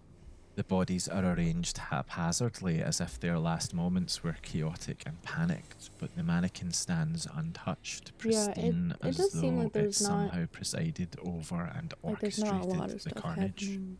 This Like, these player are not- report from June 2017 at first glance is easy Oh, to this is dismiss. an Easter The egg? Fallout series has long used mannequins as part of its environmental storytelling, often placing them in unnerving or absurd scenarios. But this one feels different. The stark contrast between its flawless, lifeless face and the brutality of the scene around it leaves a spooky impression that's hard to shake off. There's no sign of a standard fight, no raiders, no feral ghouls, nothing to suggest how or why these people died. All that's left is the mannequin standing silently as though it knows what really happened but will never tell. The deliberate placement of this scene kicked off speculation amongst players. One player drew a comparison to the creepypasta The Expressionless, where a mannequin-like figure wreaks havoc in a hospital, leaving a trail of blood and death in her wake. While there's Yeah. absolutely no confirmation this is an intentional nod or Easter egg, the parallels are uncanny. The sterile hospital setting, the unnerving mannequin, and the lingering feeling of unease is similar to that inspired by the creepypasta. Thinking about this scene and the mannequins in general, we could see the scene as a comment on humanity's fragility. Even after the world of Fallout was completely wrecked by a nuclear Armageddon, even something as harmless as a mannequin outlasts the humans who, once upon a time, shaped the world around it. Its weirdly poised and calm presence amidst such chaos and carnage feels a bit like mockery, a silent witness to the endless cycle of violence and decay. But perhaps the weirdest bit about the whole thing is the mannequin's stillness.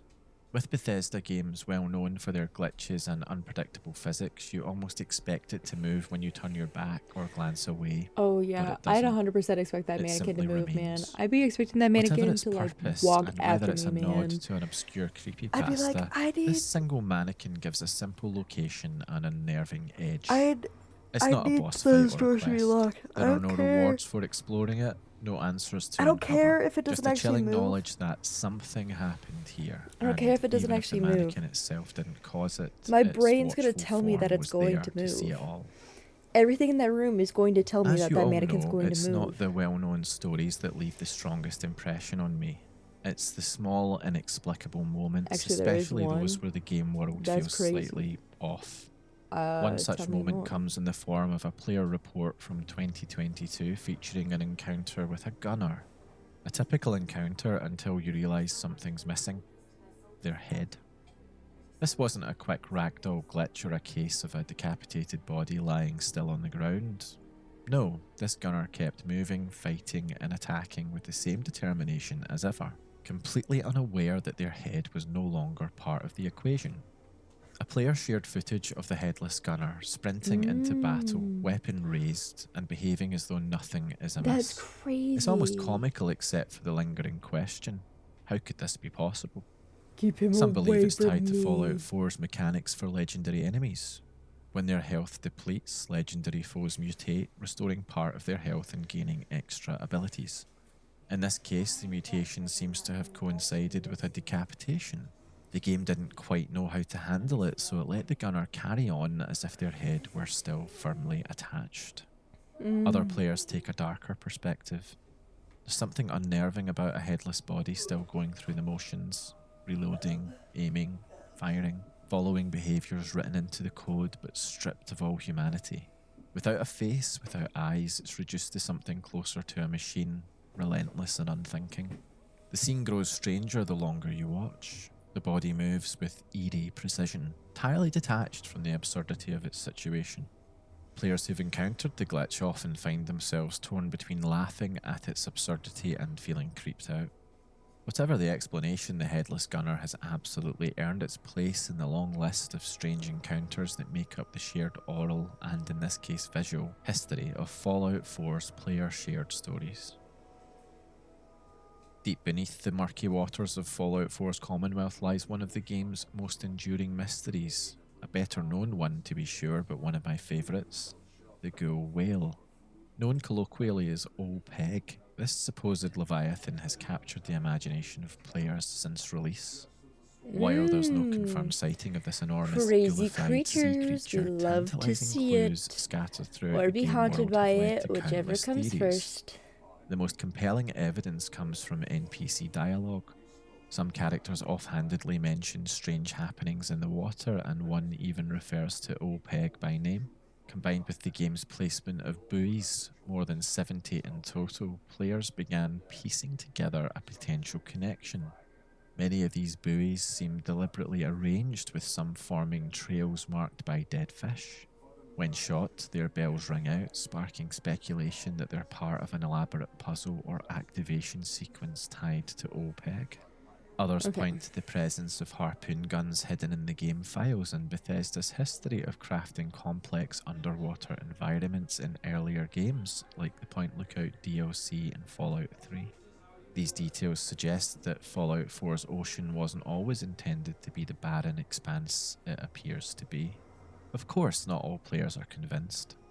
Some argue that the Ghoul Whale is little more than a cut idea, its remnants left as tantalising breadcrumbs for the community.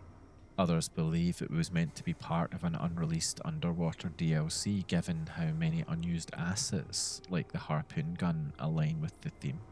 In a video released in early 2024, Synonymous speculated that Old Peg might have been connected to a Fallout 4 cut quest, 20 Leagues Under the Sea.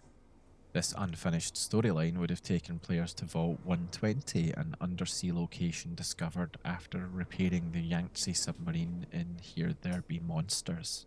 The quest revolved around the Vault's overseer, a sentient squid, who players could choose to free or imprison, uncovering the Vault's dark history of marine experiments along the way. If Synonymous's theory holds, Old Peg might be a holdover from this lost quest, keeping its spooky legacy alive around Fallout 4's digital I read way too fast, though. storytelling I just finished it in campfires. mangas in 4 hours. You are crazy, We've already dude. touched upon the unsettling presence of mannequins scattered across the Commonwealth wasteland. They stand silently, often in odd positions, and usually seem to be nothing more than forgotten props of a bygone world. But one player's experience turned them into something far more sinister. In 2021, a player shared a story in which, after installing a mod that added stitched scars and grotesque smiles to the game's mannequins, they began a new save, eager to see how the changes would enhance the atmosphere. It should be stressed at this stage that the mod was simply reskinning the mannequins, at least that's all it said it would do. At first, the mod seemed harmless, simply adding a layer of creepiness to places like Sanctuary Hills and the Museum of Witchcraft by making the mannequins look a bit spookier.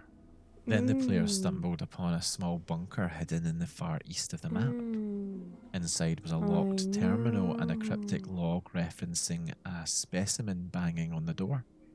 Behind the door was nothing but a single mannequin grinning as though mocking its confinement.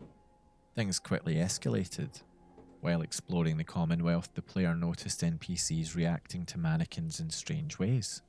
Raiders attacked them, firing round after round at the lifeless figures as though they posed a genuine threat. At Abernathy Farm, the player watched in disbelief as Blake Abernathy emptied his pistol into a mannequin in the fields, only to be struck down by some unseen force. When the player approached, the mannequin stood there in Blake's clothes, unmoving yet exuding an oppressive presence. What made this encounter even more chilling was that the mannequins never moved. Not in the traditional sense. They didn't walk, didn't attack, and didn't animate in any way. Instead, their presence alone seemed to warp the game world. NPCs died inexplicably around the player's character took damage from invisible sources, and any attempt to fast travel was thwarted with the ominous warning, enemies nearby. The final moments of this story are as disturbing as they are abrupt. While trying to track down a red blip on the compass, the player's screen flashed to third person as their character collapsed into a ragdoll. Standing over the lifeless body were two mannequins, one wearing Blake Abernathy's outfit, staring down at the corpse with its grotesque, scarred grin. So, was the weirdness the work of the mod, sneaking in more than was advertised? A hidden mechanic already in the game, somehow mistakenly triggered by the mod, or something entirely unexplainable? The player's experience left them and others questioning all of this. So what do you think? Have you experienced anything like this without the use of the mod?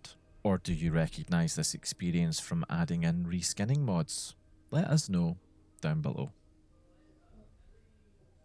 Next, we're going to take a look at a well-known piece of conjecture that has been hashed around back and forth between players for years now. The question of whether Fallout 4's Soul Survivor is a synth has become one of the game's most enduring digital campfire discussion points. One of the major inspirations for this theory emerged from a conversation with Dima, a synth introduced in the Far Harbor DLC.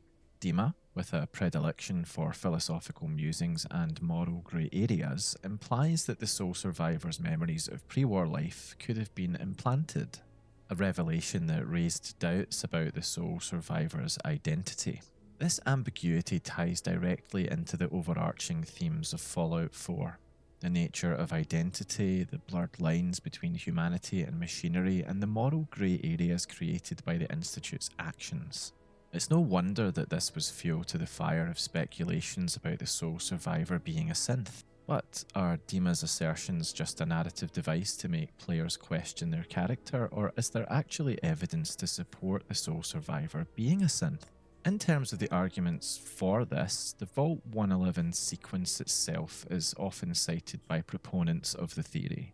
Unlike the other cryopods, the Soul Survivors functions perfectly, seemingly untouched by the catastrophic failures that killed the remaining residents. Given the Institute's confirmed interference in Vault 111, most notably their abduction of Sean, it's plausible they may have replaced the Soul Survivor with a synth during this time. Another recurring point is the protagonist's remarkable resilience. The Soul Survivor can shrug off radiation, master a wide range of complex skills, and engage in combat with near superhuman efficiency. These characteristics have led some players to argue they mirror the advanced capabilities of third-generation synths. This interpretation is further bolstered by gameplay mechanics, such as the ability to use VATS even before obtaining the Pip-Boy, a feature otherwise explained as Vault-Tec technology embedded in the device. The theory also hinges on Dima's suggestion that synths often retain fragmented or reconstructed memories of their human templates. While the Soul Survivor recalls elements of their pre-war life, such as their military service, family history, or Boston's pre-apocalypse culture, Dima's comments imply these recollections could be artificially implanted. Critics of the theory, on the other hand, point to significant inconsistencies. Fallout 4's narrative is filled to the brim with moments that affirm the Soul Survivor's humanity. From the Vault-Tec salesman recognizing them later as a ghoul to the deeply personal reactions to pre-war artifacts and events. Conversations with characters like Daisy and Goodneighbor also reflect detailed memories of pre-war Boston that seem far too nuanced to be fabricated by the Institute.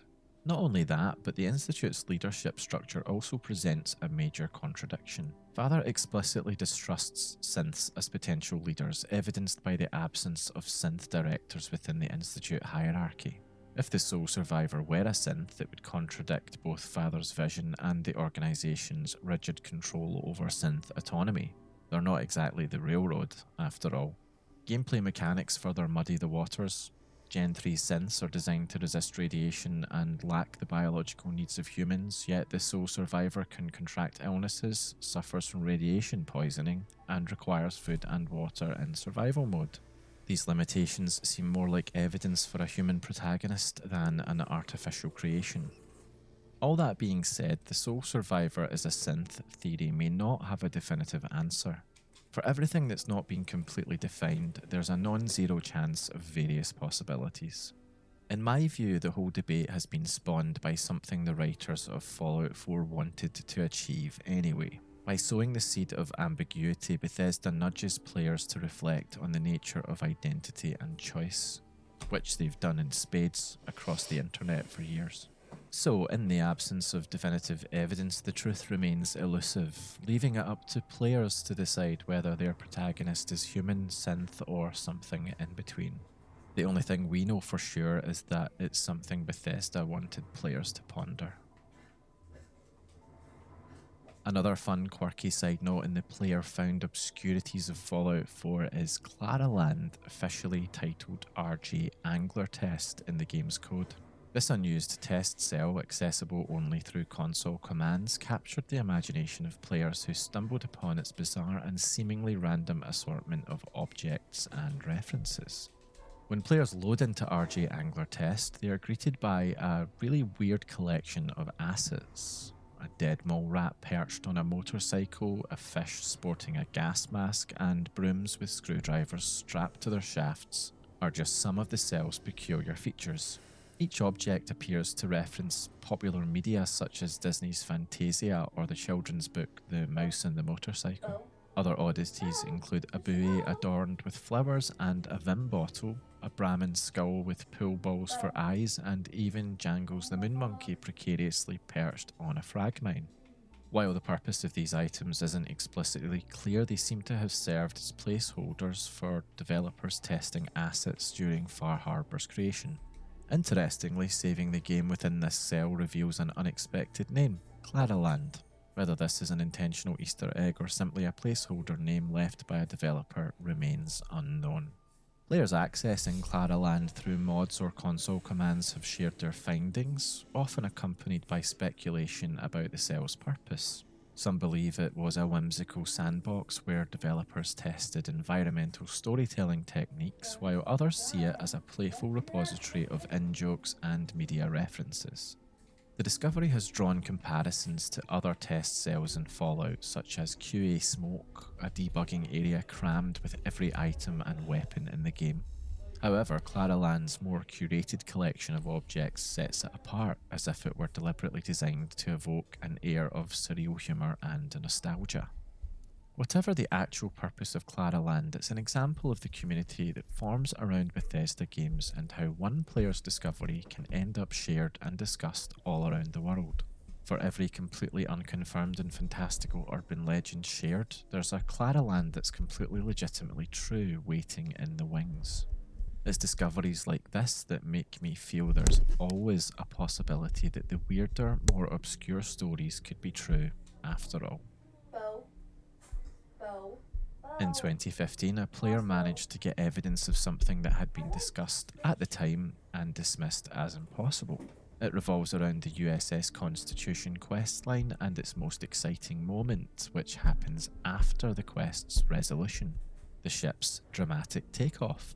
So what was it that players thought was impossible? Well, there were tales of people jumping onto the Constitution as it takes flight from the earliest days of the game's release. And despite skepticism, it turned out to be true, provided you know where to stand and when to leap. The key, it would seem, lies in positioning. According to the video evidence, players must sprint to the rear of the I get ship. so many books. Blah blah blah. So many things. Just before liftoff. And From there's there, a Rick ship, a and if you well-timed look, jump there's a allows them full to grab onto the deck mannequin. as There's the notes stating Constitution about those mannequins. I'm ascends. so glad to get While rid of it's these mannequins. I'm possible to starting to survive banging the in this journey, crate. being Every time in I the look, wrong no one is spot there can because lead it's to mannequins. instant death as the Not- ship's collision it's zones not become one. hazardous during flight.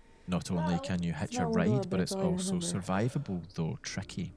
Positioning at the very Oh. back of the ship offers the best chance of surviving the I takeoff know I and get so many books. subsequent Yeah, landing. yeah, yeah. I Players read way who too watched fast. the I just video finished shared 7 their manga own in 4 hours. variations Yeah, of the yeah, ride. that's true. For true. those inclined to push Hey, man, boundaries further, I'm some not judging you players for have reading leapt off too mid-flight fast. with power armor I just like cushioning making their fun of you. landing. There's Others a have difference. explored the ship's interior while airborne, though opinions differed on whether this adds to the experience or detracts from the spectacle of it all. One of the most amazing takeaways from the reality of this phenomenon is that, unlike many scripted sequences in Fallout 4, the USS Constitution's launch doesn't rely on a static model swap.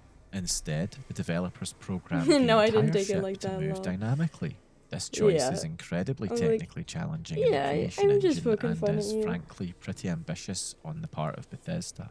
It really is an impressive feat for the creation engine, considering the ship's complexity and its location in Boston's dense downtown environment, which, at the best of times, can cause slowdown. The revelation that players could actually jump onto the Constitution with evidence caused a lot of excitement with players when it was posted in 2015. While some claim to have known about this already, and bear in mind the video was posted in the same year as the game came out, others said they'd never realised it was possible until stumbling upon the video or forum posts that were shared later. In fact, it seems players have been finding this out all the way up to the present day. Perhaps some of you are here now hearing about this for the first time. Regardless, the feat remains one of those only in a Bethesda game moments that shine a light on the mad creativity and unpredictability of the game itself and its players. So yes, this was an urban legend for a short period of time, and then the video evidence came out, but it then became a tale shared online with new players finding out about it and its cool creation engine implications every year since the game's initial release. Preston Garvey, Preston Garvey, Preston Garvey. The endlessly annoying face of the Minutemen has, as you will all know, inspired endless memes, rage amongst players fed up with his incessant requests, and perhaps lesser known, a few interesting player theories. In amongst these is the one I find most interesting, the notion that Preston isn't the selfless leader he appears to be, but rather a cunning manipulator orchestrating events to his benefit. At first glance, Preston's actions, though annoying at times, seem altruistic. He rallies the sole survivor to rebuild the Minutemen and protect the Commonwealth. However, skeptics in the player base have argued over the years that his motives might be far more sinister. Preston's knack for knowing exactly when a settlement is under attack, coupled with his insistence that the sole survivor personally handles these crises, raises questions. How does he receive this information? The Commonwealth lacks widespread long-range communication systems and Minutemen radio's reach is limited. Some players have theorised that Preston has insider knowledge, perhaps even direct ties to raiders and gunners, allowing him to manipulate both sides of the conflict. By ensuring constant attacks, he consolidates the Minutemen's influence over settlements, positioning himself as an indispensable figure in the Commonwealth's survival. Sort of like Emperor Palpatine when he was orchestrating the war between the Separatists and the Republic. Preston's decision to make the player the Minutemen General after a single mission seems kind of insane when you think about it. Some players suggest that this move is a calculated strategy. By placing the sole survivor in the spotlight, Preston avoids scrutiny while maintaining actual control. As the so-called public-facing general runs from settlement to settlement, The reason my fighting dad raiders likes the and game so building much is because he gets to run around with a Preston's golden power with grows a quietly in the retriever. background. I almost said By the golden end of a retriever. I Minutemen meant to say aligned German playthrough, Shepherd. Preston has That's the effectively dog he positioned has. his faction as the dominant force in the Commonwealth. The Institute and He Brotherhood are likes the gone, dog. the railroad remains niche, and the Minutemen control a vast network of settlements. All this is achieved with Preston rarely leaving Sanctuary Hills. The theory of Preston as a sleeper agent or secret villain gained traction over the years on forums like Reddit, where fans dissected his actions with conspiratorial zeal. Some even suggested he's a synth working on behalf of the Institute to destabilise the Commonwealth by fostering endless conflict. Others believe Mama Murphy's psychic abilities play a role, with her visions guiding Preston's manipulations. and her visions are a whole other kettle of fish. How does that even happen? Anyway, while many players have dismissed these ideas as overthinking what is ostensibly a poorly written character, the theory shines a light once again on Fallout 4's ability when it comes to unintended storytelling strength. Ambiguity, something we touched upon earlier with the "is the sole survivor a synth" theory. Whether you see Preston as a noble leader or a power-hungry opportunist, the game allows for multiple interpretations, something that's led to players gathering to debate these around the digital campfire. Ultimately, the theory of Preston Garvey as the true villain of Fallout 4 is, in my opinion, sadly unlikely to hold water. However, I love the fact that the community's creativity has allowed such theories to exist at all. Villain or not, Preston remains one of the game's most talked about characters, even if that's usually only because another settlement always needs your help.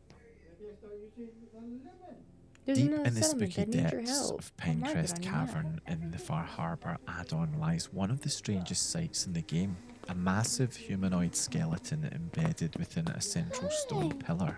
Its proportions far exceed those of any known human or creature in the Fallout universe, and its positioning, grasping a skull and spine in its left hand and a skull faceplate in its right, raises tantalising questions about its origin and significance. Questions that have caused players to theorise as to what it's all about.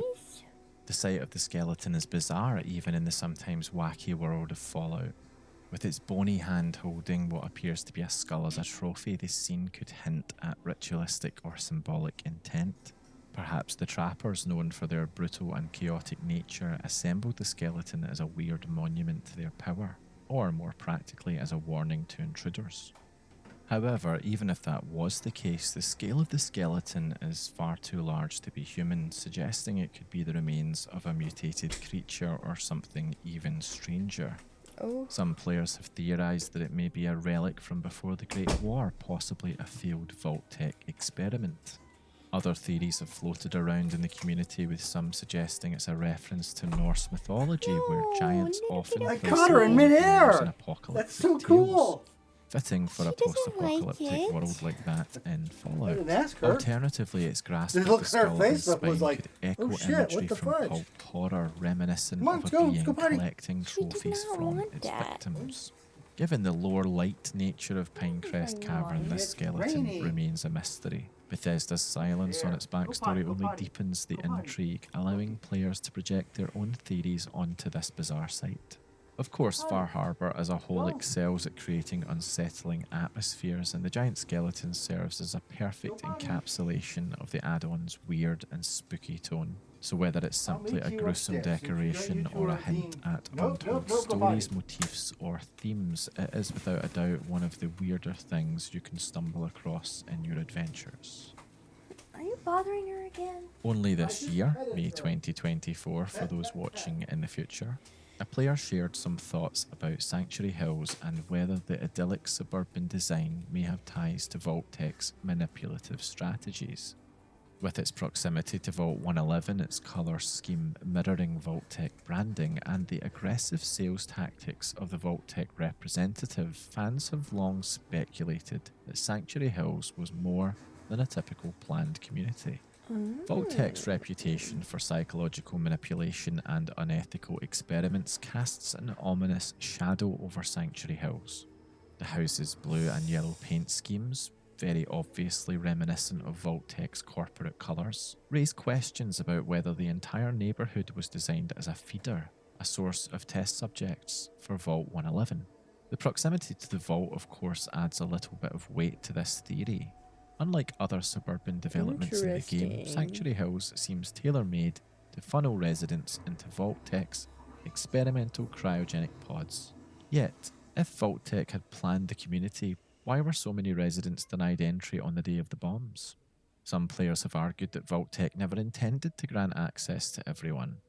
Instead, Sanctuary Hills, they argued, may have served as a controlled social experiment to study behavioural responses to perceived scarcity, desperation, and disaster.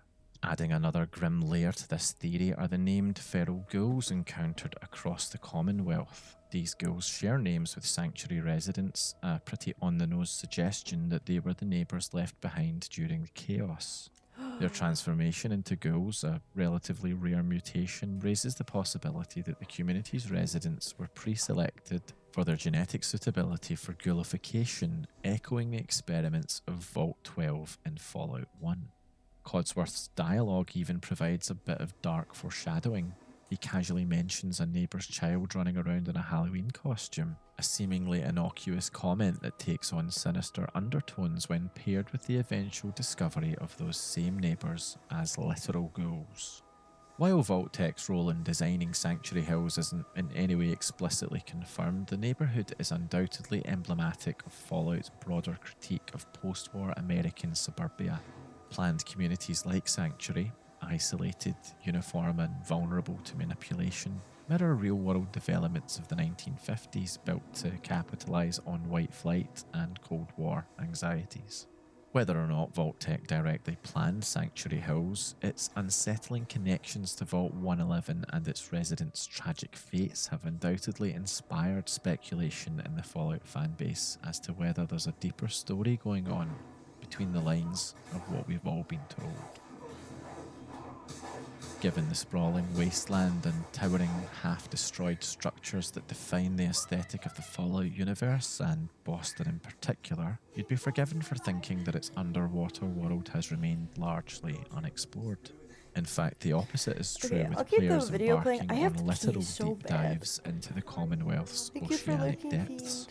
Back in the tail end of 2015, a particularly dedicated Fallout 4 player spent weeks mapping the underwater terrain and documenting his discoveries. Amongst rusted debris and skeletal remains, he uncovered a bizarre assortment of finds that inspired a lot of speculation online. One of the standout discoveries was a sphere with the word "new" etched onto its surface. What this sphere signifies, whether a playful Easter egg, cut content, or an abandoned narrative thread, remains unknown.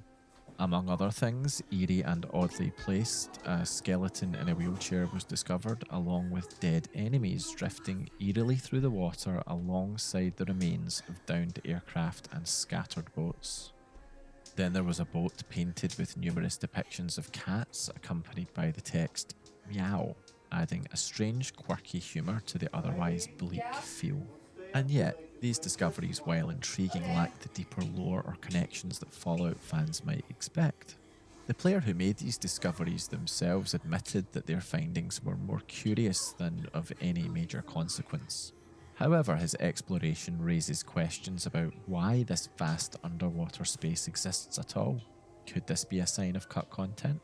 Speculation about Bethesda's development process suggests that they may once have planned more for Fallout 4's oceans. For instance, as we discussed earlier, the discovery of a harpoon gun, a weapon seemingly tailored for underwater combat, had fueled theories that aquatic DLC or missions were considered but never implemented, which then led to the discovery of the 20 Leagues Under the Sea quest many years later. Though the original poster and other players over the years found no earth-shattering secrets, some of the strange findings do beg some questions. Are they placed where they are just to fill up the world a bit and make it feel alive? Or are they clues to even more cut content yet to be discovered? Have you made any bizarre underwater discoveries that aren't well known? If so, I'd love to know more about it. Moving from one sea to another, the Glowing Sea is a place very obviously designed to unsettle. Its spooky ambience, broken only by the occasional rumble of a radiation storm, lulls you into a false sense of calm before the inevitable chaos erupts. But sometimes, even in an environment so clearly designed to make the player feel off kilter, the wasteland finds new ways to surprise. A player in 2017 shared an experience in the Glowing Sea that would spook the life out of anyone who experienced it. Imagine the scene. You're trudging through the cracked earth and dead trees when, without warning, the sky becomes a theatre of madness. Rad scorpions, enormous and lethal, Oh, come that's hurtling in down from above like grotesque meteors. This is why Before I'm you can afraid even to play the begin to Fallout process games. Okay, the there's absurdity of literally it, they hit things the like ground with a huge sickening scorpions that are crunch, literally the dying size of you. And instantly honestly, as their the corpses scorpions aren't twitch the problem. The unnaturally problem and is that I begin have to claw kill their them. way up from the soil around Okay, you. can't Moments I like just what this player exist with them experienced feel and like be a friends glitch with them? Because, of course, they are. Clearly, the Rad Scorpions aren't supposed to fall from the heavens like some horrific divine punishment. It's the result of the game's engine failing to calculate spawn points properly, placing these enemies far above the intended terrain. And yet, the randomness of it somehow fits the chaotic vibes of the glowing sea. Is this something you've ever experienced? If you've been a victim of the Rad Scorpion rain, I'd love to hear about it. But you need a perk, then yes you Moving can. away from the glowing sea, we'll take a look at a more urban location. The East Boston Police Station is one of those places that feels like it's hiding something just beyond the edge of reason. Its broken, weathered facade is unremarkable at first glance, blending seamlessly into the ruins of the Commonwealth. But once inside, the atmosphere changes. The air feels heavier as though weighed down by the station's history. And then the inexplicable begins, at least according to a short player story from 2016. According to them, a cell door opens on its own, the creak echoing down the cold, empty hallways. It's the kind of moment that freezes you in place, making you question what you just saw. Was it a breeze? A misstep from a companion? Or was it something else entirely? In Fallout, where literal ghosts roam, the idea of a haunted location doesn't feel entirely out of place. Could the station be haunted, or is it simply another case of the game's programming creating unintended moments of tension? Whatever the case, it got me curious about the location and whether there are actually meant to be spooky events happening there, as was the case in the Dunwich building in Fallout 3, for instance. The only way we'll ever know is if we can corroborate with other players who may have experienced paranormal events in this location. Interesting. You thought you'd seen the last of him. Kellogg, the unrepentant mercenary, the Institute's hand-picked instrument of cold brutality, was nothing more than a memory, literally. His death was the inevitable conclusion of your path through Fallout 4's main quest, his cybernetically enhanced corpse left behind as you pressed forward in search of Sean. Yet, as some players have reported, Kellogg might not be entirely gone. Man I don't know The is first report from 2018 dead. is a strange tale. Imagine this. You're in Cambridge. The dull grey glow of the Commonwealth skies casting shadows as you fend off a pack of feral ghouls. Amid the chaos, a figure catches your eye. Human, deliberate, and eerily familiar. VATS confirms it. Oh, he's saying Kellogg. gold. Before you can process this impossibility, The way you take he was him down, pronouncing it, it only kept to watch making his it sound body like he was dissolve just into the saying ground like a girl. phantom. Then moments later, he's back again, relentless, unyielding, and just as mortal as before. And I was This like, 2018 what? report of Kellogg's spectral appearances stirred equal parts fascination and dread among players. Some attributed it to the Freefall mod known for restoring cut content, while others speculated about bugs or overlooked elements buried deep within Fallout 4's labyrinthine code. The most tantalizing theory, however, is that this ghostly There was encounter not one was in an my house. There intentional was not a inclusion. giant scorpion at Cut my content house. designed I to was toy with saying the soul in the survivor's psyche game, post they showed Kellogg like a giant encounter. scorpion The 2018 player in the experience game, with and Ghost they're like, Kellogg "Oh, raised and you have to questions. kill this," Was it a and I was technical like, glitch, a remnant of code recycling but Kellogg's they're so character model, or a haunting manifestation echoing the I've met player's tampered scorpions memories? before. The Freefall in the mod developer wild, suggested not, it was meant like, to in my create the illusion house. of hallucinations, I don't tying think neatly they're into native Kellogg's to the lingering Midwest. presence in your mind. Another player a year earlier, 2017, shared their own unnerving experience of encountering Kellogg repeatedly across the Pretty Commonwealth sure after they're, completing like- Dangerous Minds and killing At him at least if Fort they, Hagen. or at least if they Despite are, finishing they're the not quest like line, they common. found Kellogg reappearing in various I don't know. locations such as west of Bunker Hill, Cambridge, and even I'd have to inside the relook Cambridge at police station. Each time he would engage in combat, but after being defeated, his body would areas where vanish that without offering where loot or XP. scorpions live. Players I'm pretty speculated sure it might they're be a related desert to how they species, initially not killed him in like Fort a Hagen, Midwest using stealth without species. engaging in dialogue. However, further testing revealed no definitive cause. Others experiencing the same issue, similarly to the last player report, noted that mods such as content restorers, as we talked about earlier, or immersive gameplay modifications seemed to be a common factor, but crucially some players without mods reported the bug as well. This was definitely adding to the spook factor of the entire thing. Responses from the community to the 2017 player report ranged from treating it as a bizarre but fascinating glitch to jokingly suggesting Kellogg had become some kind of Terminator or ghost eternally haunting the player. One commenter humorously remarked, "You're being haunted by regret, and regret has bullets." Some also compared the glitch to recurring bugs in other Bethesda games like Skyrim's reappearing dragon corpses, suggesting it might be a creation engine related quirk rather than something deliberate. For instance, it was said that players skipping or altering Kellogg's scripted dialogue before killing him might trigger the bug.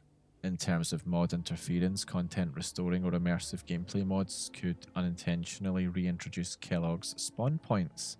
And finally, many affected players were using survival mode, possibly highlighting a niche interaction between the difficulty setting and the game's mechanics. While no solution was universally effective and no explanation fully satisfactory, especially for those experiencing this without mods, some players suggested trying to progress further in the main quest line or removing mods that alter quest or NPC behaviours. Others simply embraced the glitch, describing it as an accidental horror mode that added to their playthrough's tension. For me, I love the idea of Ghost Kellogg haunting the player with his presence long after they've ended him. I'm sad to say that I've never experienced it myself though, but I'm glad I got to come across a few player experiences of this amazing phenomenon.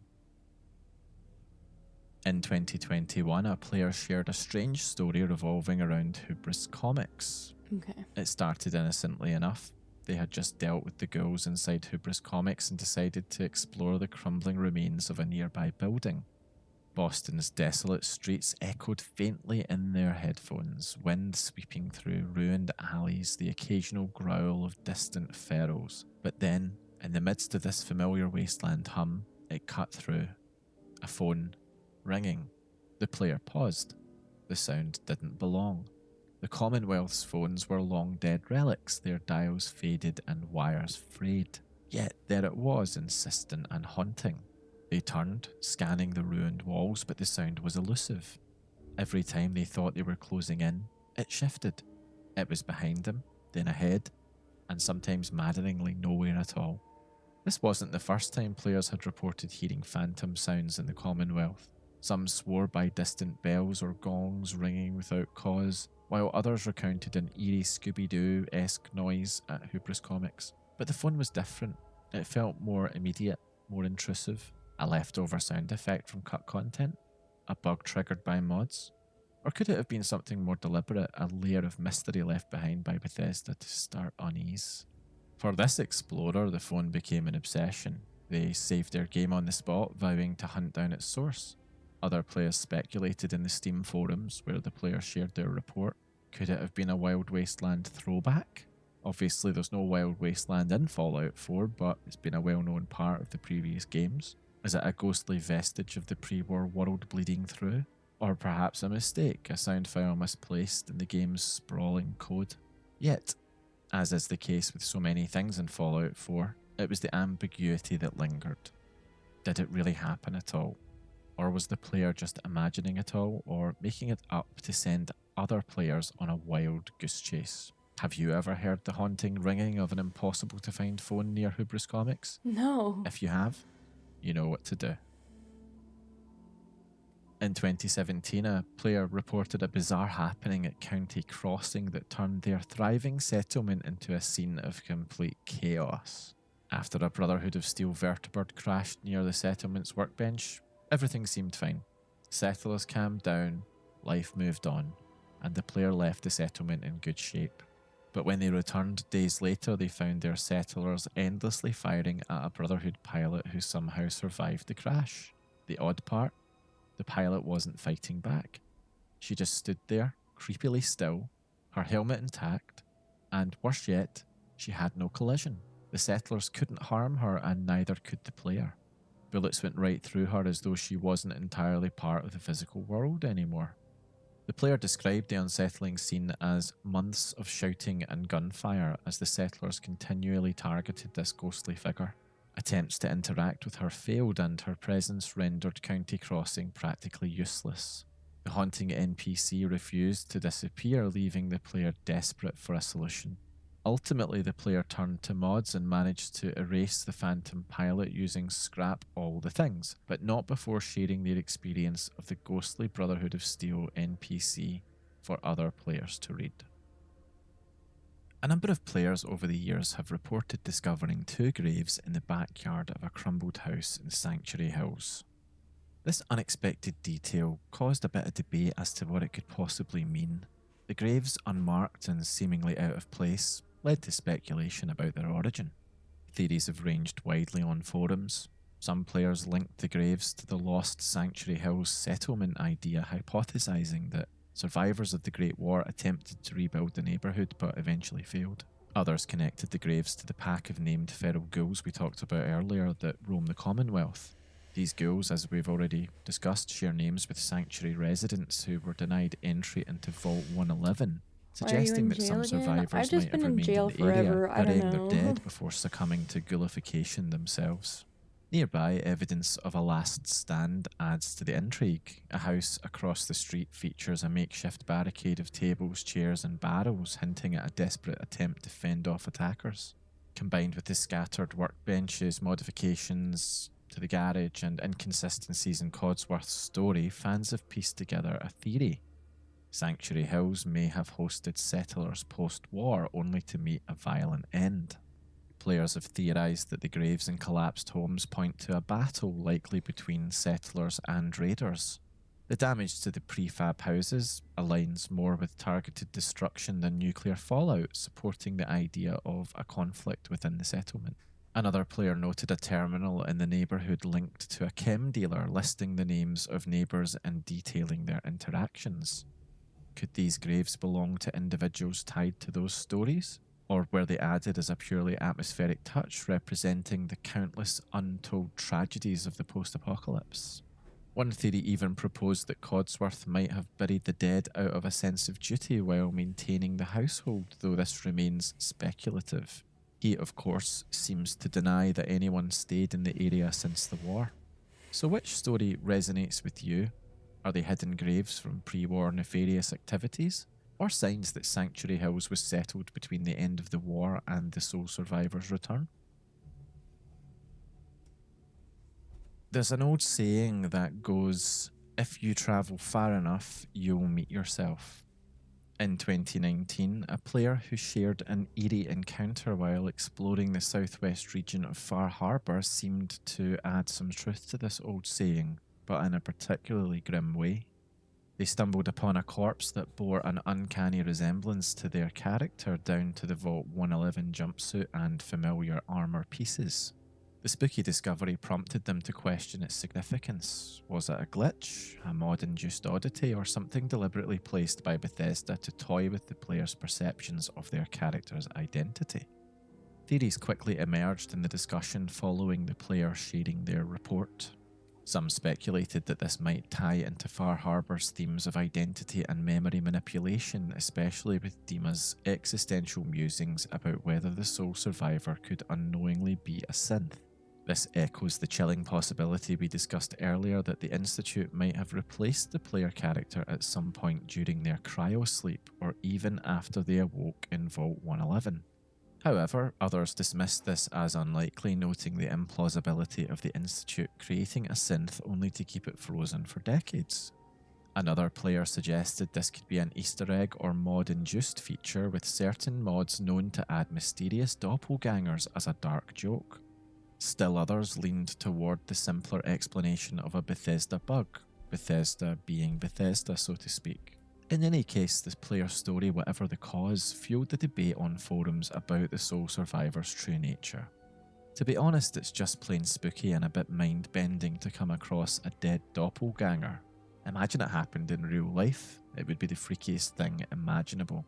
I came across a few stories similar to this on my journeys online, but not an avalanche of tales. So if this has happened to you, please do share your experience. Moving on to our next story, and I have to say, I absolutely love this story because A, it's so weird, and B, there's evidence as well. So, in 2021, a player shared a truly bizarre experience in which a distorted face appeared on the wall of a building in Sanctuary Hills. The strange visage only became visible when viewed from a specific angle, fading back into the normal texture as the player moved. They described the uncanny level of detail in the face with closed eyes and unsettling proportions, comparing it to something out of a nightmare. And looking at the picture, it kind of is. The post quickly gained attention, with other players speculating about the cause. Some dismissed it as a texture mapping issue where the game incorrectly loaded a face's normal map onto the wall's texture due to a resource loading glitch. Others leaned into the creepiness, joking that the game might be haunted or that the face belonged to one of the player's settlers. One particularly astute commenter identified the face as a generic female face map used for various NPCs in the game, meaning it could belong to characters like Marcy Long or even Piper. The distortion added an unnerving effect, making the glitch feel like something out of a horror story. Despite technical explanations and theories, the glitch certainly inspired imaginative ideas about haunted textures and spectral settlers. This has to go down as one of my absolute favourite Fallout 4 campfire stories. Hey, let me tell you about the time a giant face appeared on the wall of my Sanctuary Hills home. Love it. Moving on, this year, 2024, a player shared an unsettling experience with a glitch involving the sound of a crying baby echoing through the underground area near Vault 114. This wasn't the robotic cries associated with the General Atomics factory glitch. Instead, it was a hauntingly normal baby cry, disembodied and obviously seeming out of place. The player claimed they had never even entered the General Atomics factory in any of their playthroughs, ruling out the usual culprit for baby-related audio bugs. Interestingly, others chimed in with similar reports, speculating that the crying might be related to Sean's audio files somehow glitched into triggering in unrelated locations. One commenter suggested it could result from mods that bypass the intro sequence, though the original poster clarified they experienced this on vanilla saves. This glitch has left players baffled, especially since it occurred consistently over several playthroughs. Some theorised that it could be an issue with how the game handles preloaded audio assets, while others leaned into the eerie implications, joking about haunted stations or forgotten secrets of the Commonwealth. Whether a misplaced audio file or something stranger, the glitch has a beautifully uncanny feel to it, and I would love to experience this one myself. Another player way back in 2015 was clearly unsettled and shared their experience of a series of really rather freaky events while playing Fallout 4. They claimed to have noticed strange behaviour that made them feel like their character was being stalked by something unseen.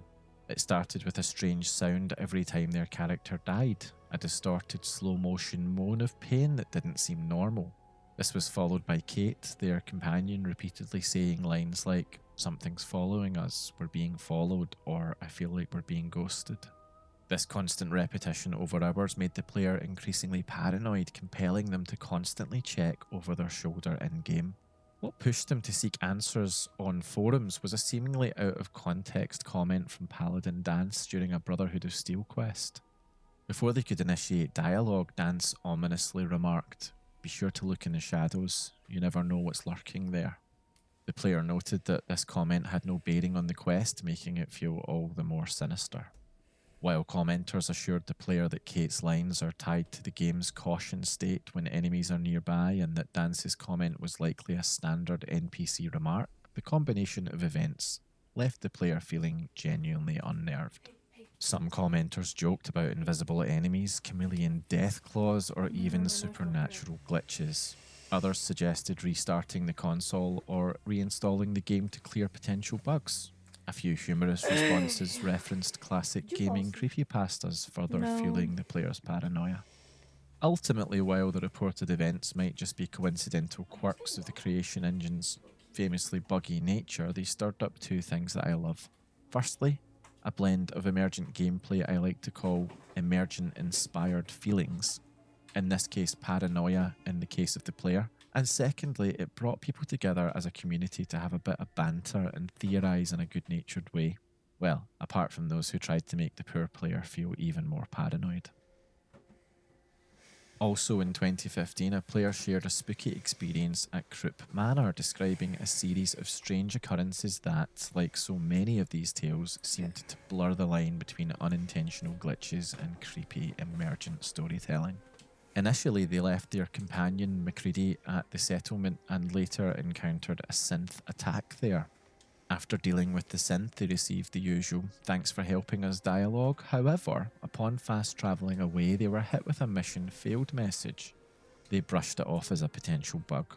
Much later, they returned to retrieve Macready, only to find him and half the settlement's population missing. Despite the settlement counter stating 10 residents, only 5 were visible. Those remaining settlers behaved bizarrely. No one farmed, used the beds, or interacted, apart from one bartender and a lone artillery operator. Convinced the settlement was infiltrated by synths, the player embarked on a killing spree only to discover none of the settlers dropped synth components. Whoops. Upon receiving advice from other players, they discovered the missing settlers, including Macready, standing eerily still by the shoreline, seemingly frozen in time. Fast travelling didn't resolve the issue, and the haunting vibe of the settlement lingered. Another commenter noted that Croup Manor is notoriously buggy. Despite the likelihood of a glitch, the spooky behaviour of the settlers made the experience creepily memorable.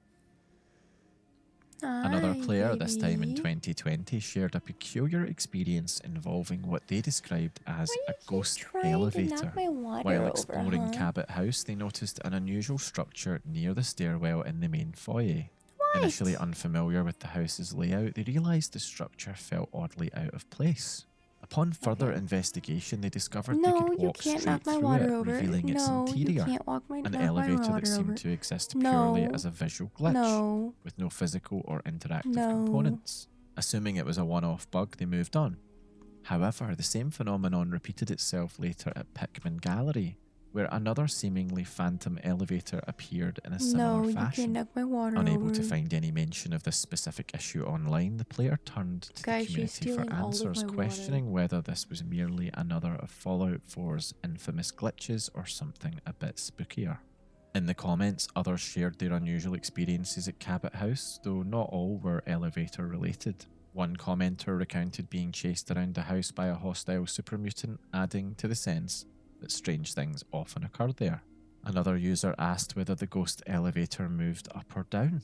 The original poster clarified that it was completely static with no interactive functionality. It was as if the elevator's image had been mistakenly pasted into the environment without the supporting code. So, was this simply a visual bug or an accidentally atmospheric oddity unintentionally introduced into the game? You can have my water. Whatever the case, I love the story, mostly because it's just so completely bizarre. It over, you little shit. In May of 2024, during the Dangerous Minds quest, one player encountered a particularly unsettling moment while viewing Kellogg's memories. They described walking into the final memory sequence with Sean, only to find the child immediately locking eyes with them. Sean's gaze remained fixed on the player as they moved around the room, even when they went upstairs. Despite Kellogg and the Courser following their scripted behaviour, Sean continued to track the player intently throughout the scene. Spooky Sean, we might want to christen him. This unnerving behaviour persisted through his dialogue with Kellogg, up until the moment Spooky Sean stood to leave with the Courser. The player noted how this felt deliberate, as though it was designed to heighten the tension in what is already an undoubtedly emotional and mysterious questline. But of course, we all know it's not the way that things should be. Some players suggested this could simply be a bug with Spooky Sean's animations glitching during the memory sequence. One commenter joked that the game might be haunted and suggested calling the Ghostbusters. Either way, the experience of Spooky Sean left the player thoroughly creeped out. And there you have it, we've reached the end of that giant pile of campfire tales from Fallout 4. So, as we cleanse our minds of these tales of potentially glitch-induced terror and tantalizing mysteries of many flavors, it's clear that Fallout 4's haunting allure and inspiration for online oral storytelling is just as potent as for the other games I've covered so far. Honestly, I probably could have put together a 3-hour video on this, but I wanted to get it out. There are so many stories out there to do with Fallout 4. These supposed ghost stories, eerie glitches, and unsettling encounters have spawned a whole community of people around them, sharing them, theorising, debunking, and in many cases just enjoying the spectacle of it all. It's so fun just to imagine sometimes that there's more life in the games we play than was intended. Something deeper, something mysterious, something unknowable. Fundamentally, whether these experiences are echoes of cut content, remnants, or unintended consequences of Bethesda's ambitious storytelling, or simply the unpredictable nature of the creation engine, they continue to enrich Fallout 4's strong community of storytellers. There's never going to be a shortage of stories to share around the campfire when it comes to this game, or any of Bethesda's games, and I can only thank the people who have shared these experiences. It's been an absolute pleasure to put this together, and I hope you enjoyed it. See you next time.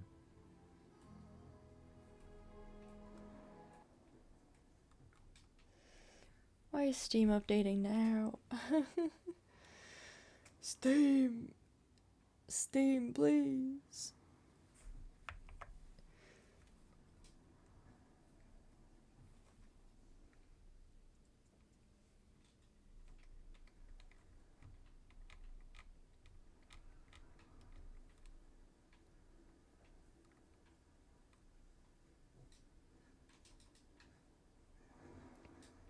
Sheep phone.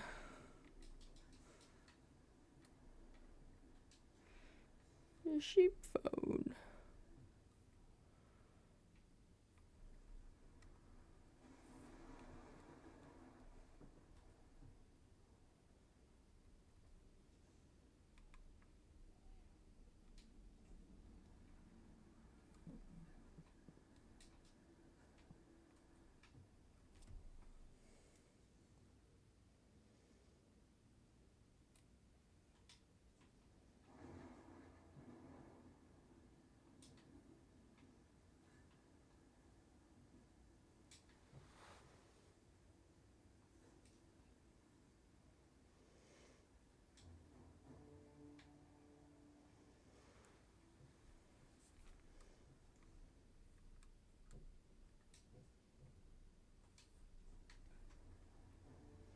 Yeah, I'm gonna play a little bit of A Little to the Left. I'm not gonna play for super long.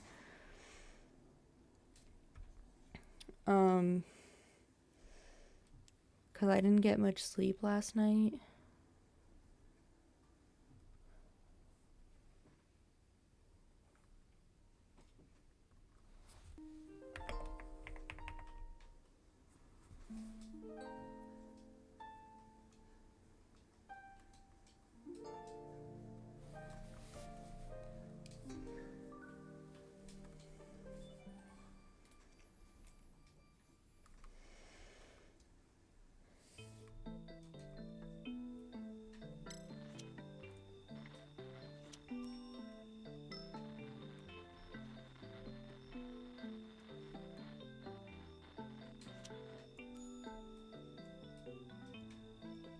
Wait, didn't I already do this one?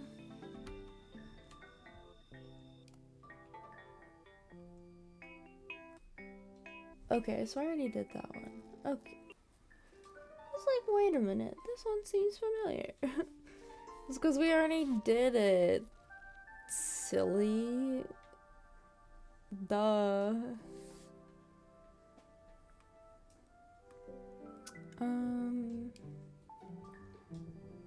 Oh, right, the stupid box level. Okay, now I remember.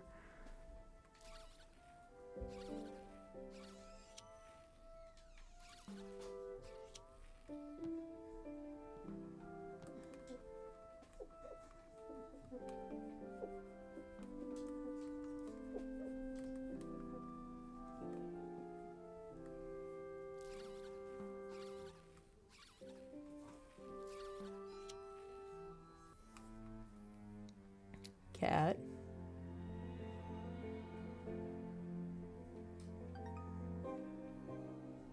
Hey, I completed chapter 3.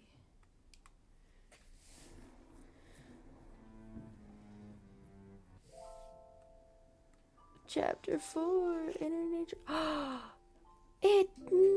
My cat knocked the pot over. How is the lore? It was fine. I'm gonna be honest, I was a little lost for a lot of it. I think it was just because a lot of it depended on you knowing a lot. I think for that one, because there was like a lot of like pieces of it that depended on you knowing like the game. So I felt a little more lost than I did with the other one, but it was good. And like I just personally haven't played a Fallout game before.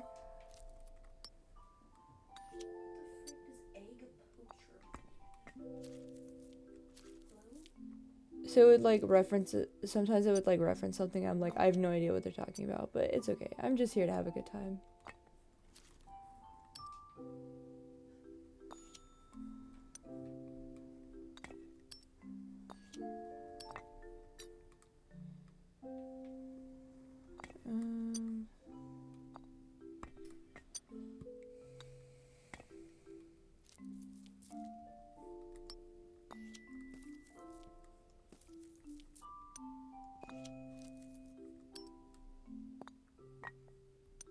Oh.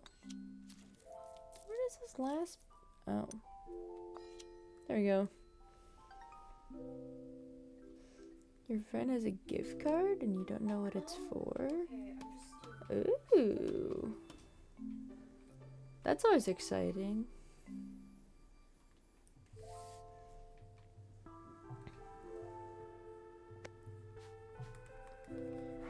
My cat is a menace.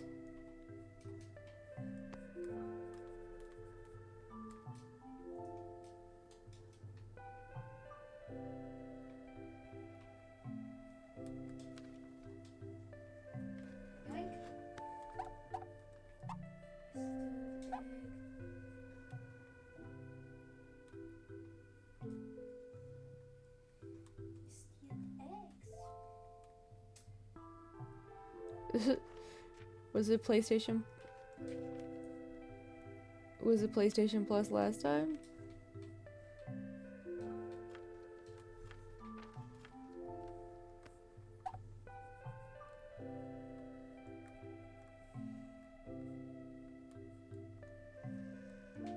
Oh, they're hiding paw prints under my carpet.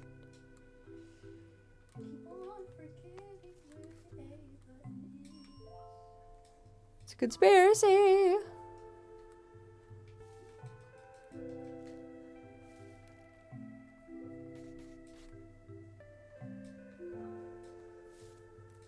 Yeah, but at the time I was playing Helldivers 2. Oh, but now you have nothing to play on multiplayer. Oh, yeah, I guess that would make sense.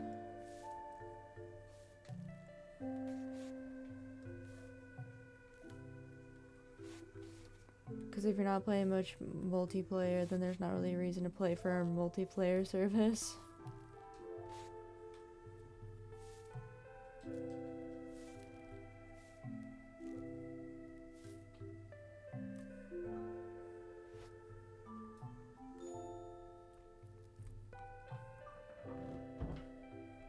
Excuse you. Kitty?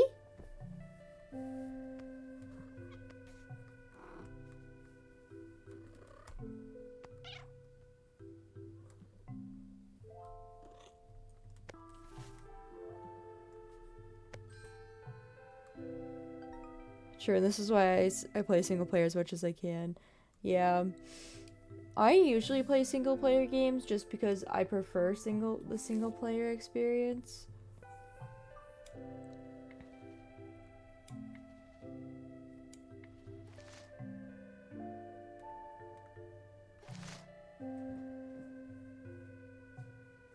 What?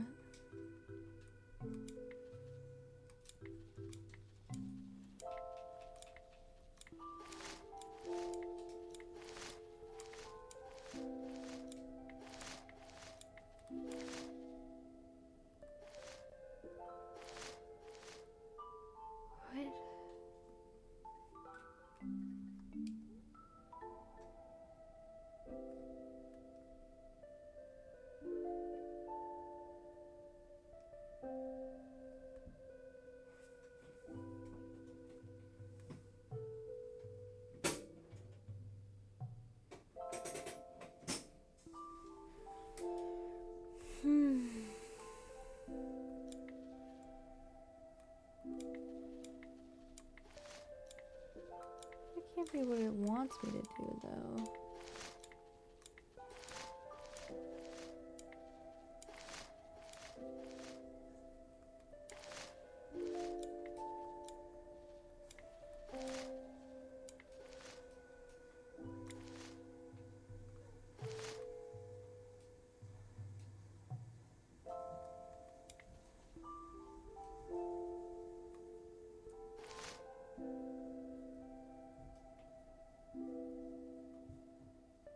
Oh, wait.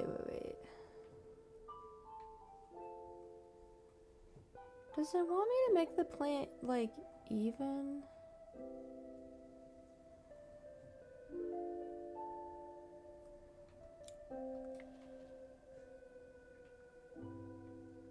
That's not how plants work.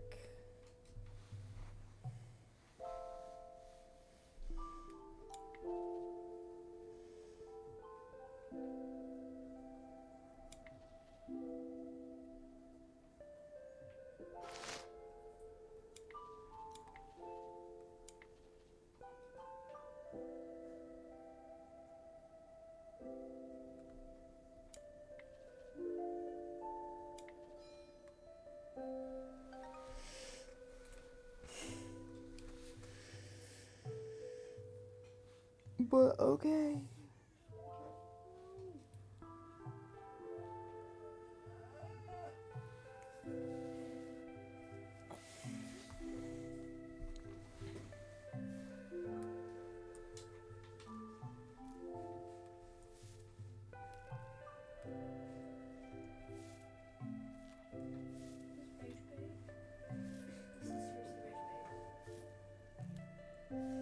Are you saying this is rage bait?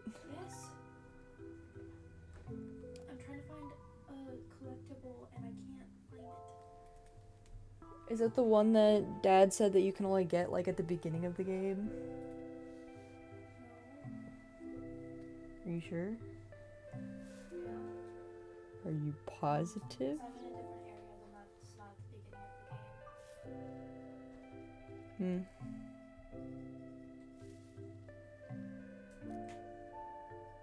Because it's a collectible that's in the second area.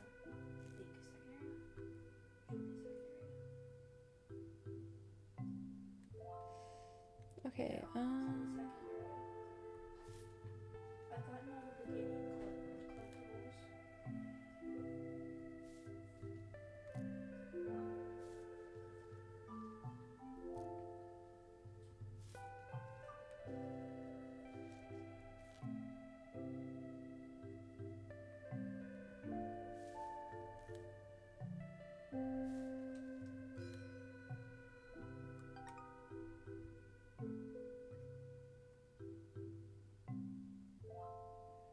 Okay, the only other thing I can think of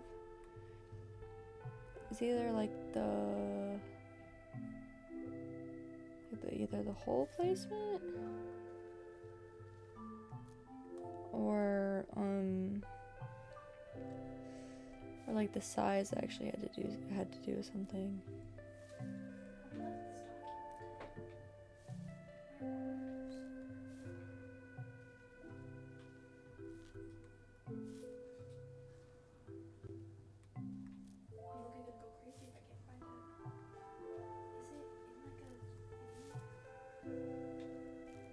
You say and you're already going crazy.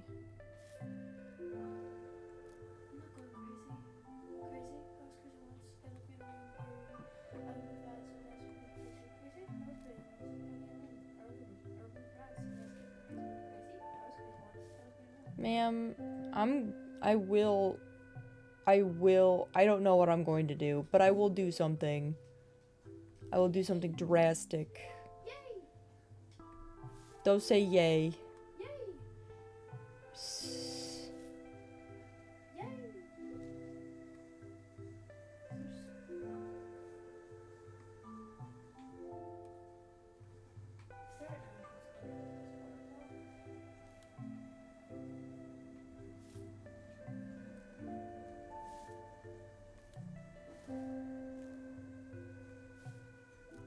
I found a geocache. Not geocache. GPS.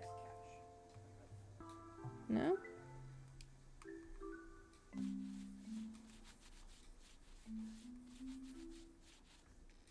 Wait, I already got the color one.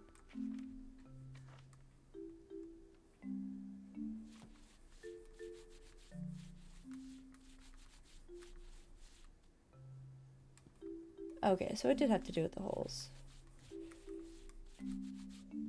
I don't know if I was getting it right though. The last one had to do with the leaves.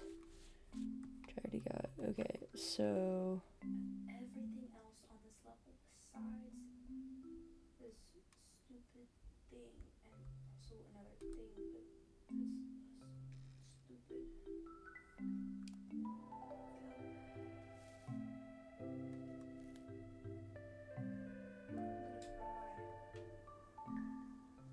okay, so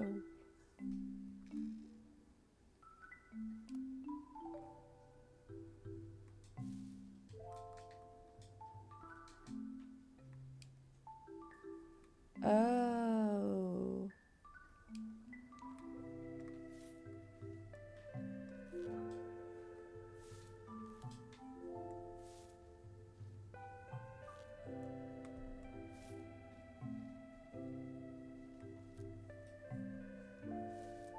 Maybe not that one. Maybe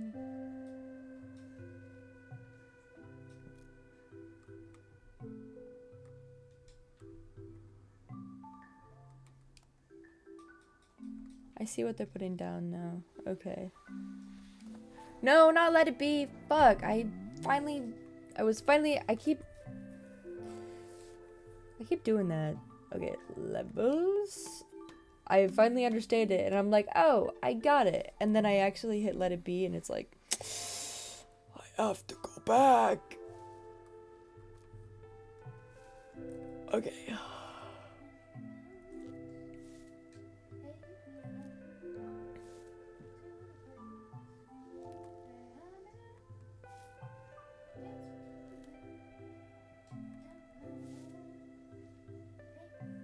I think that was this one.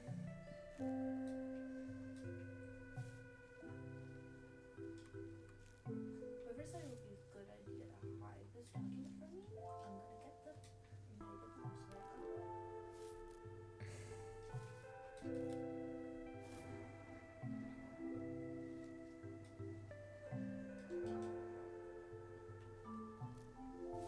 I think they should hide it from you longer. I just think it would be haha funny. I'm gonna rip your skin off to wear it as fashion. I'd like to see you try. Don't actually. That sounds very painful. Wow, I did it!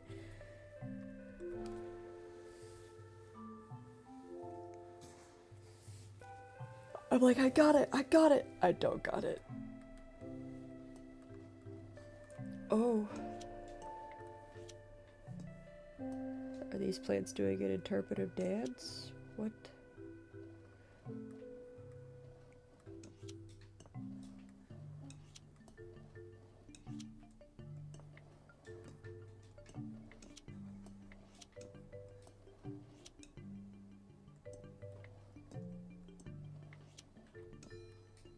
Oh.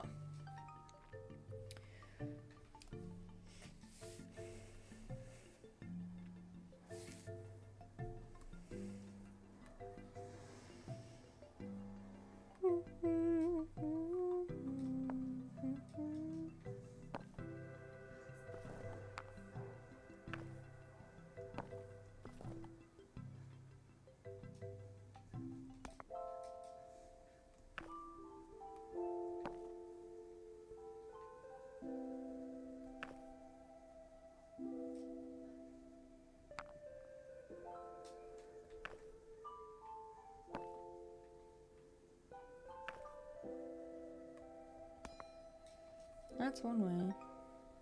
Oh, it's 3 ways. Okay, of course.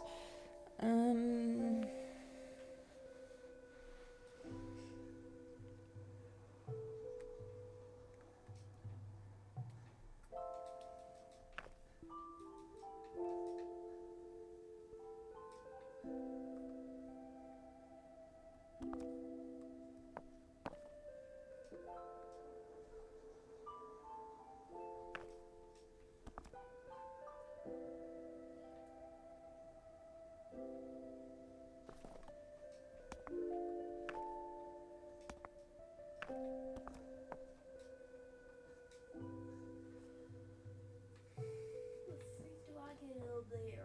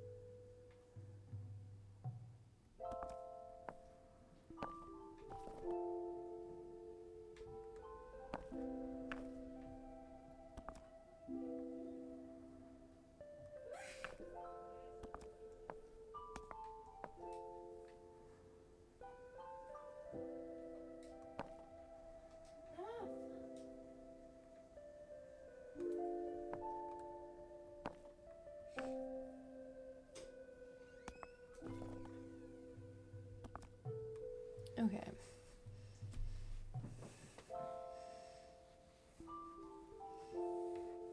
I saw the colors.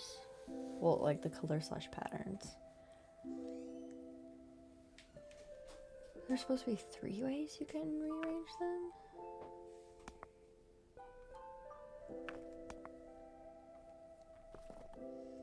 Oh, wait. Maybe smallest to biggest?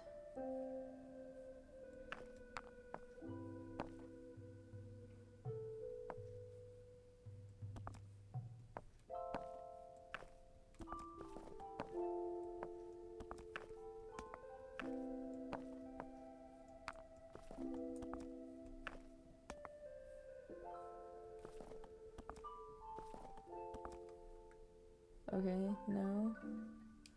What?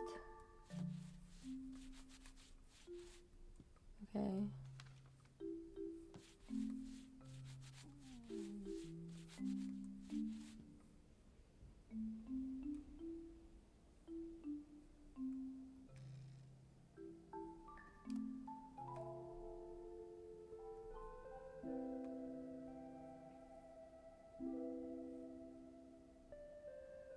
So it's like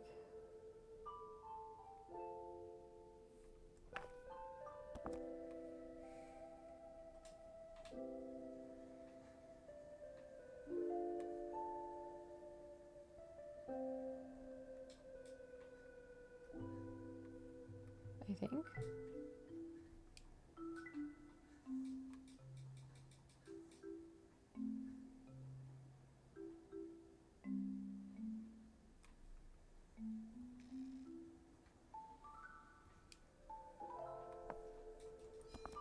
Oh.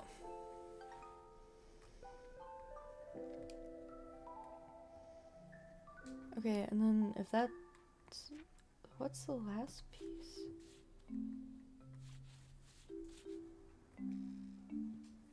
Oh.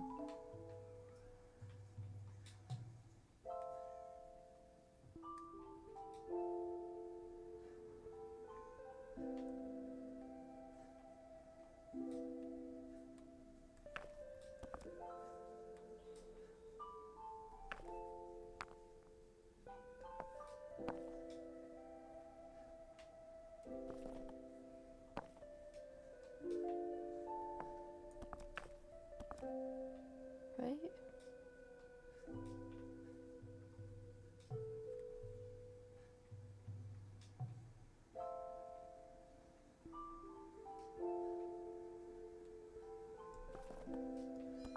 No. Faces. Adoy. Oh. Okay. Lobster claws are kind of cool.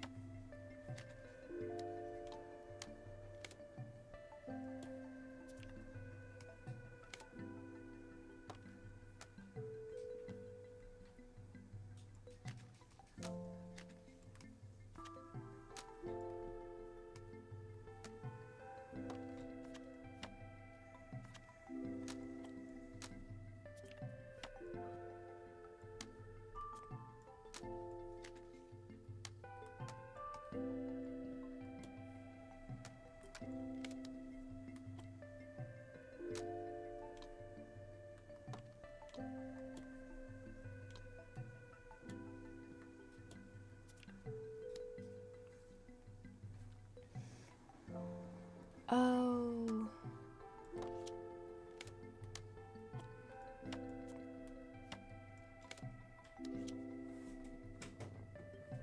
Don't. Don't.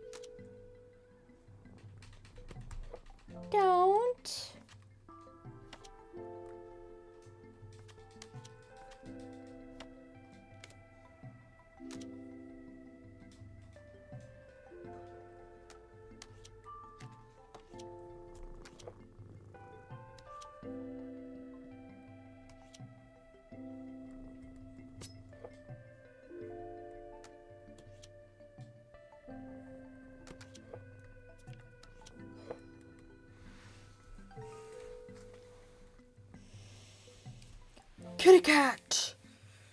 Kitty cat, I want to pick you up so I can love on you! Stop it!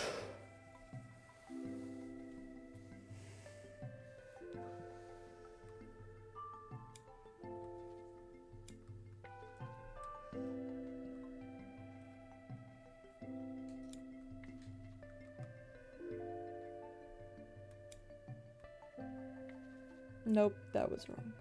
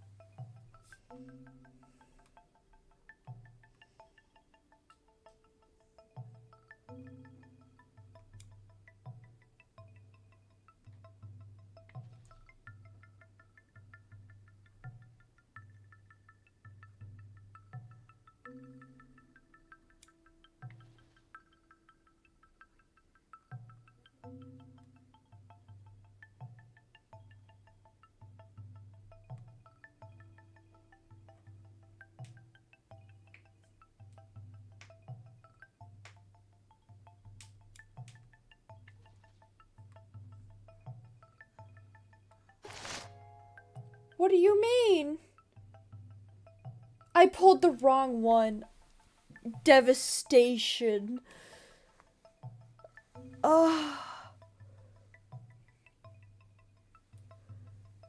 Devastation.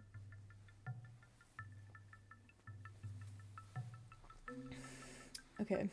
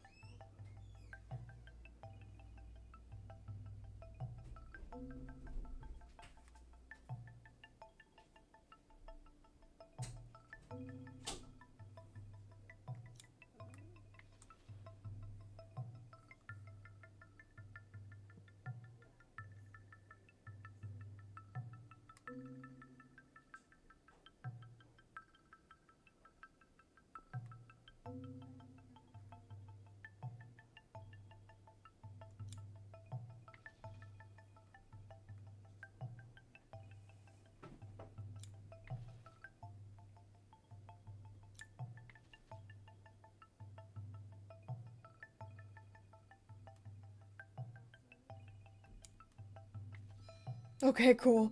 I was like, I swear. Cat! It's cool. I didn't care about that one anyway.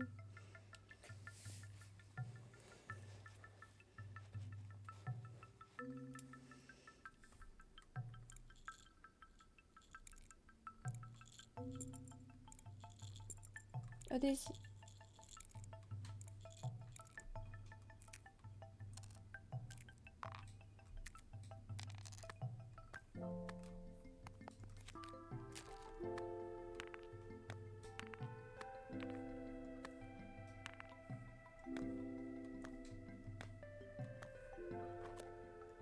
This is my rack collection.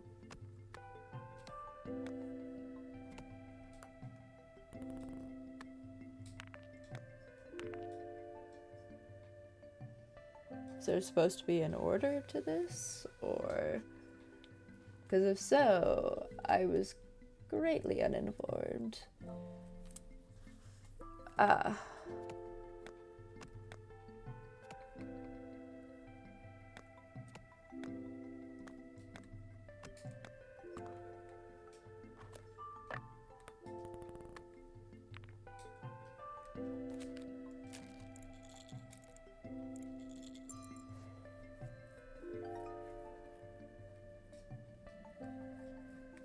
I like the little eyeball rocks.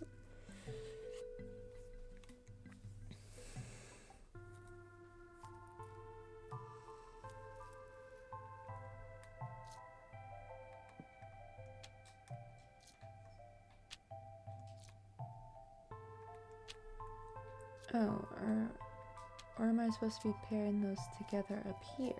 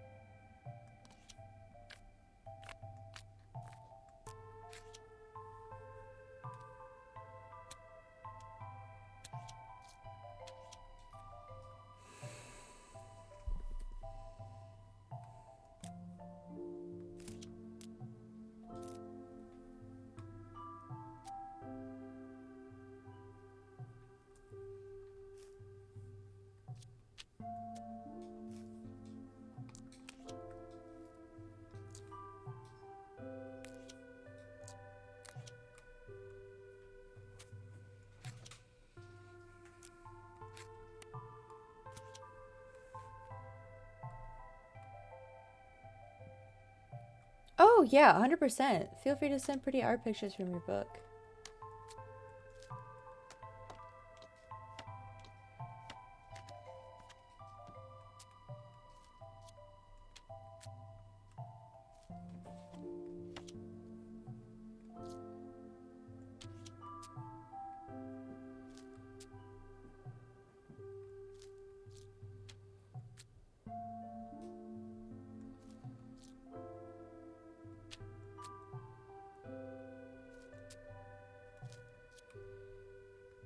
Maybe this here.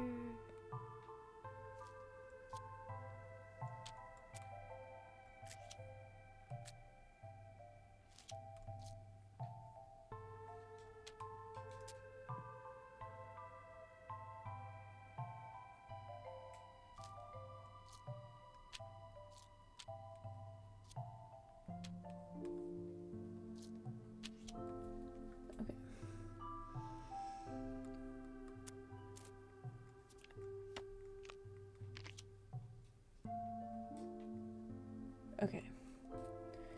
What's not?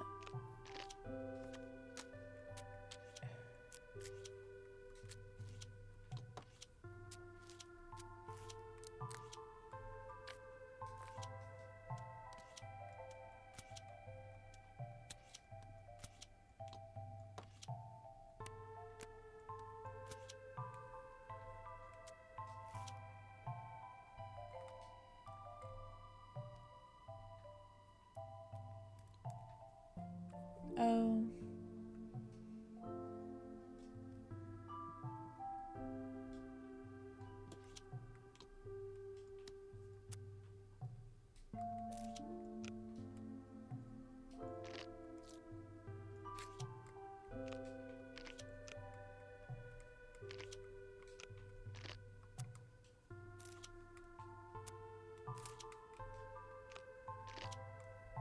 Like that?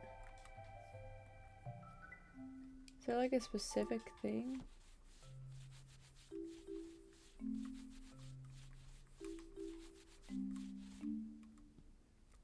Nope.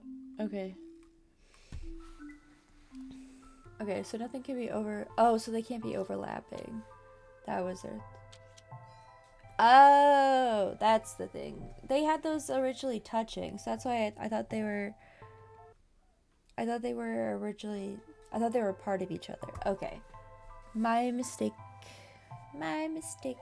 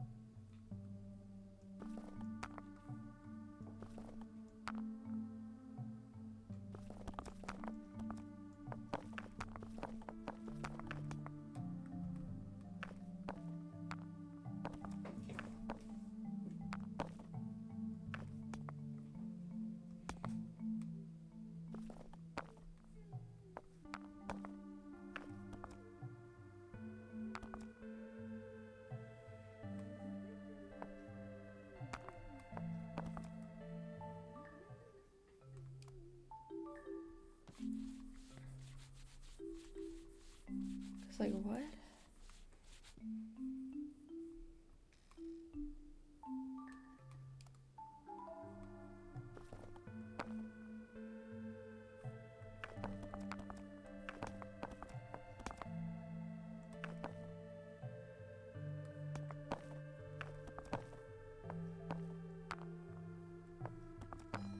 Oh, okay. I just had to fiddle with it a little more. I was like, what in the goddamn...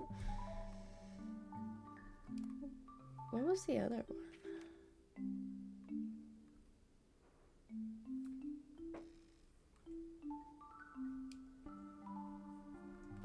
So it'd still be this in the middle, maybe.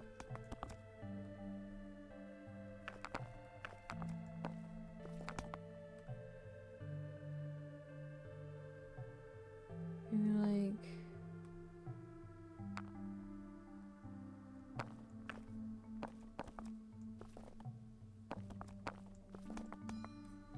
There we go.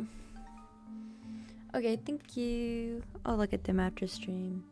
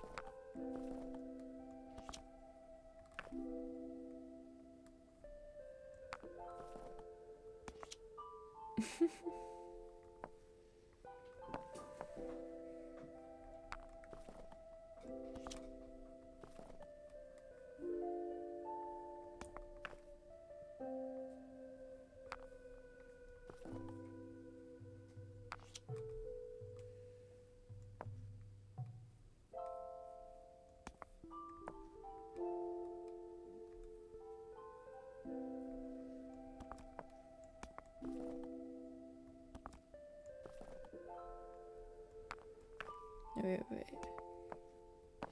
There we go. Yeah. There we go.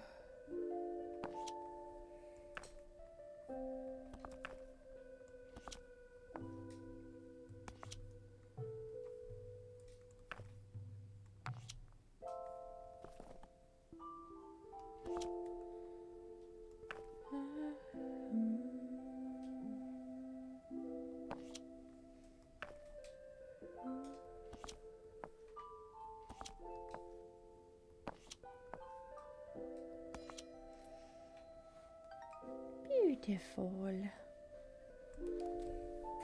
That's such an interesting drawer to have, though. A drawer full of my prism pieces.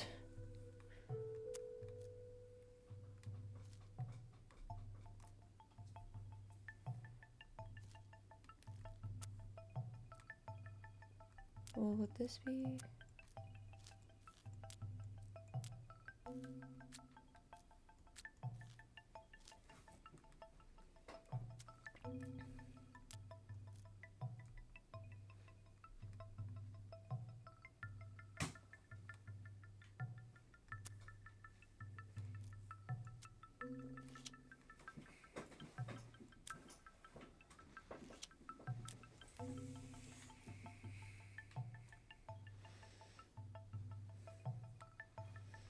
Oh, and that one does have.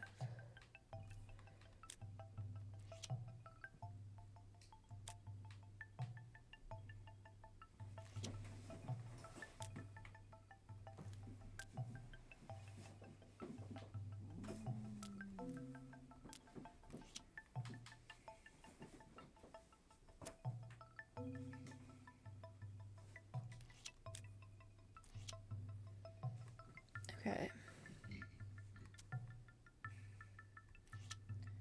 Well, that's not confusing.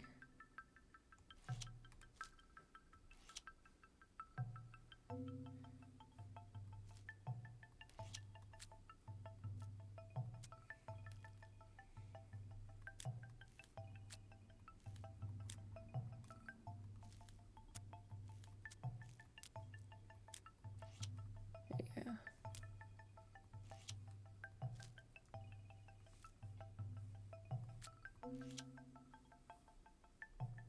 Okay.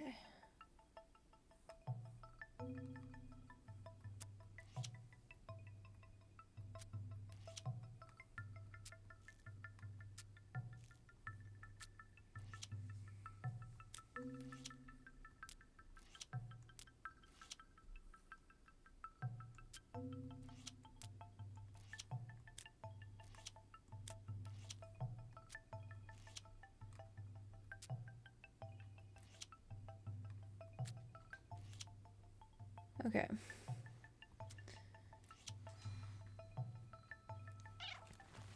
Kitty cat. This is literally just me interacting with Ellie.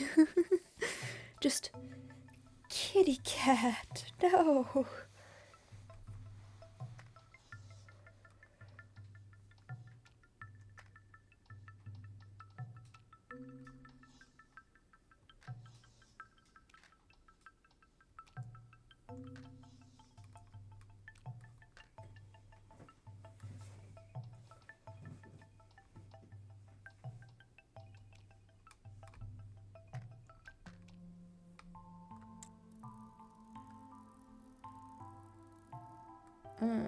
Okay.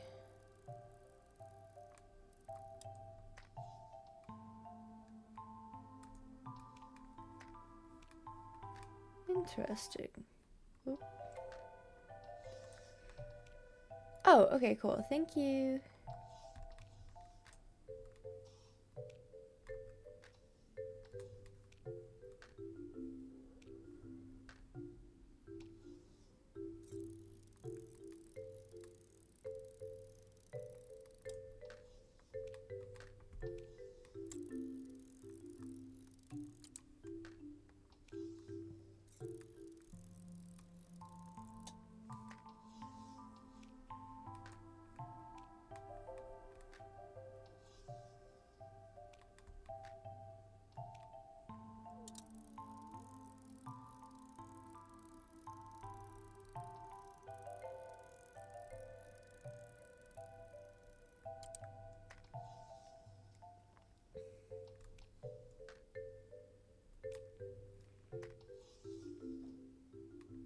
Okay, cool. They are sent.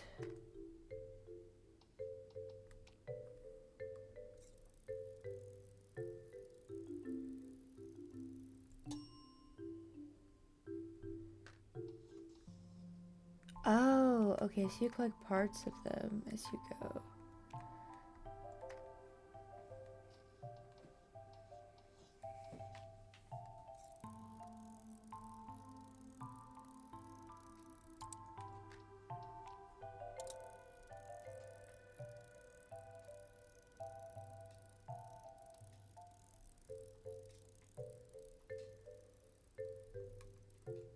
Oh, wait. So maybe that was part of it?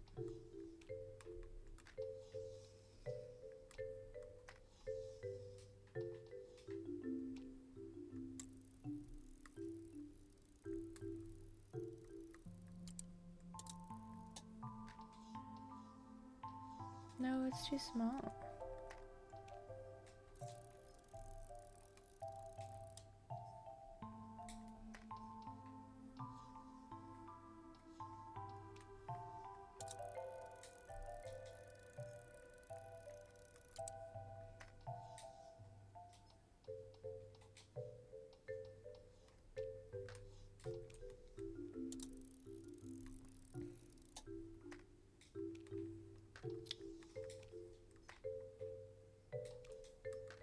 Okay, well these look like they fit.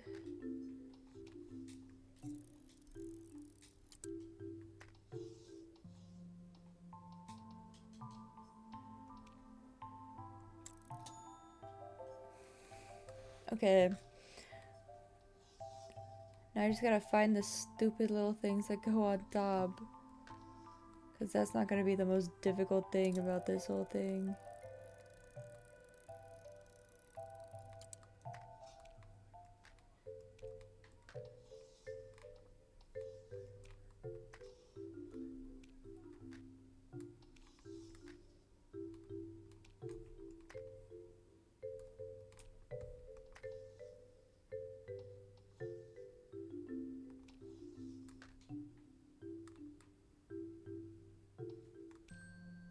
Oh, cool.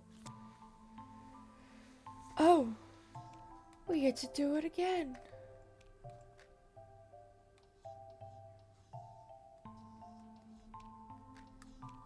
Ba, ba, ba, ba.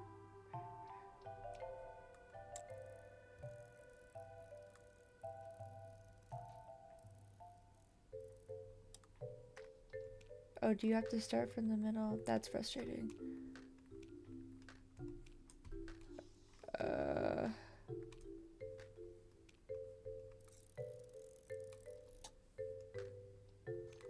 don't think it's that one.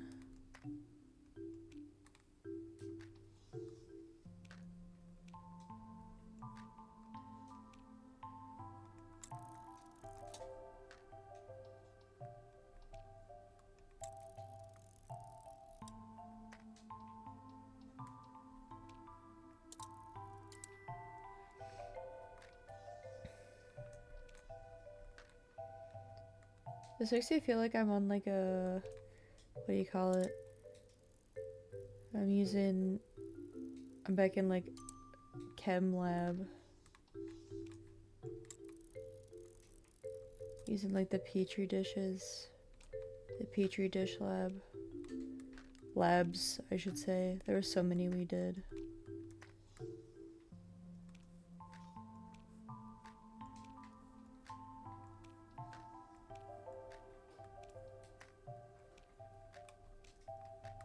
I do remember when there was one we got to home make for Valentine's Day, though.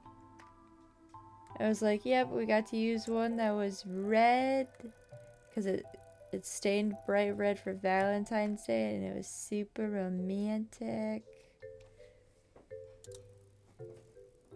It's awesome.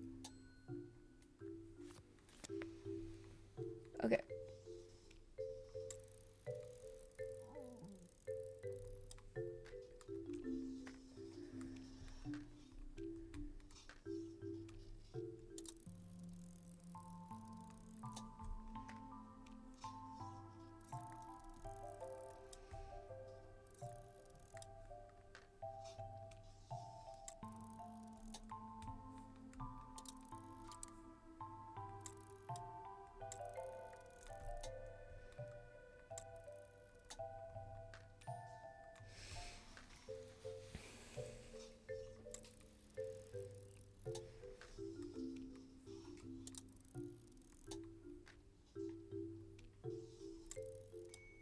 Okay.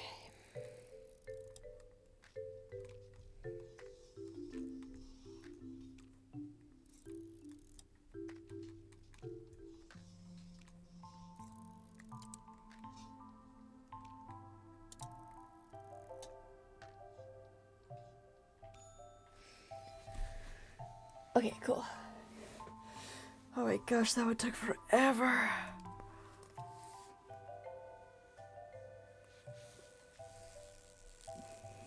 Ooh.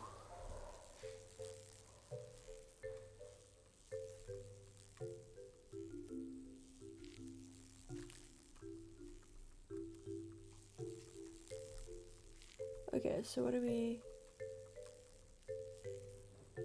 doing here?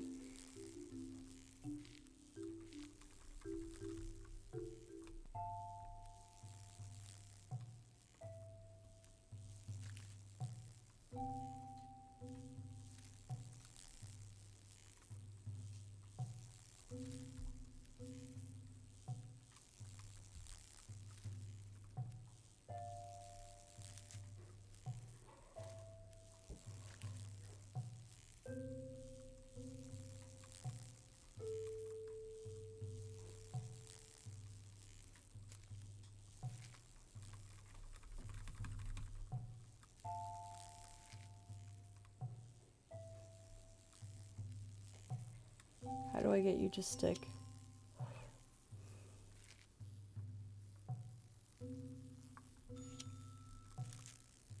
That's horrifying. But I am feeding the local wildlife, so... Oh. Oh! I don't know why that scared me. I was like, spider jump scare. I'm not even afraid of spiders. I think they're pretty cool.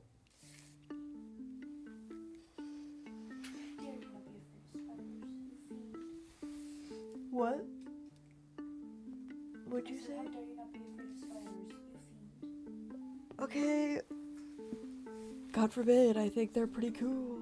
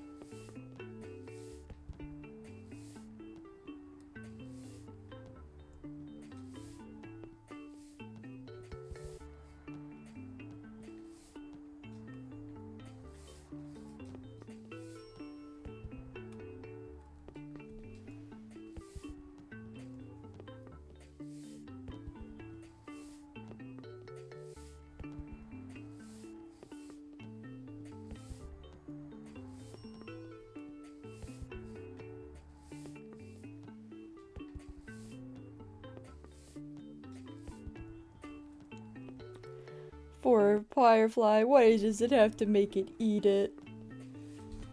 I know, 'cause funny. 'Cause that is the way that nature is. And nature is full of creatures that like to eat.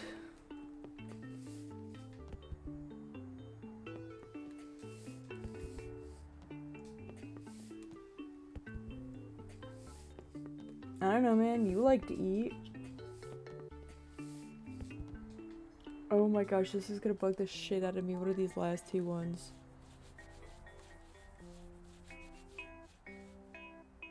Okay.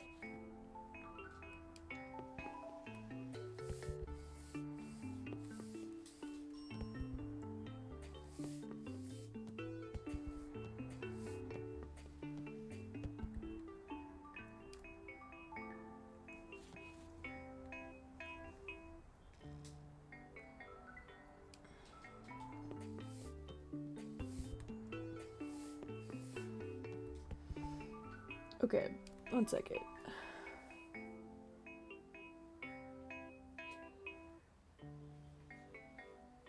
Okay, now I think my brain understands.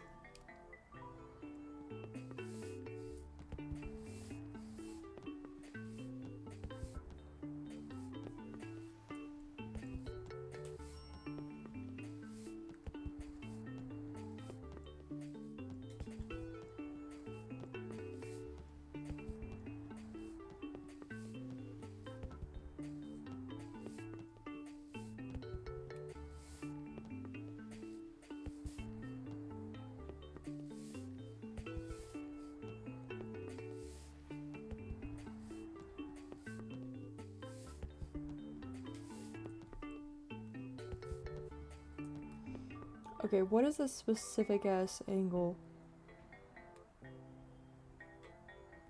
Just a little bit.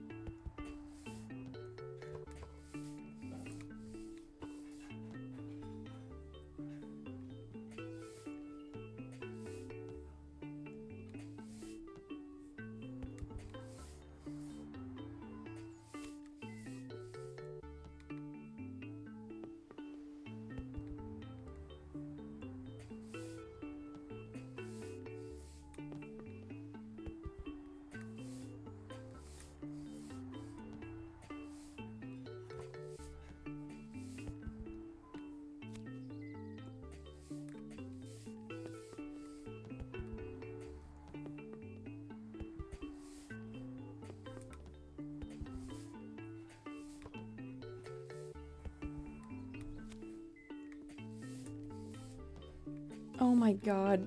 Why do I have to do fucking metaphysics? I don't... What?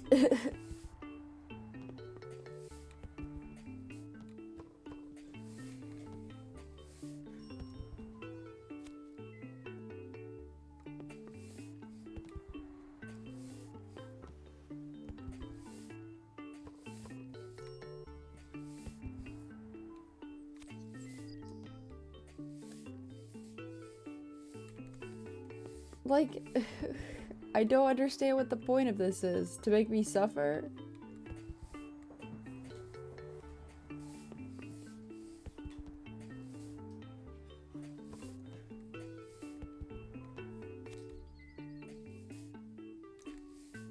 Because it just keeps going straight into the hole and then it just keeps restarting. What the fuck?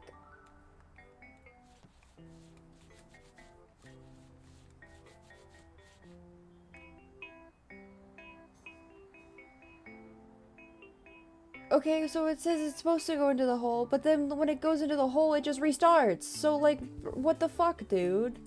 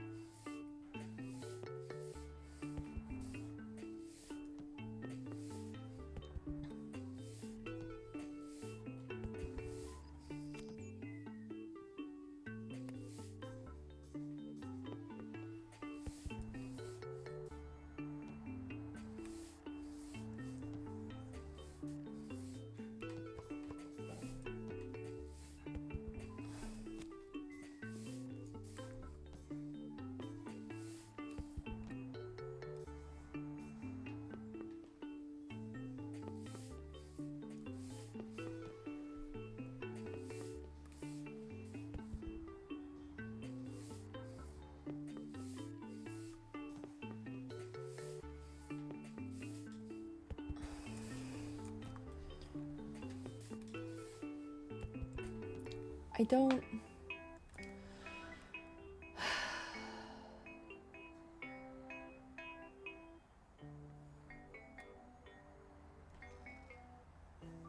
Thank you for the drink water, Redeem.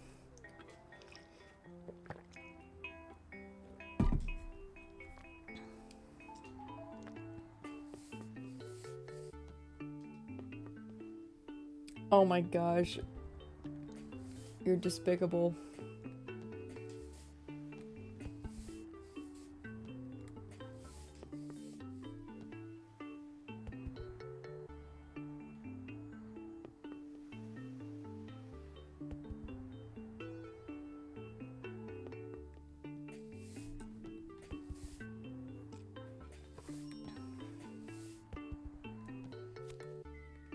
Truly though, I don't understand.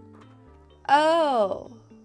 Because I didn't have it straight. Oh. Oh. That was so convoluted. Why would they have it like that? Who made this level? What the fuck? Who did this?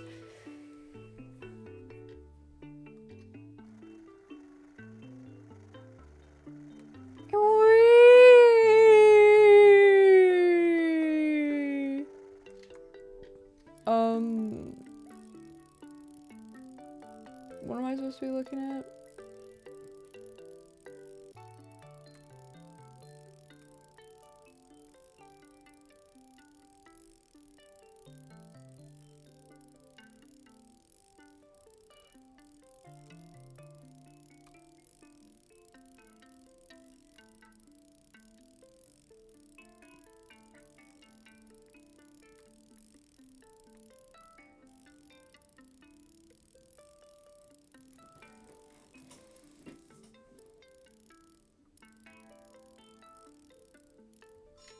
There we go.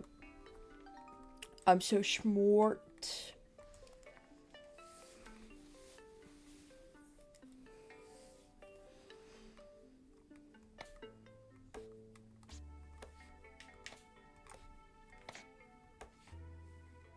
No?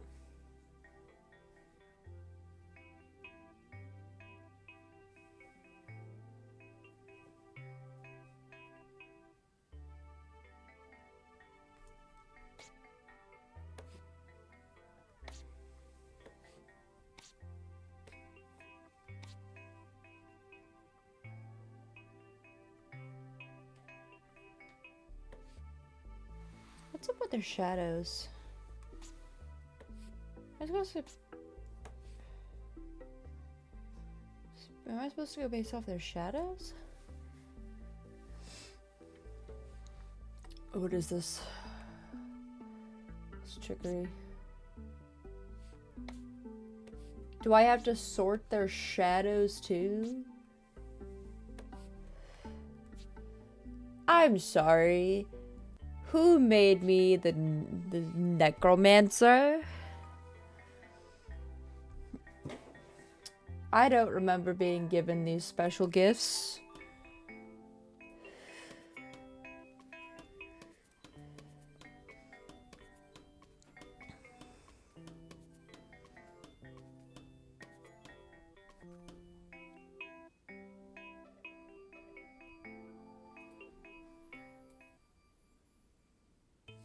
Mm-mm.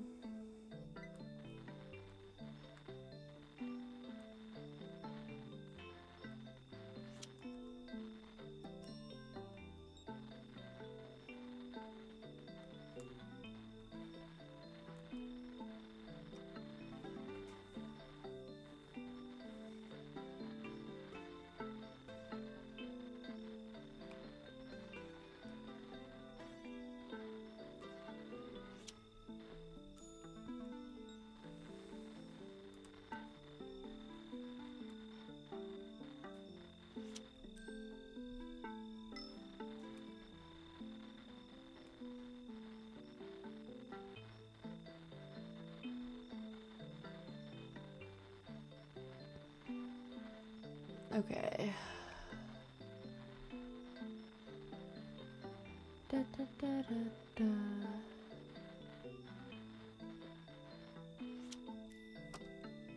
Ooh.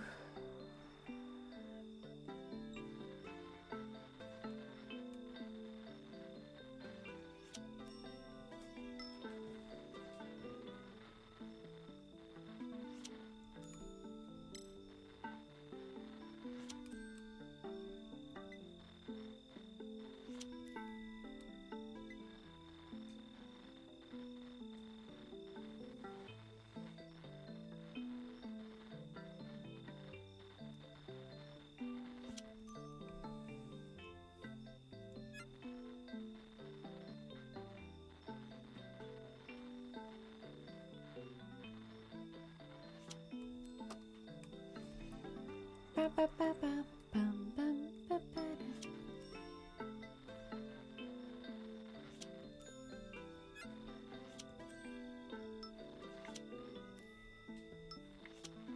da. Ooh.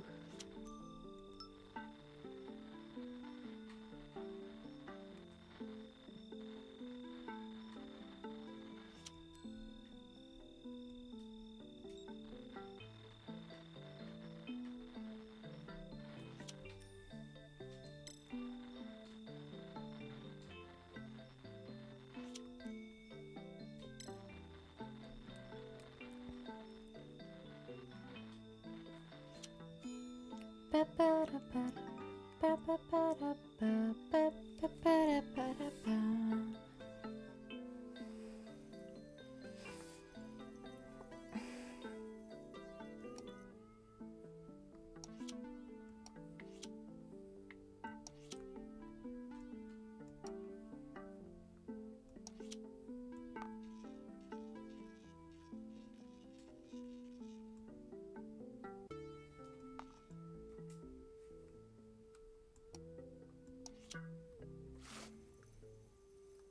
Ah.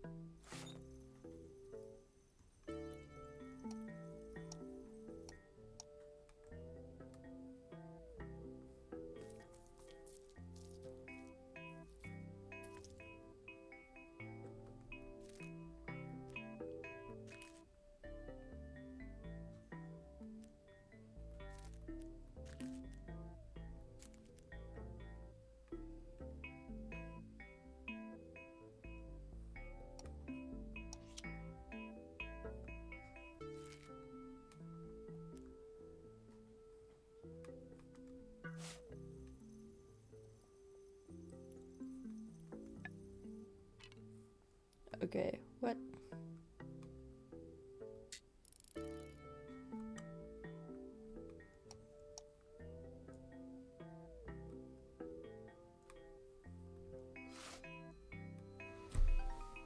Oh, I had the time wrong.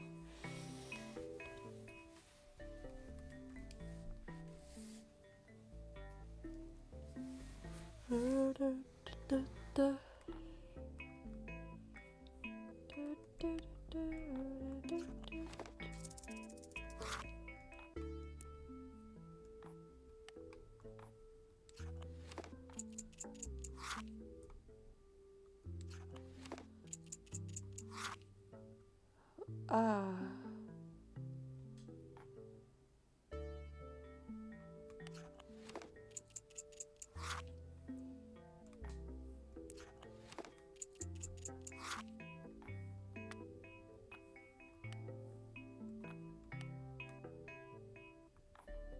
That's fine.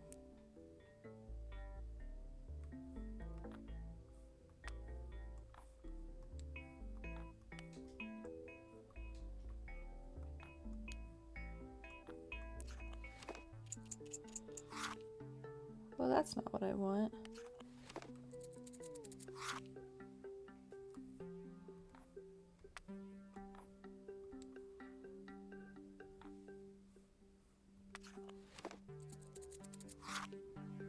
Why don't... Well, I need the purple... Okay, cool. Now I need the green one. Put it in red. Fuck. Put it in blue. Put it in yellow. Okay. Fuck. Put it in blue. I just put it in purple. Put it in... I meant to put it in yellow, and I got blue again. Okay. Wait. Give me that. Ooh.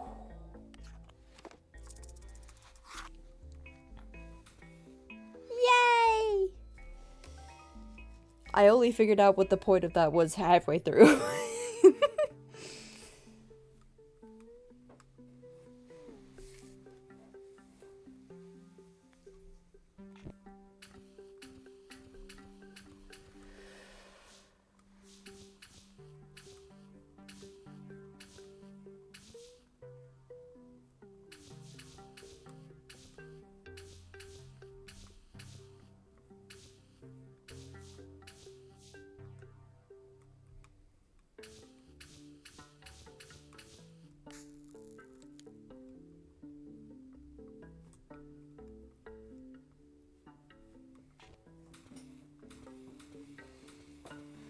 Oh, and now we're just...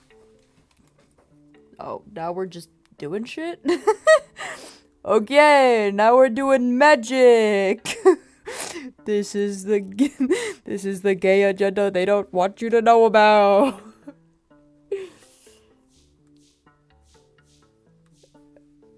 What in the goddamn...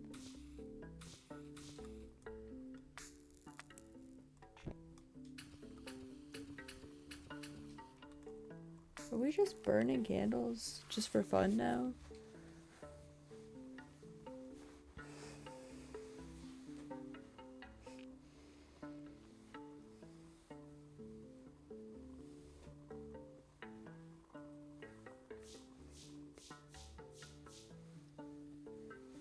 What?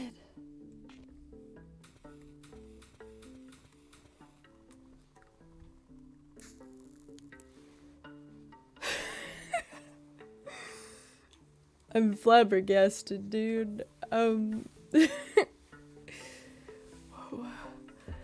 What?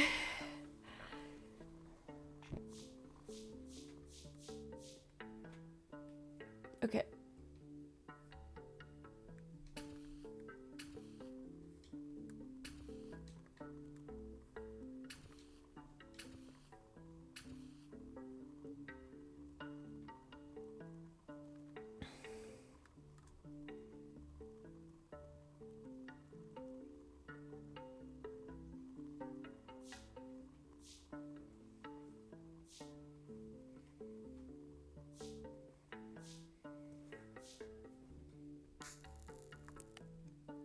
Are they supposed to run out at the same time? Because I'm not good at timing things. I'm actually supremely bad at it.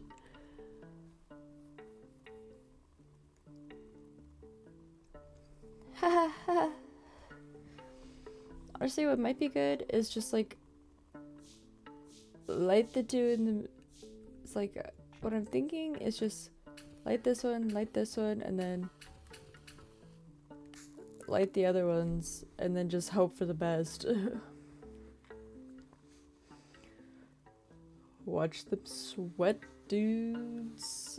Oh, I don't think I lit them fast enough.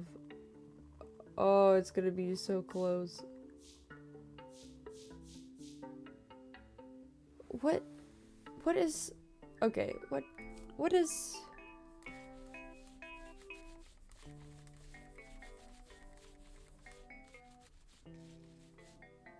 There's multiple ways, too. What else are...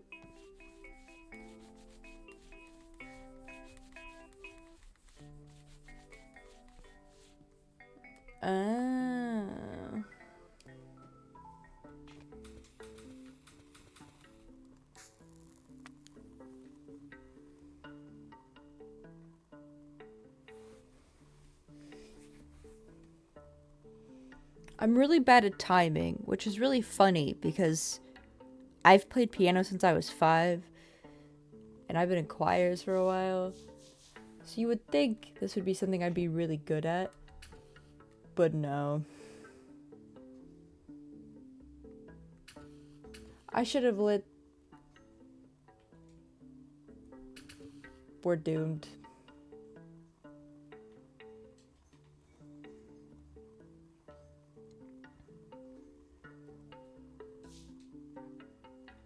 Yeah. Yeah. It's supposed to be even and then tall to small. Those were the hints. And as you can see, I'm doing a wonderful job at it.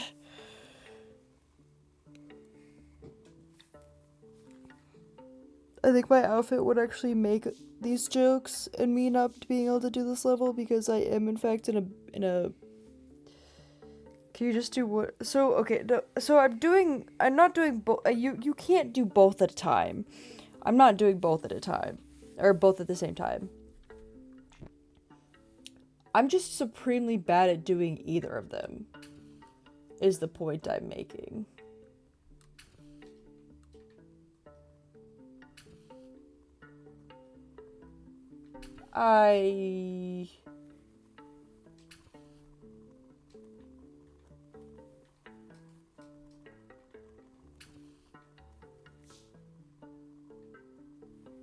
Would have had a...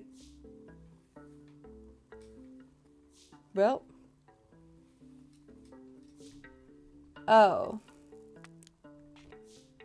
Yeah. I have been lighting one candle at a time. It's just, the thing is, you have to light them in the right order at the right time. I'm very bad at timing.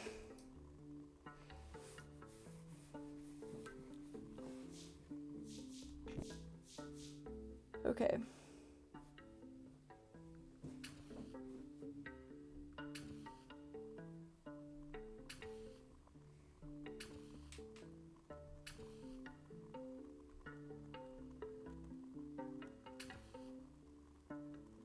Bro, give it to me. That's so even.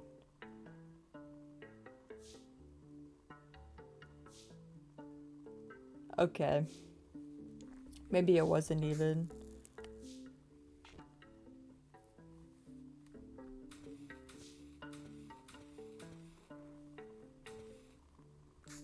Well, yeah, that's what I'm doing. I'm just saying I'm bad at it. That's what I'm doing. I'm just bad at it.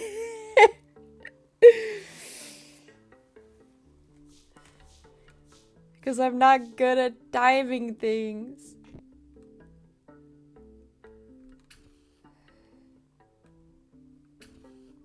I waited a second too long.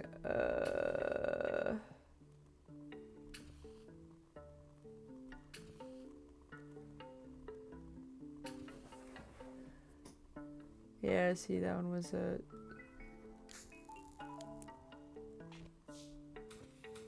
Alan, we are so fucked.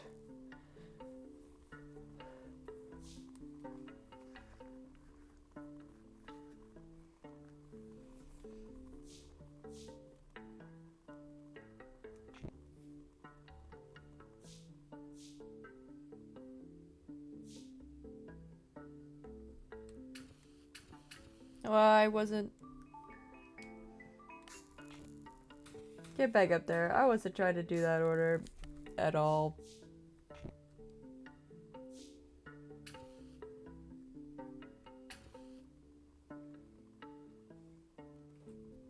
Actually, one second.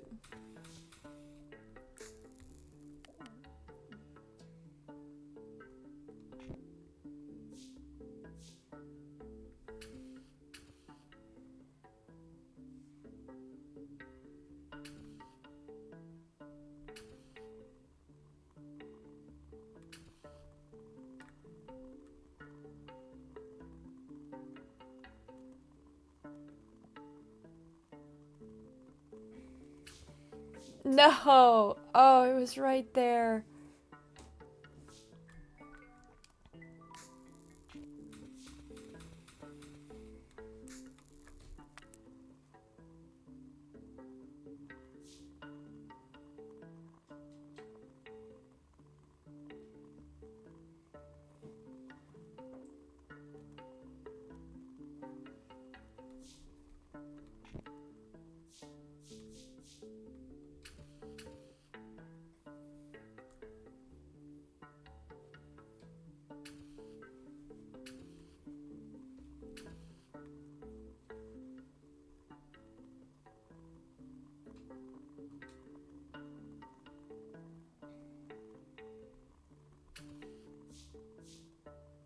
They should have given that to me.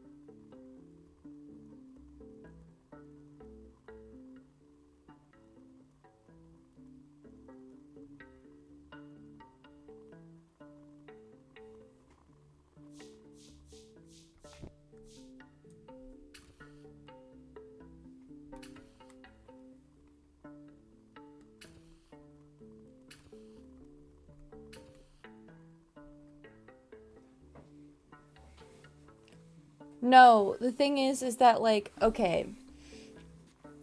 I was switching to try and do the one where it goes to the largest to the smallest.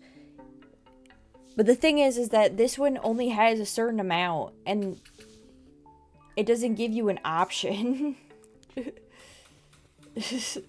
I realize you're trying to be helpful, The problem is that I'm bad at the timing. I understand the timing I have to do. I just can't do it. It's just going to take practice.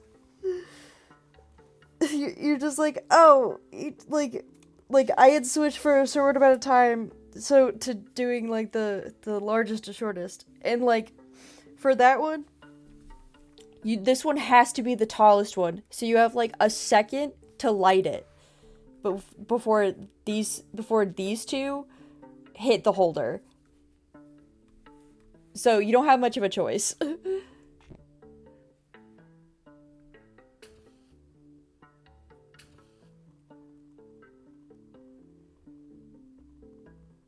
I don't think those were even.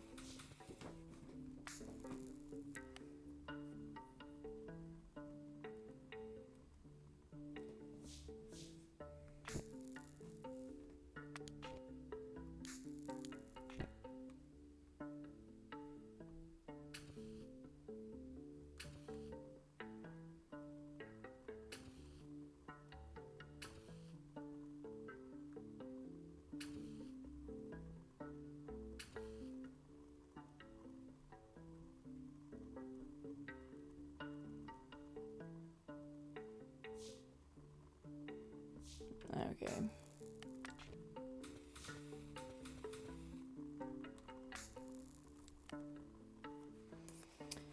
You're so frustrating. I hate you.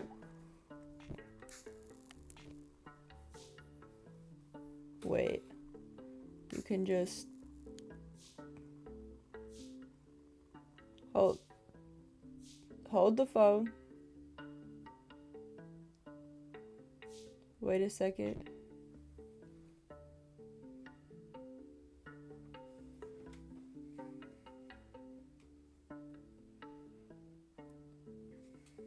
No, wait.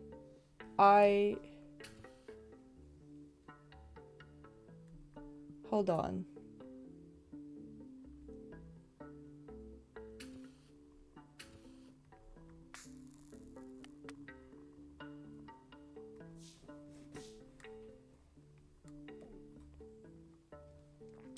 Hold on.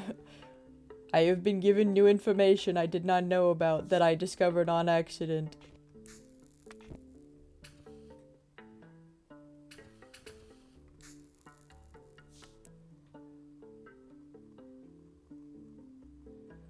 Could I do this the whole time?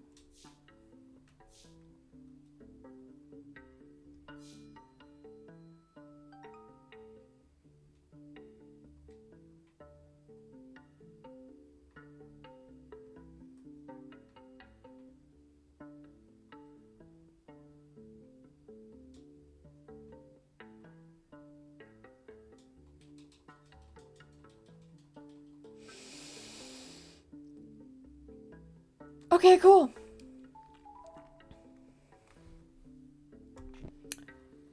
No. I'm just having a moment. Don't mind me.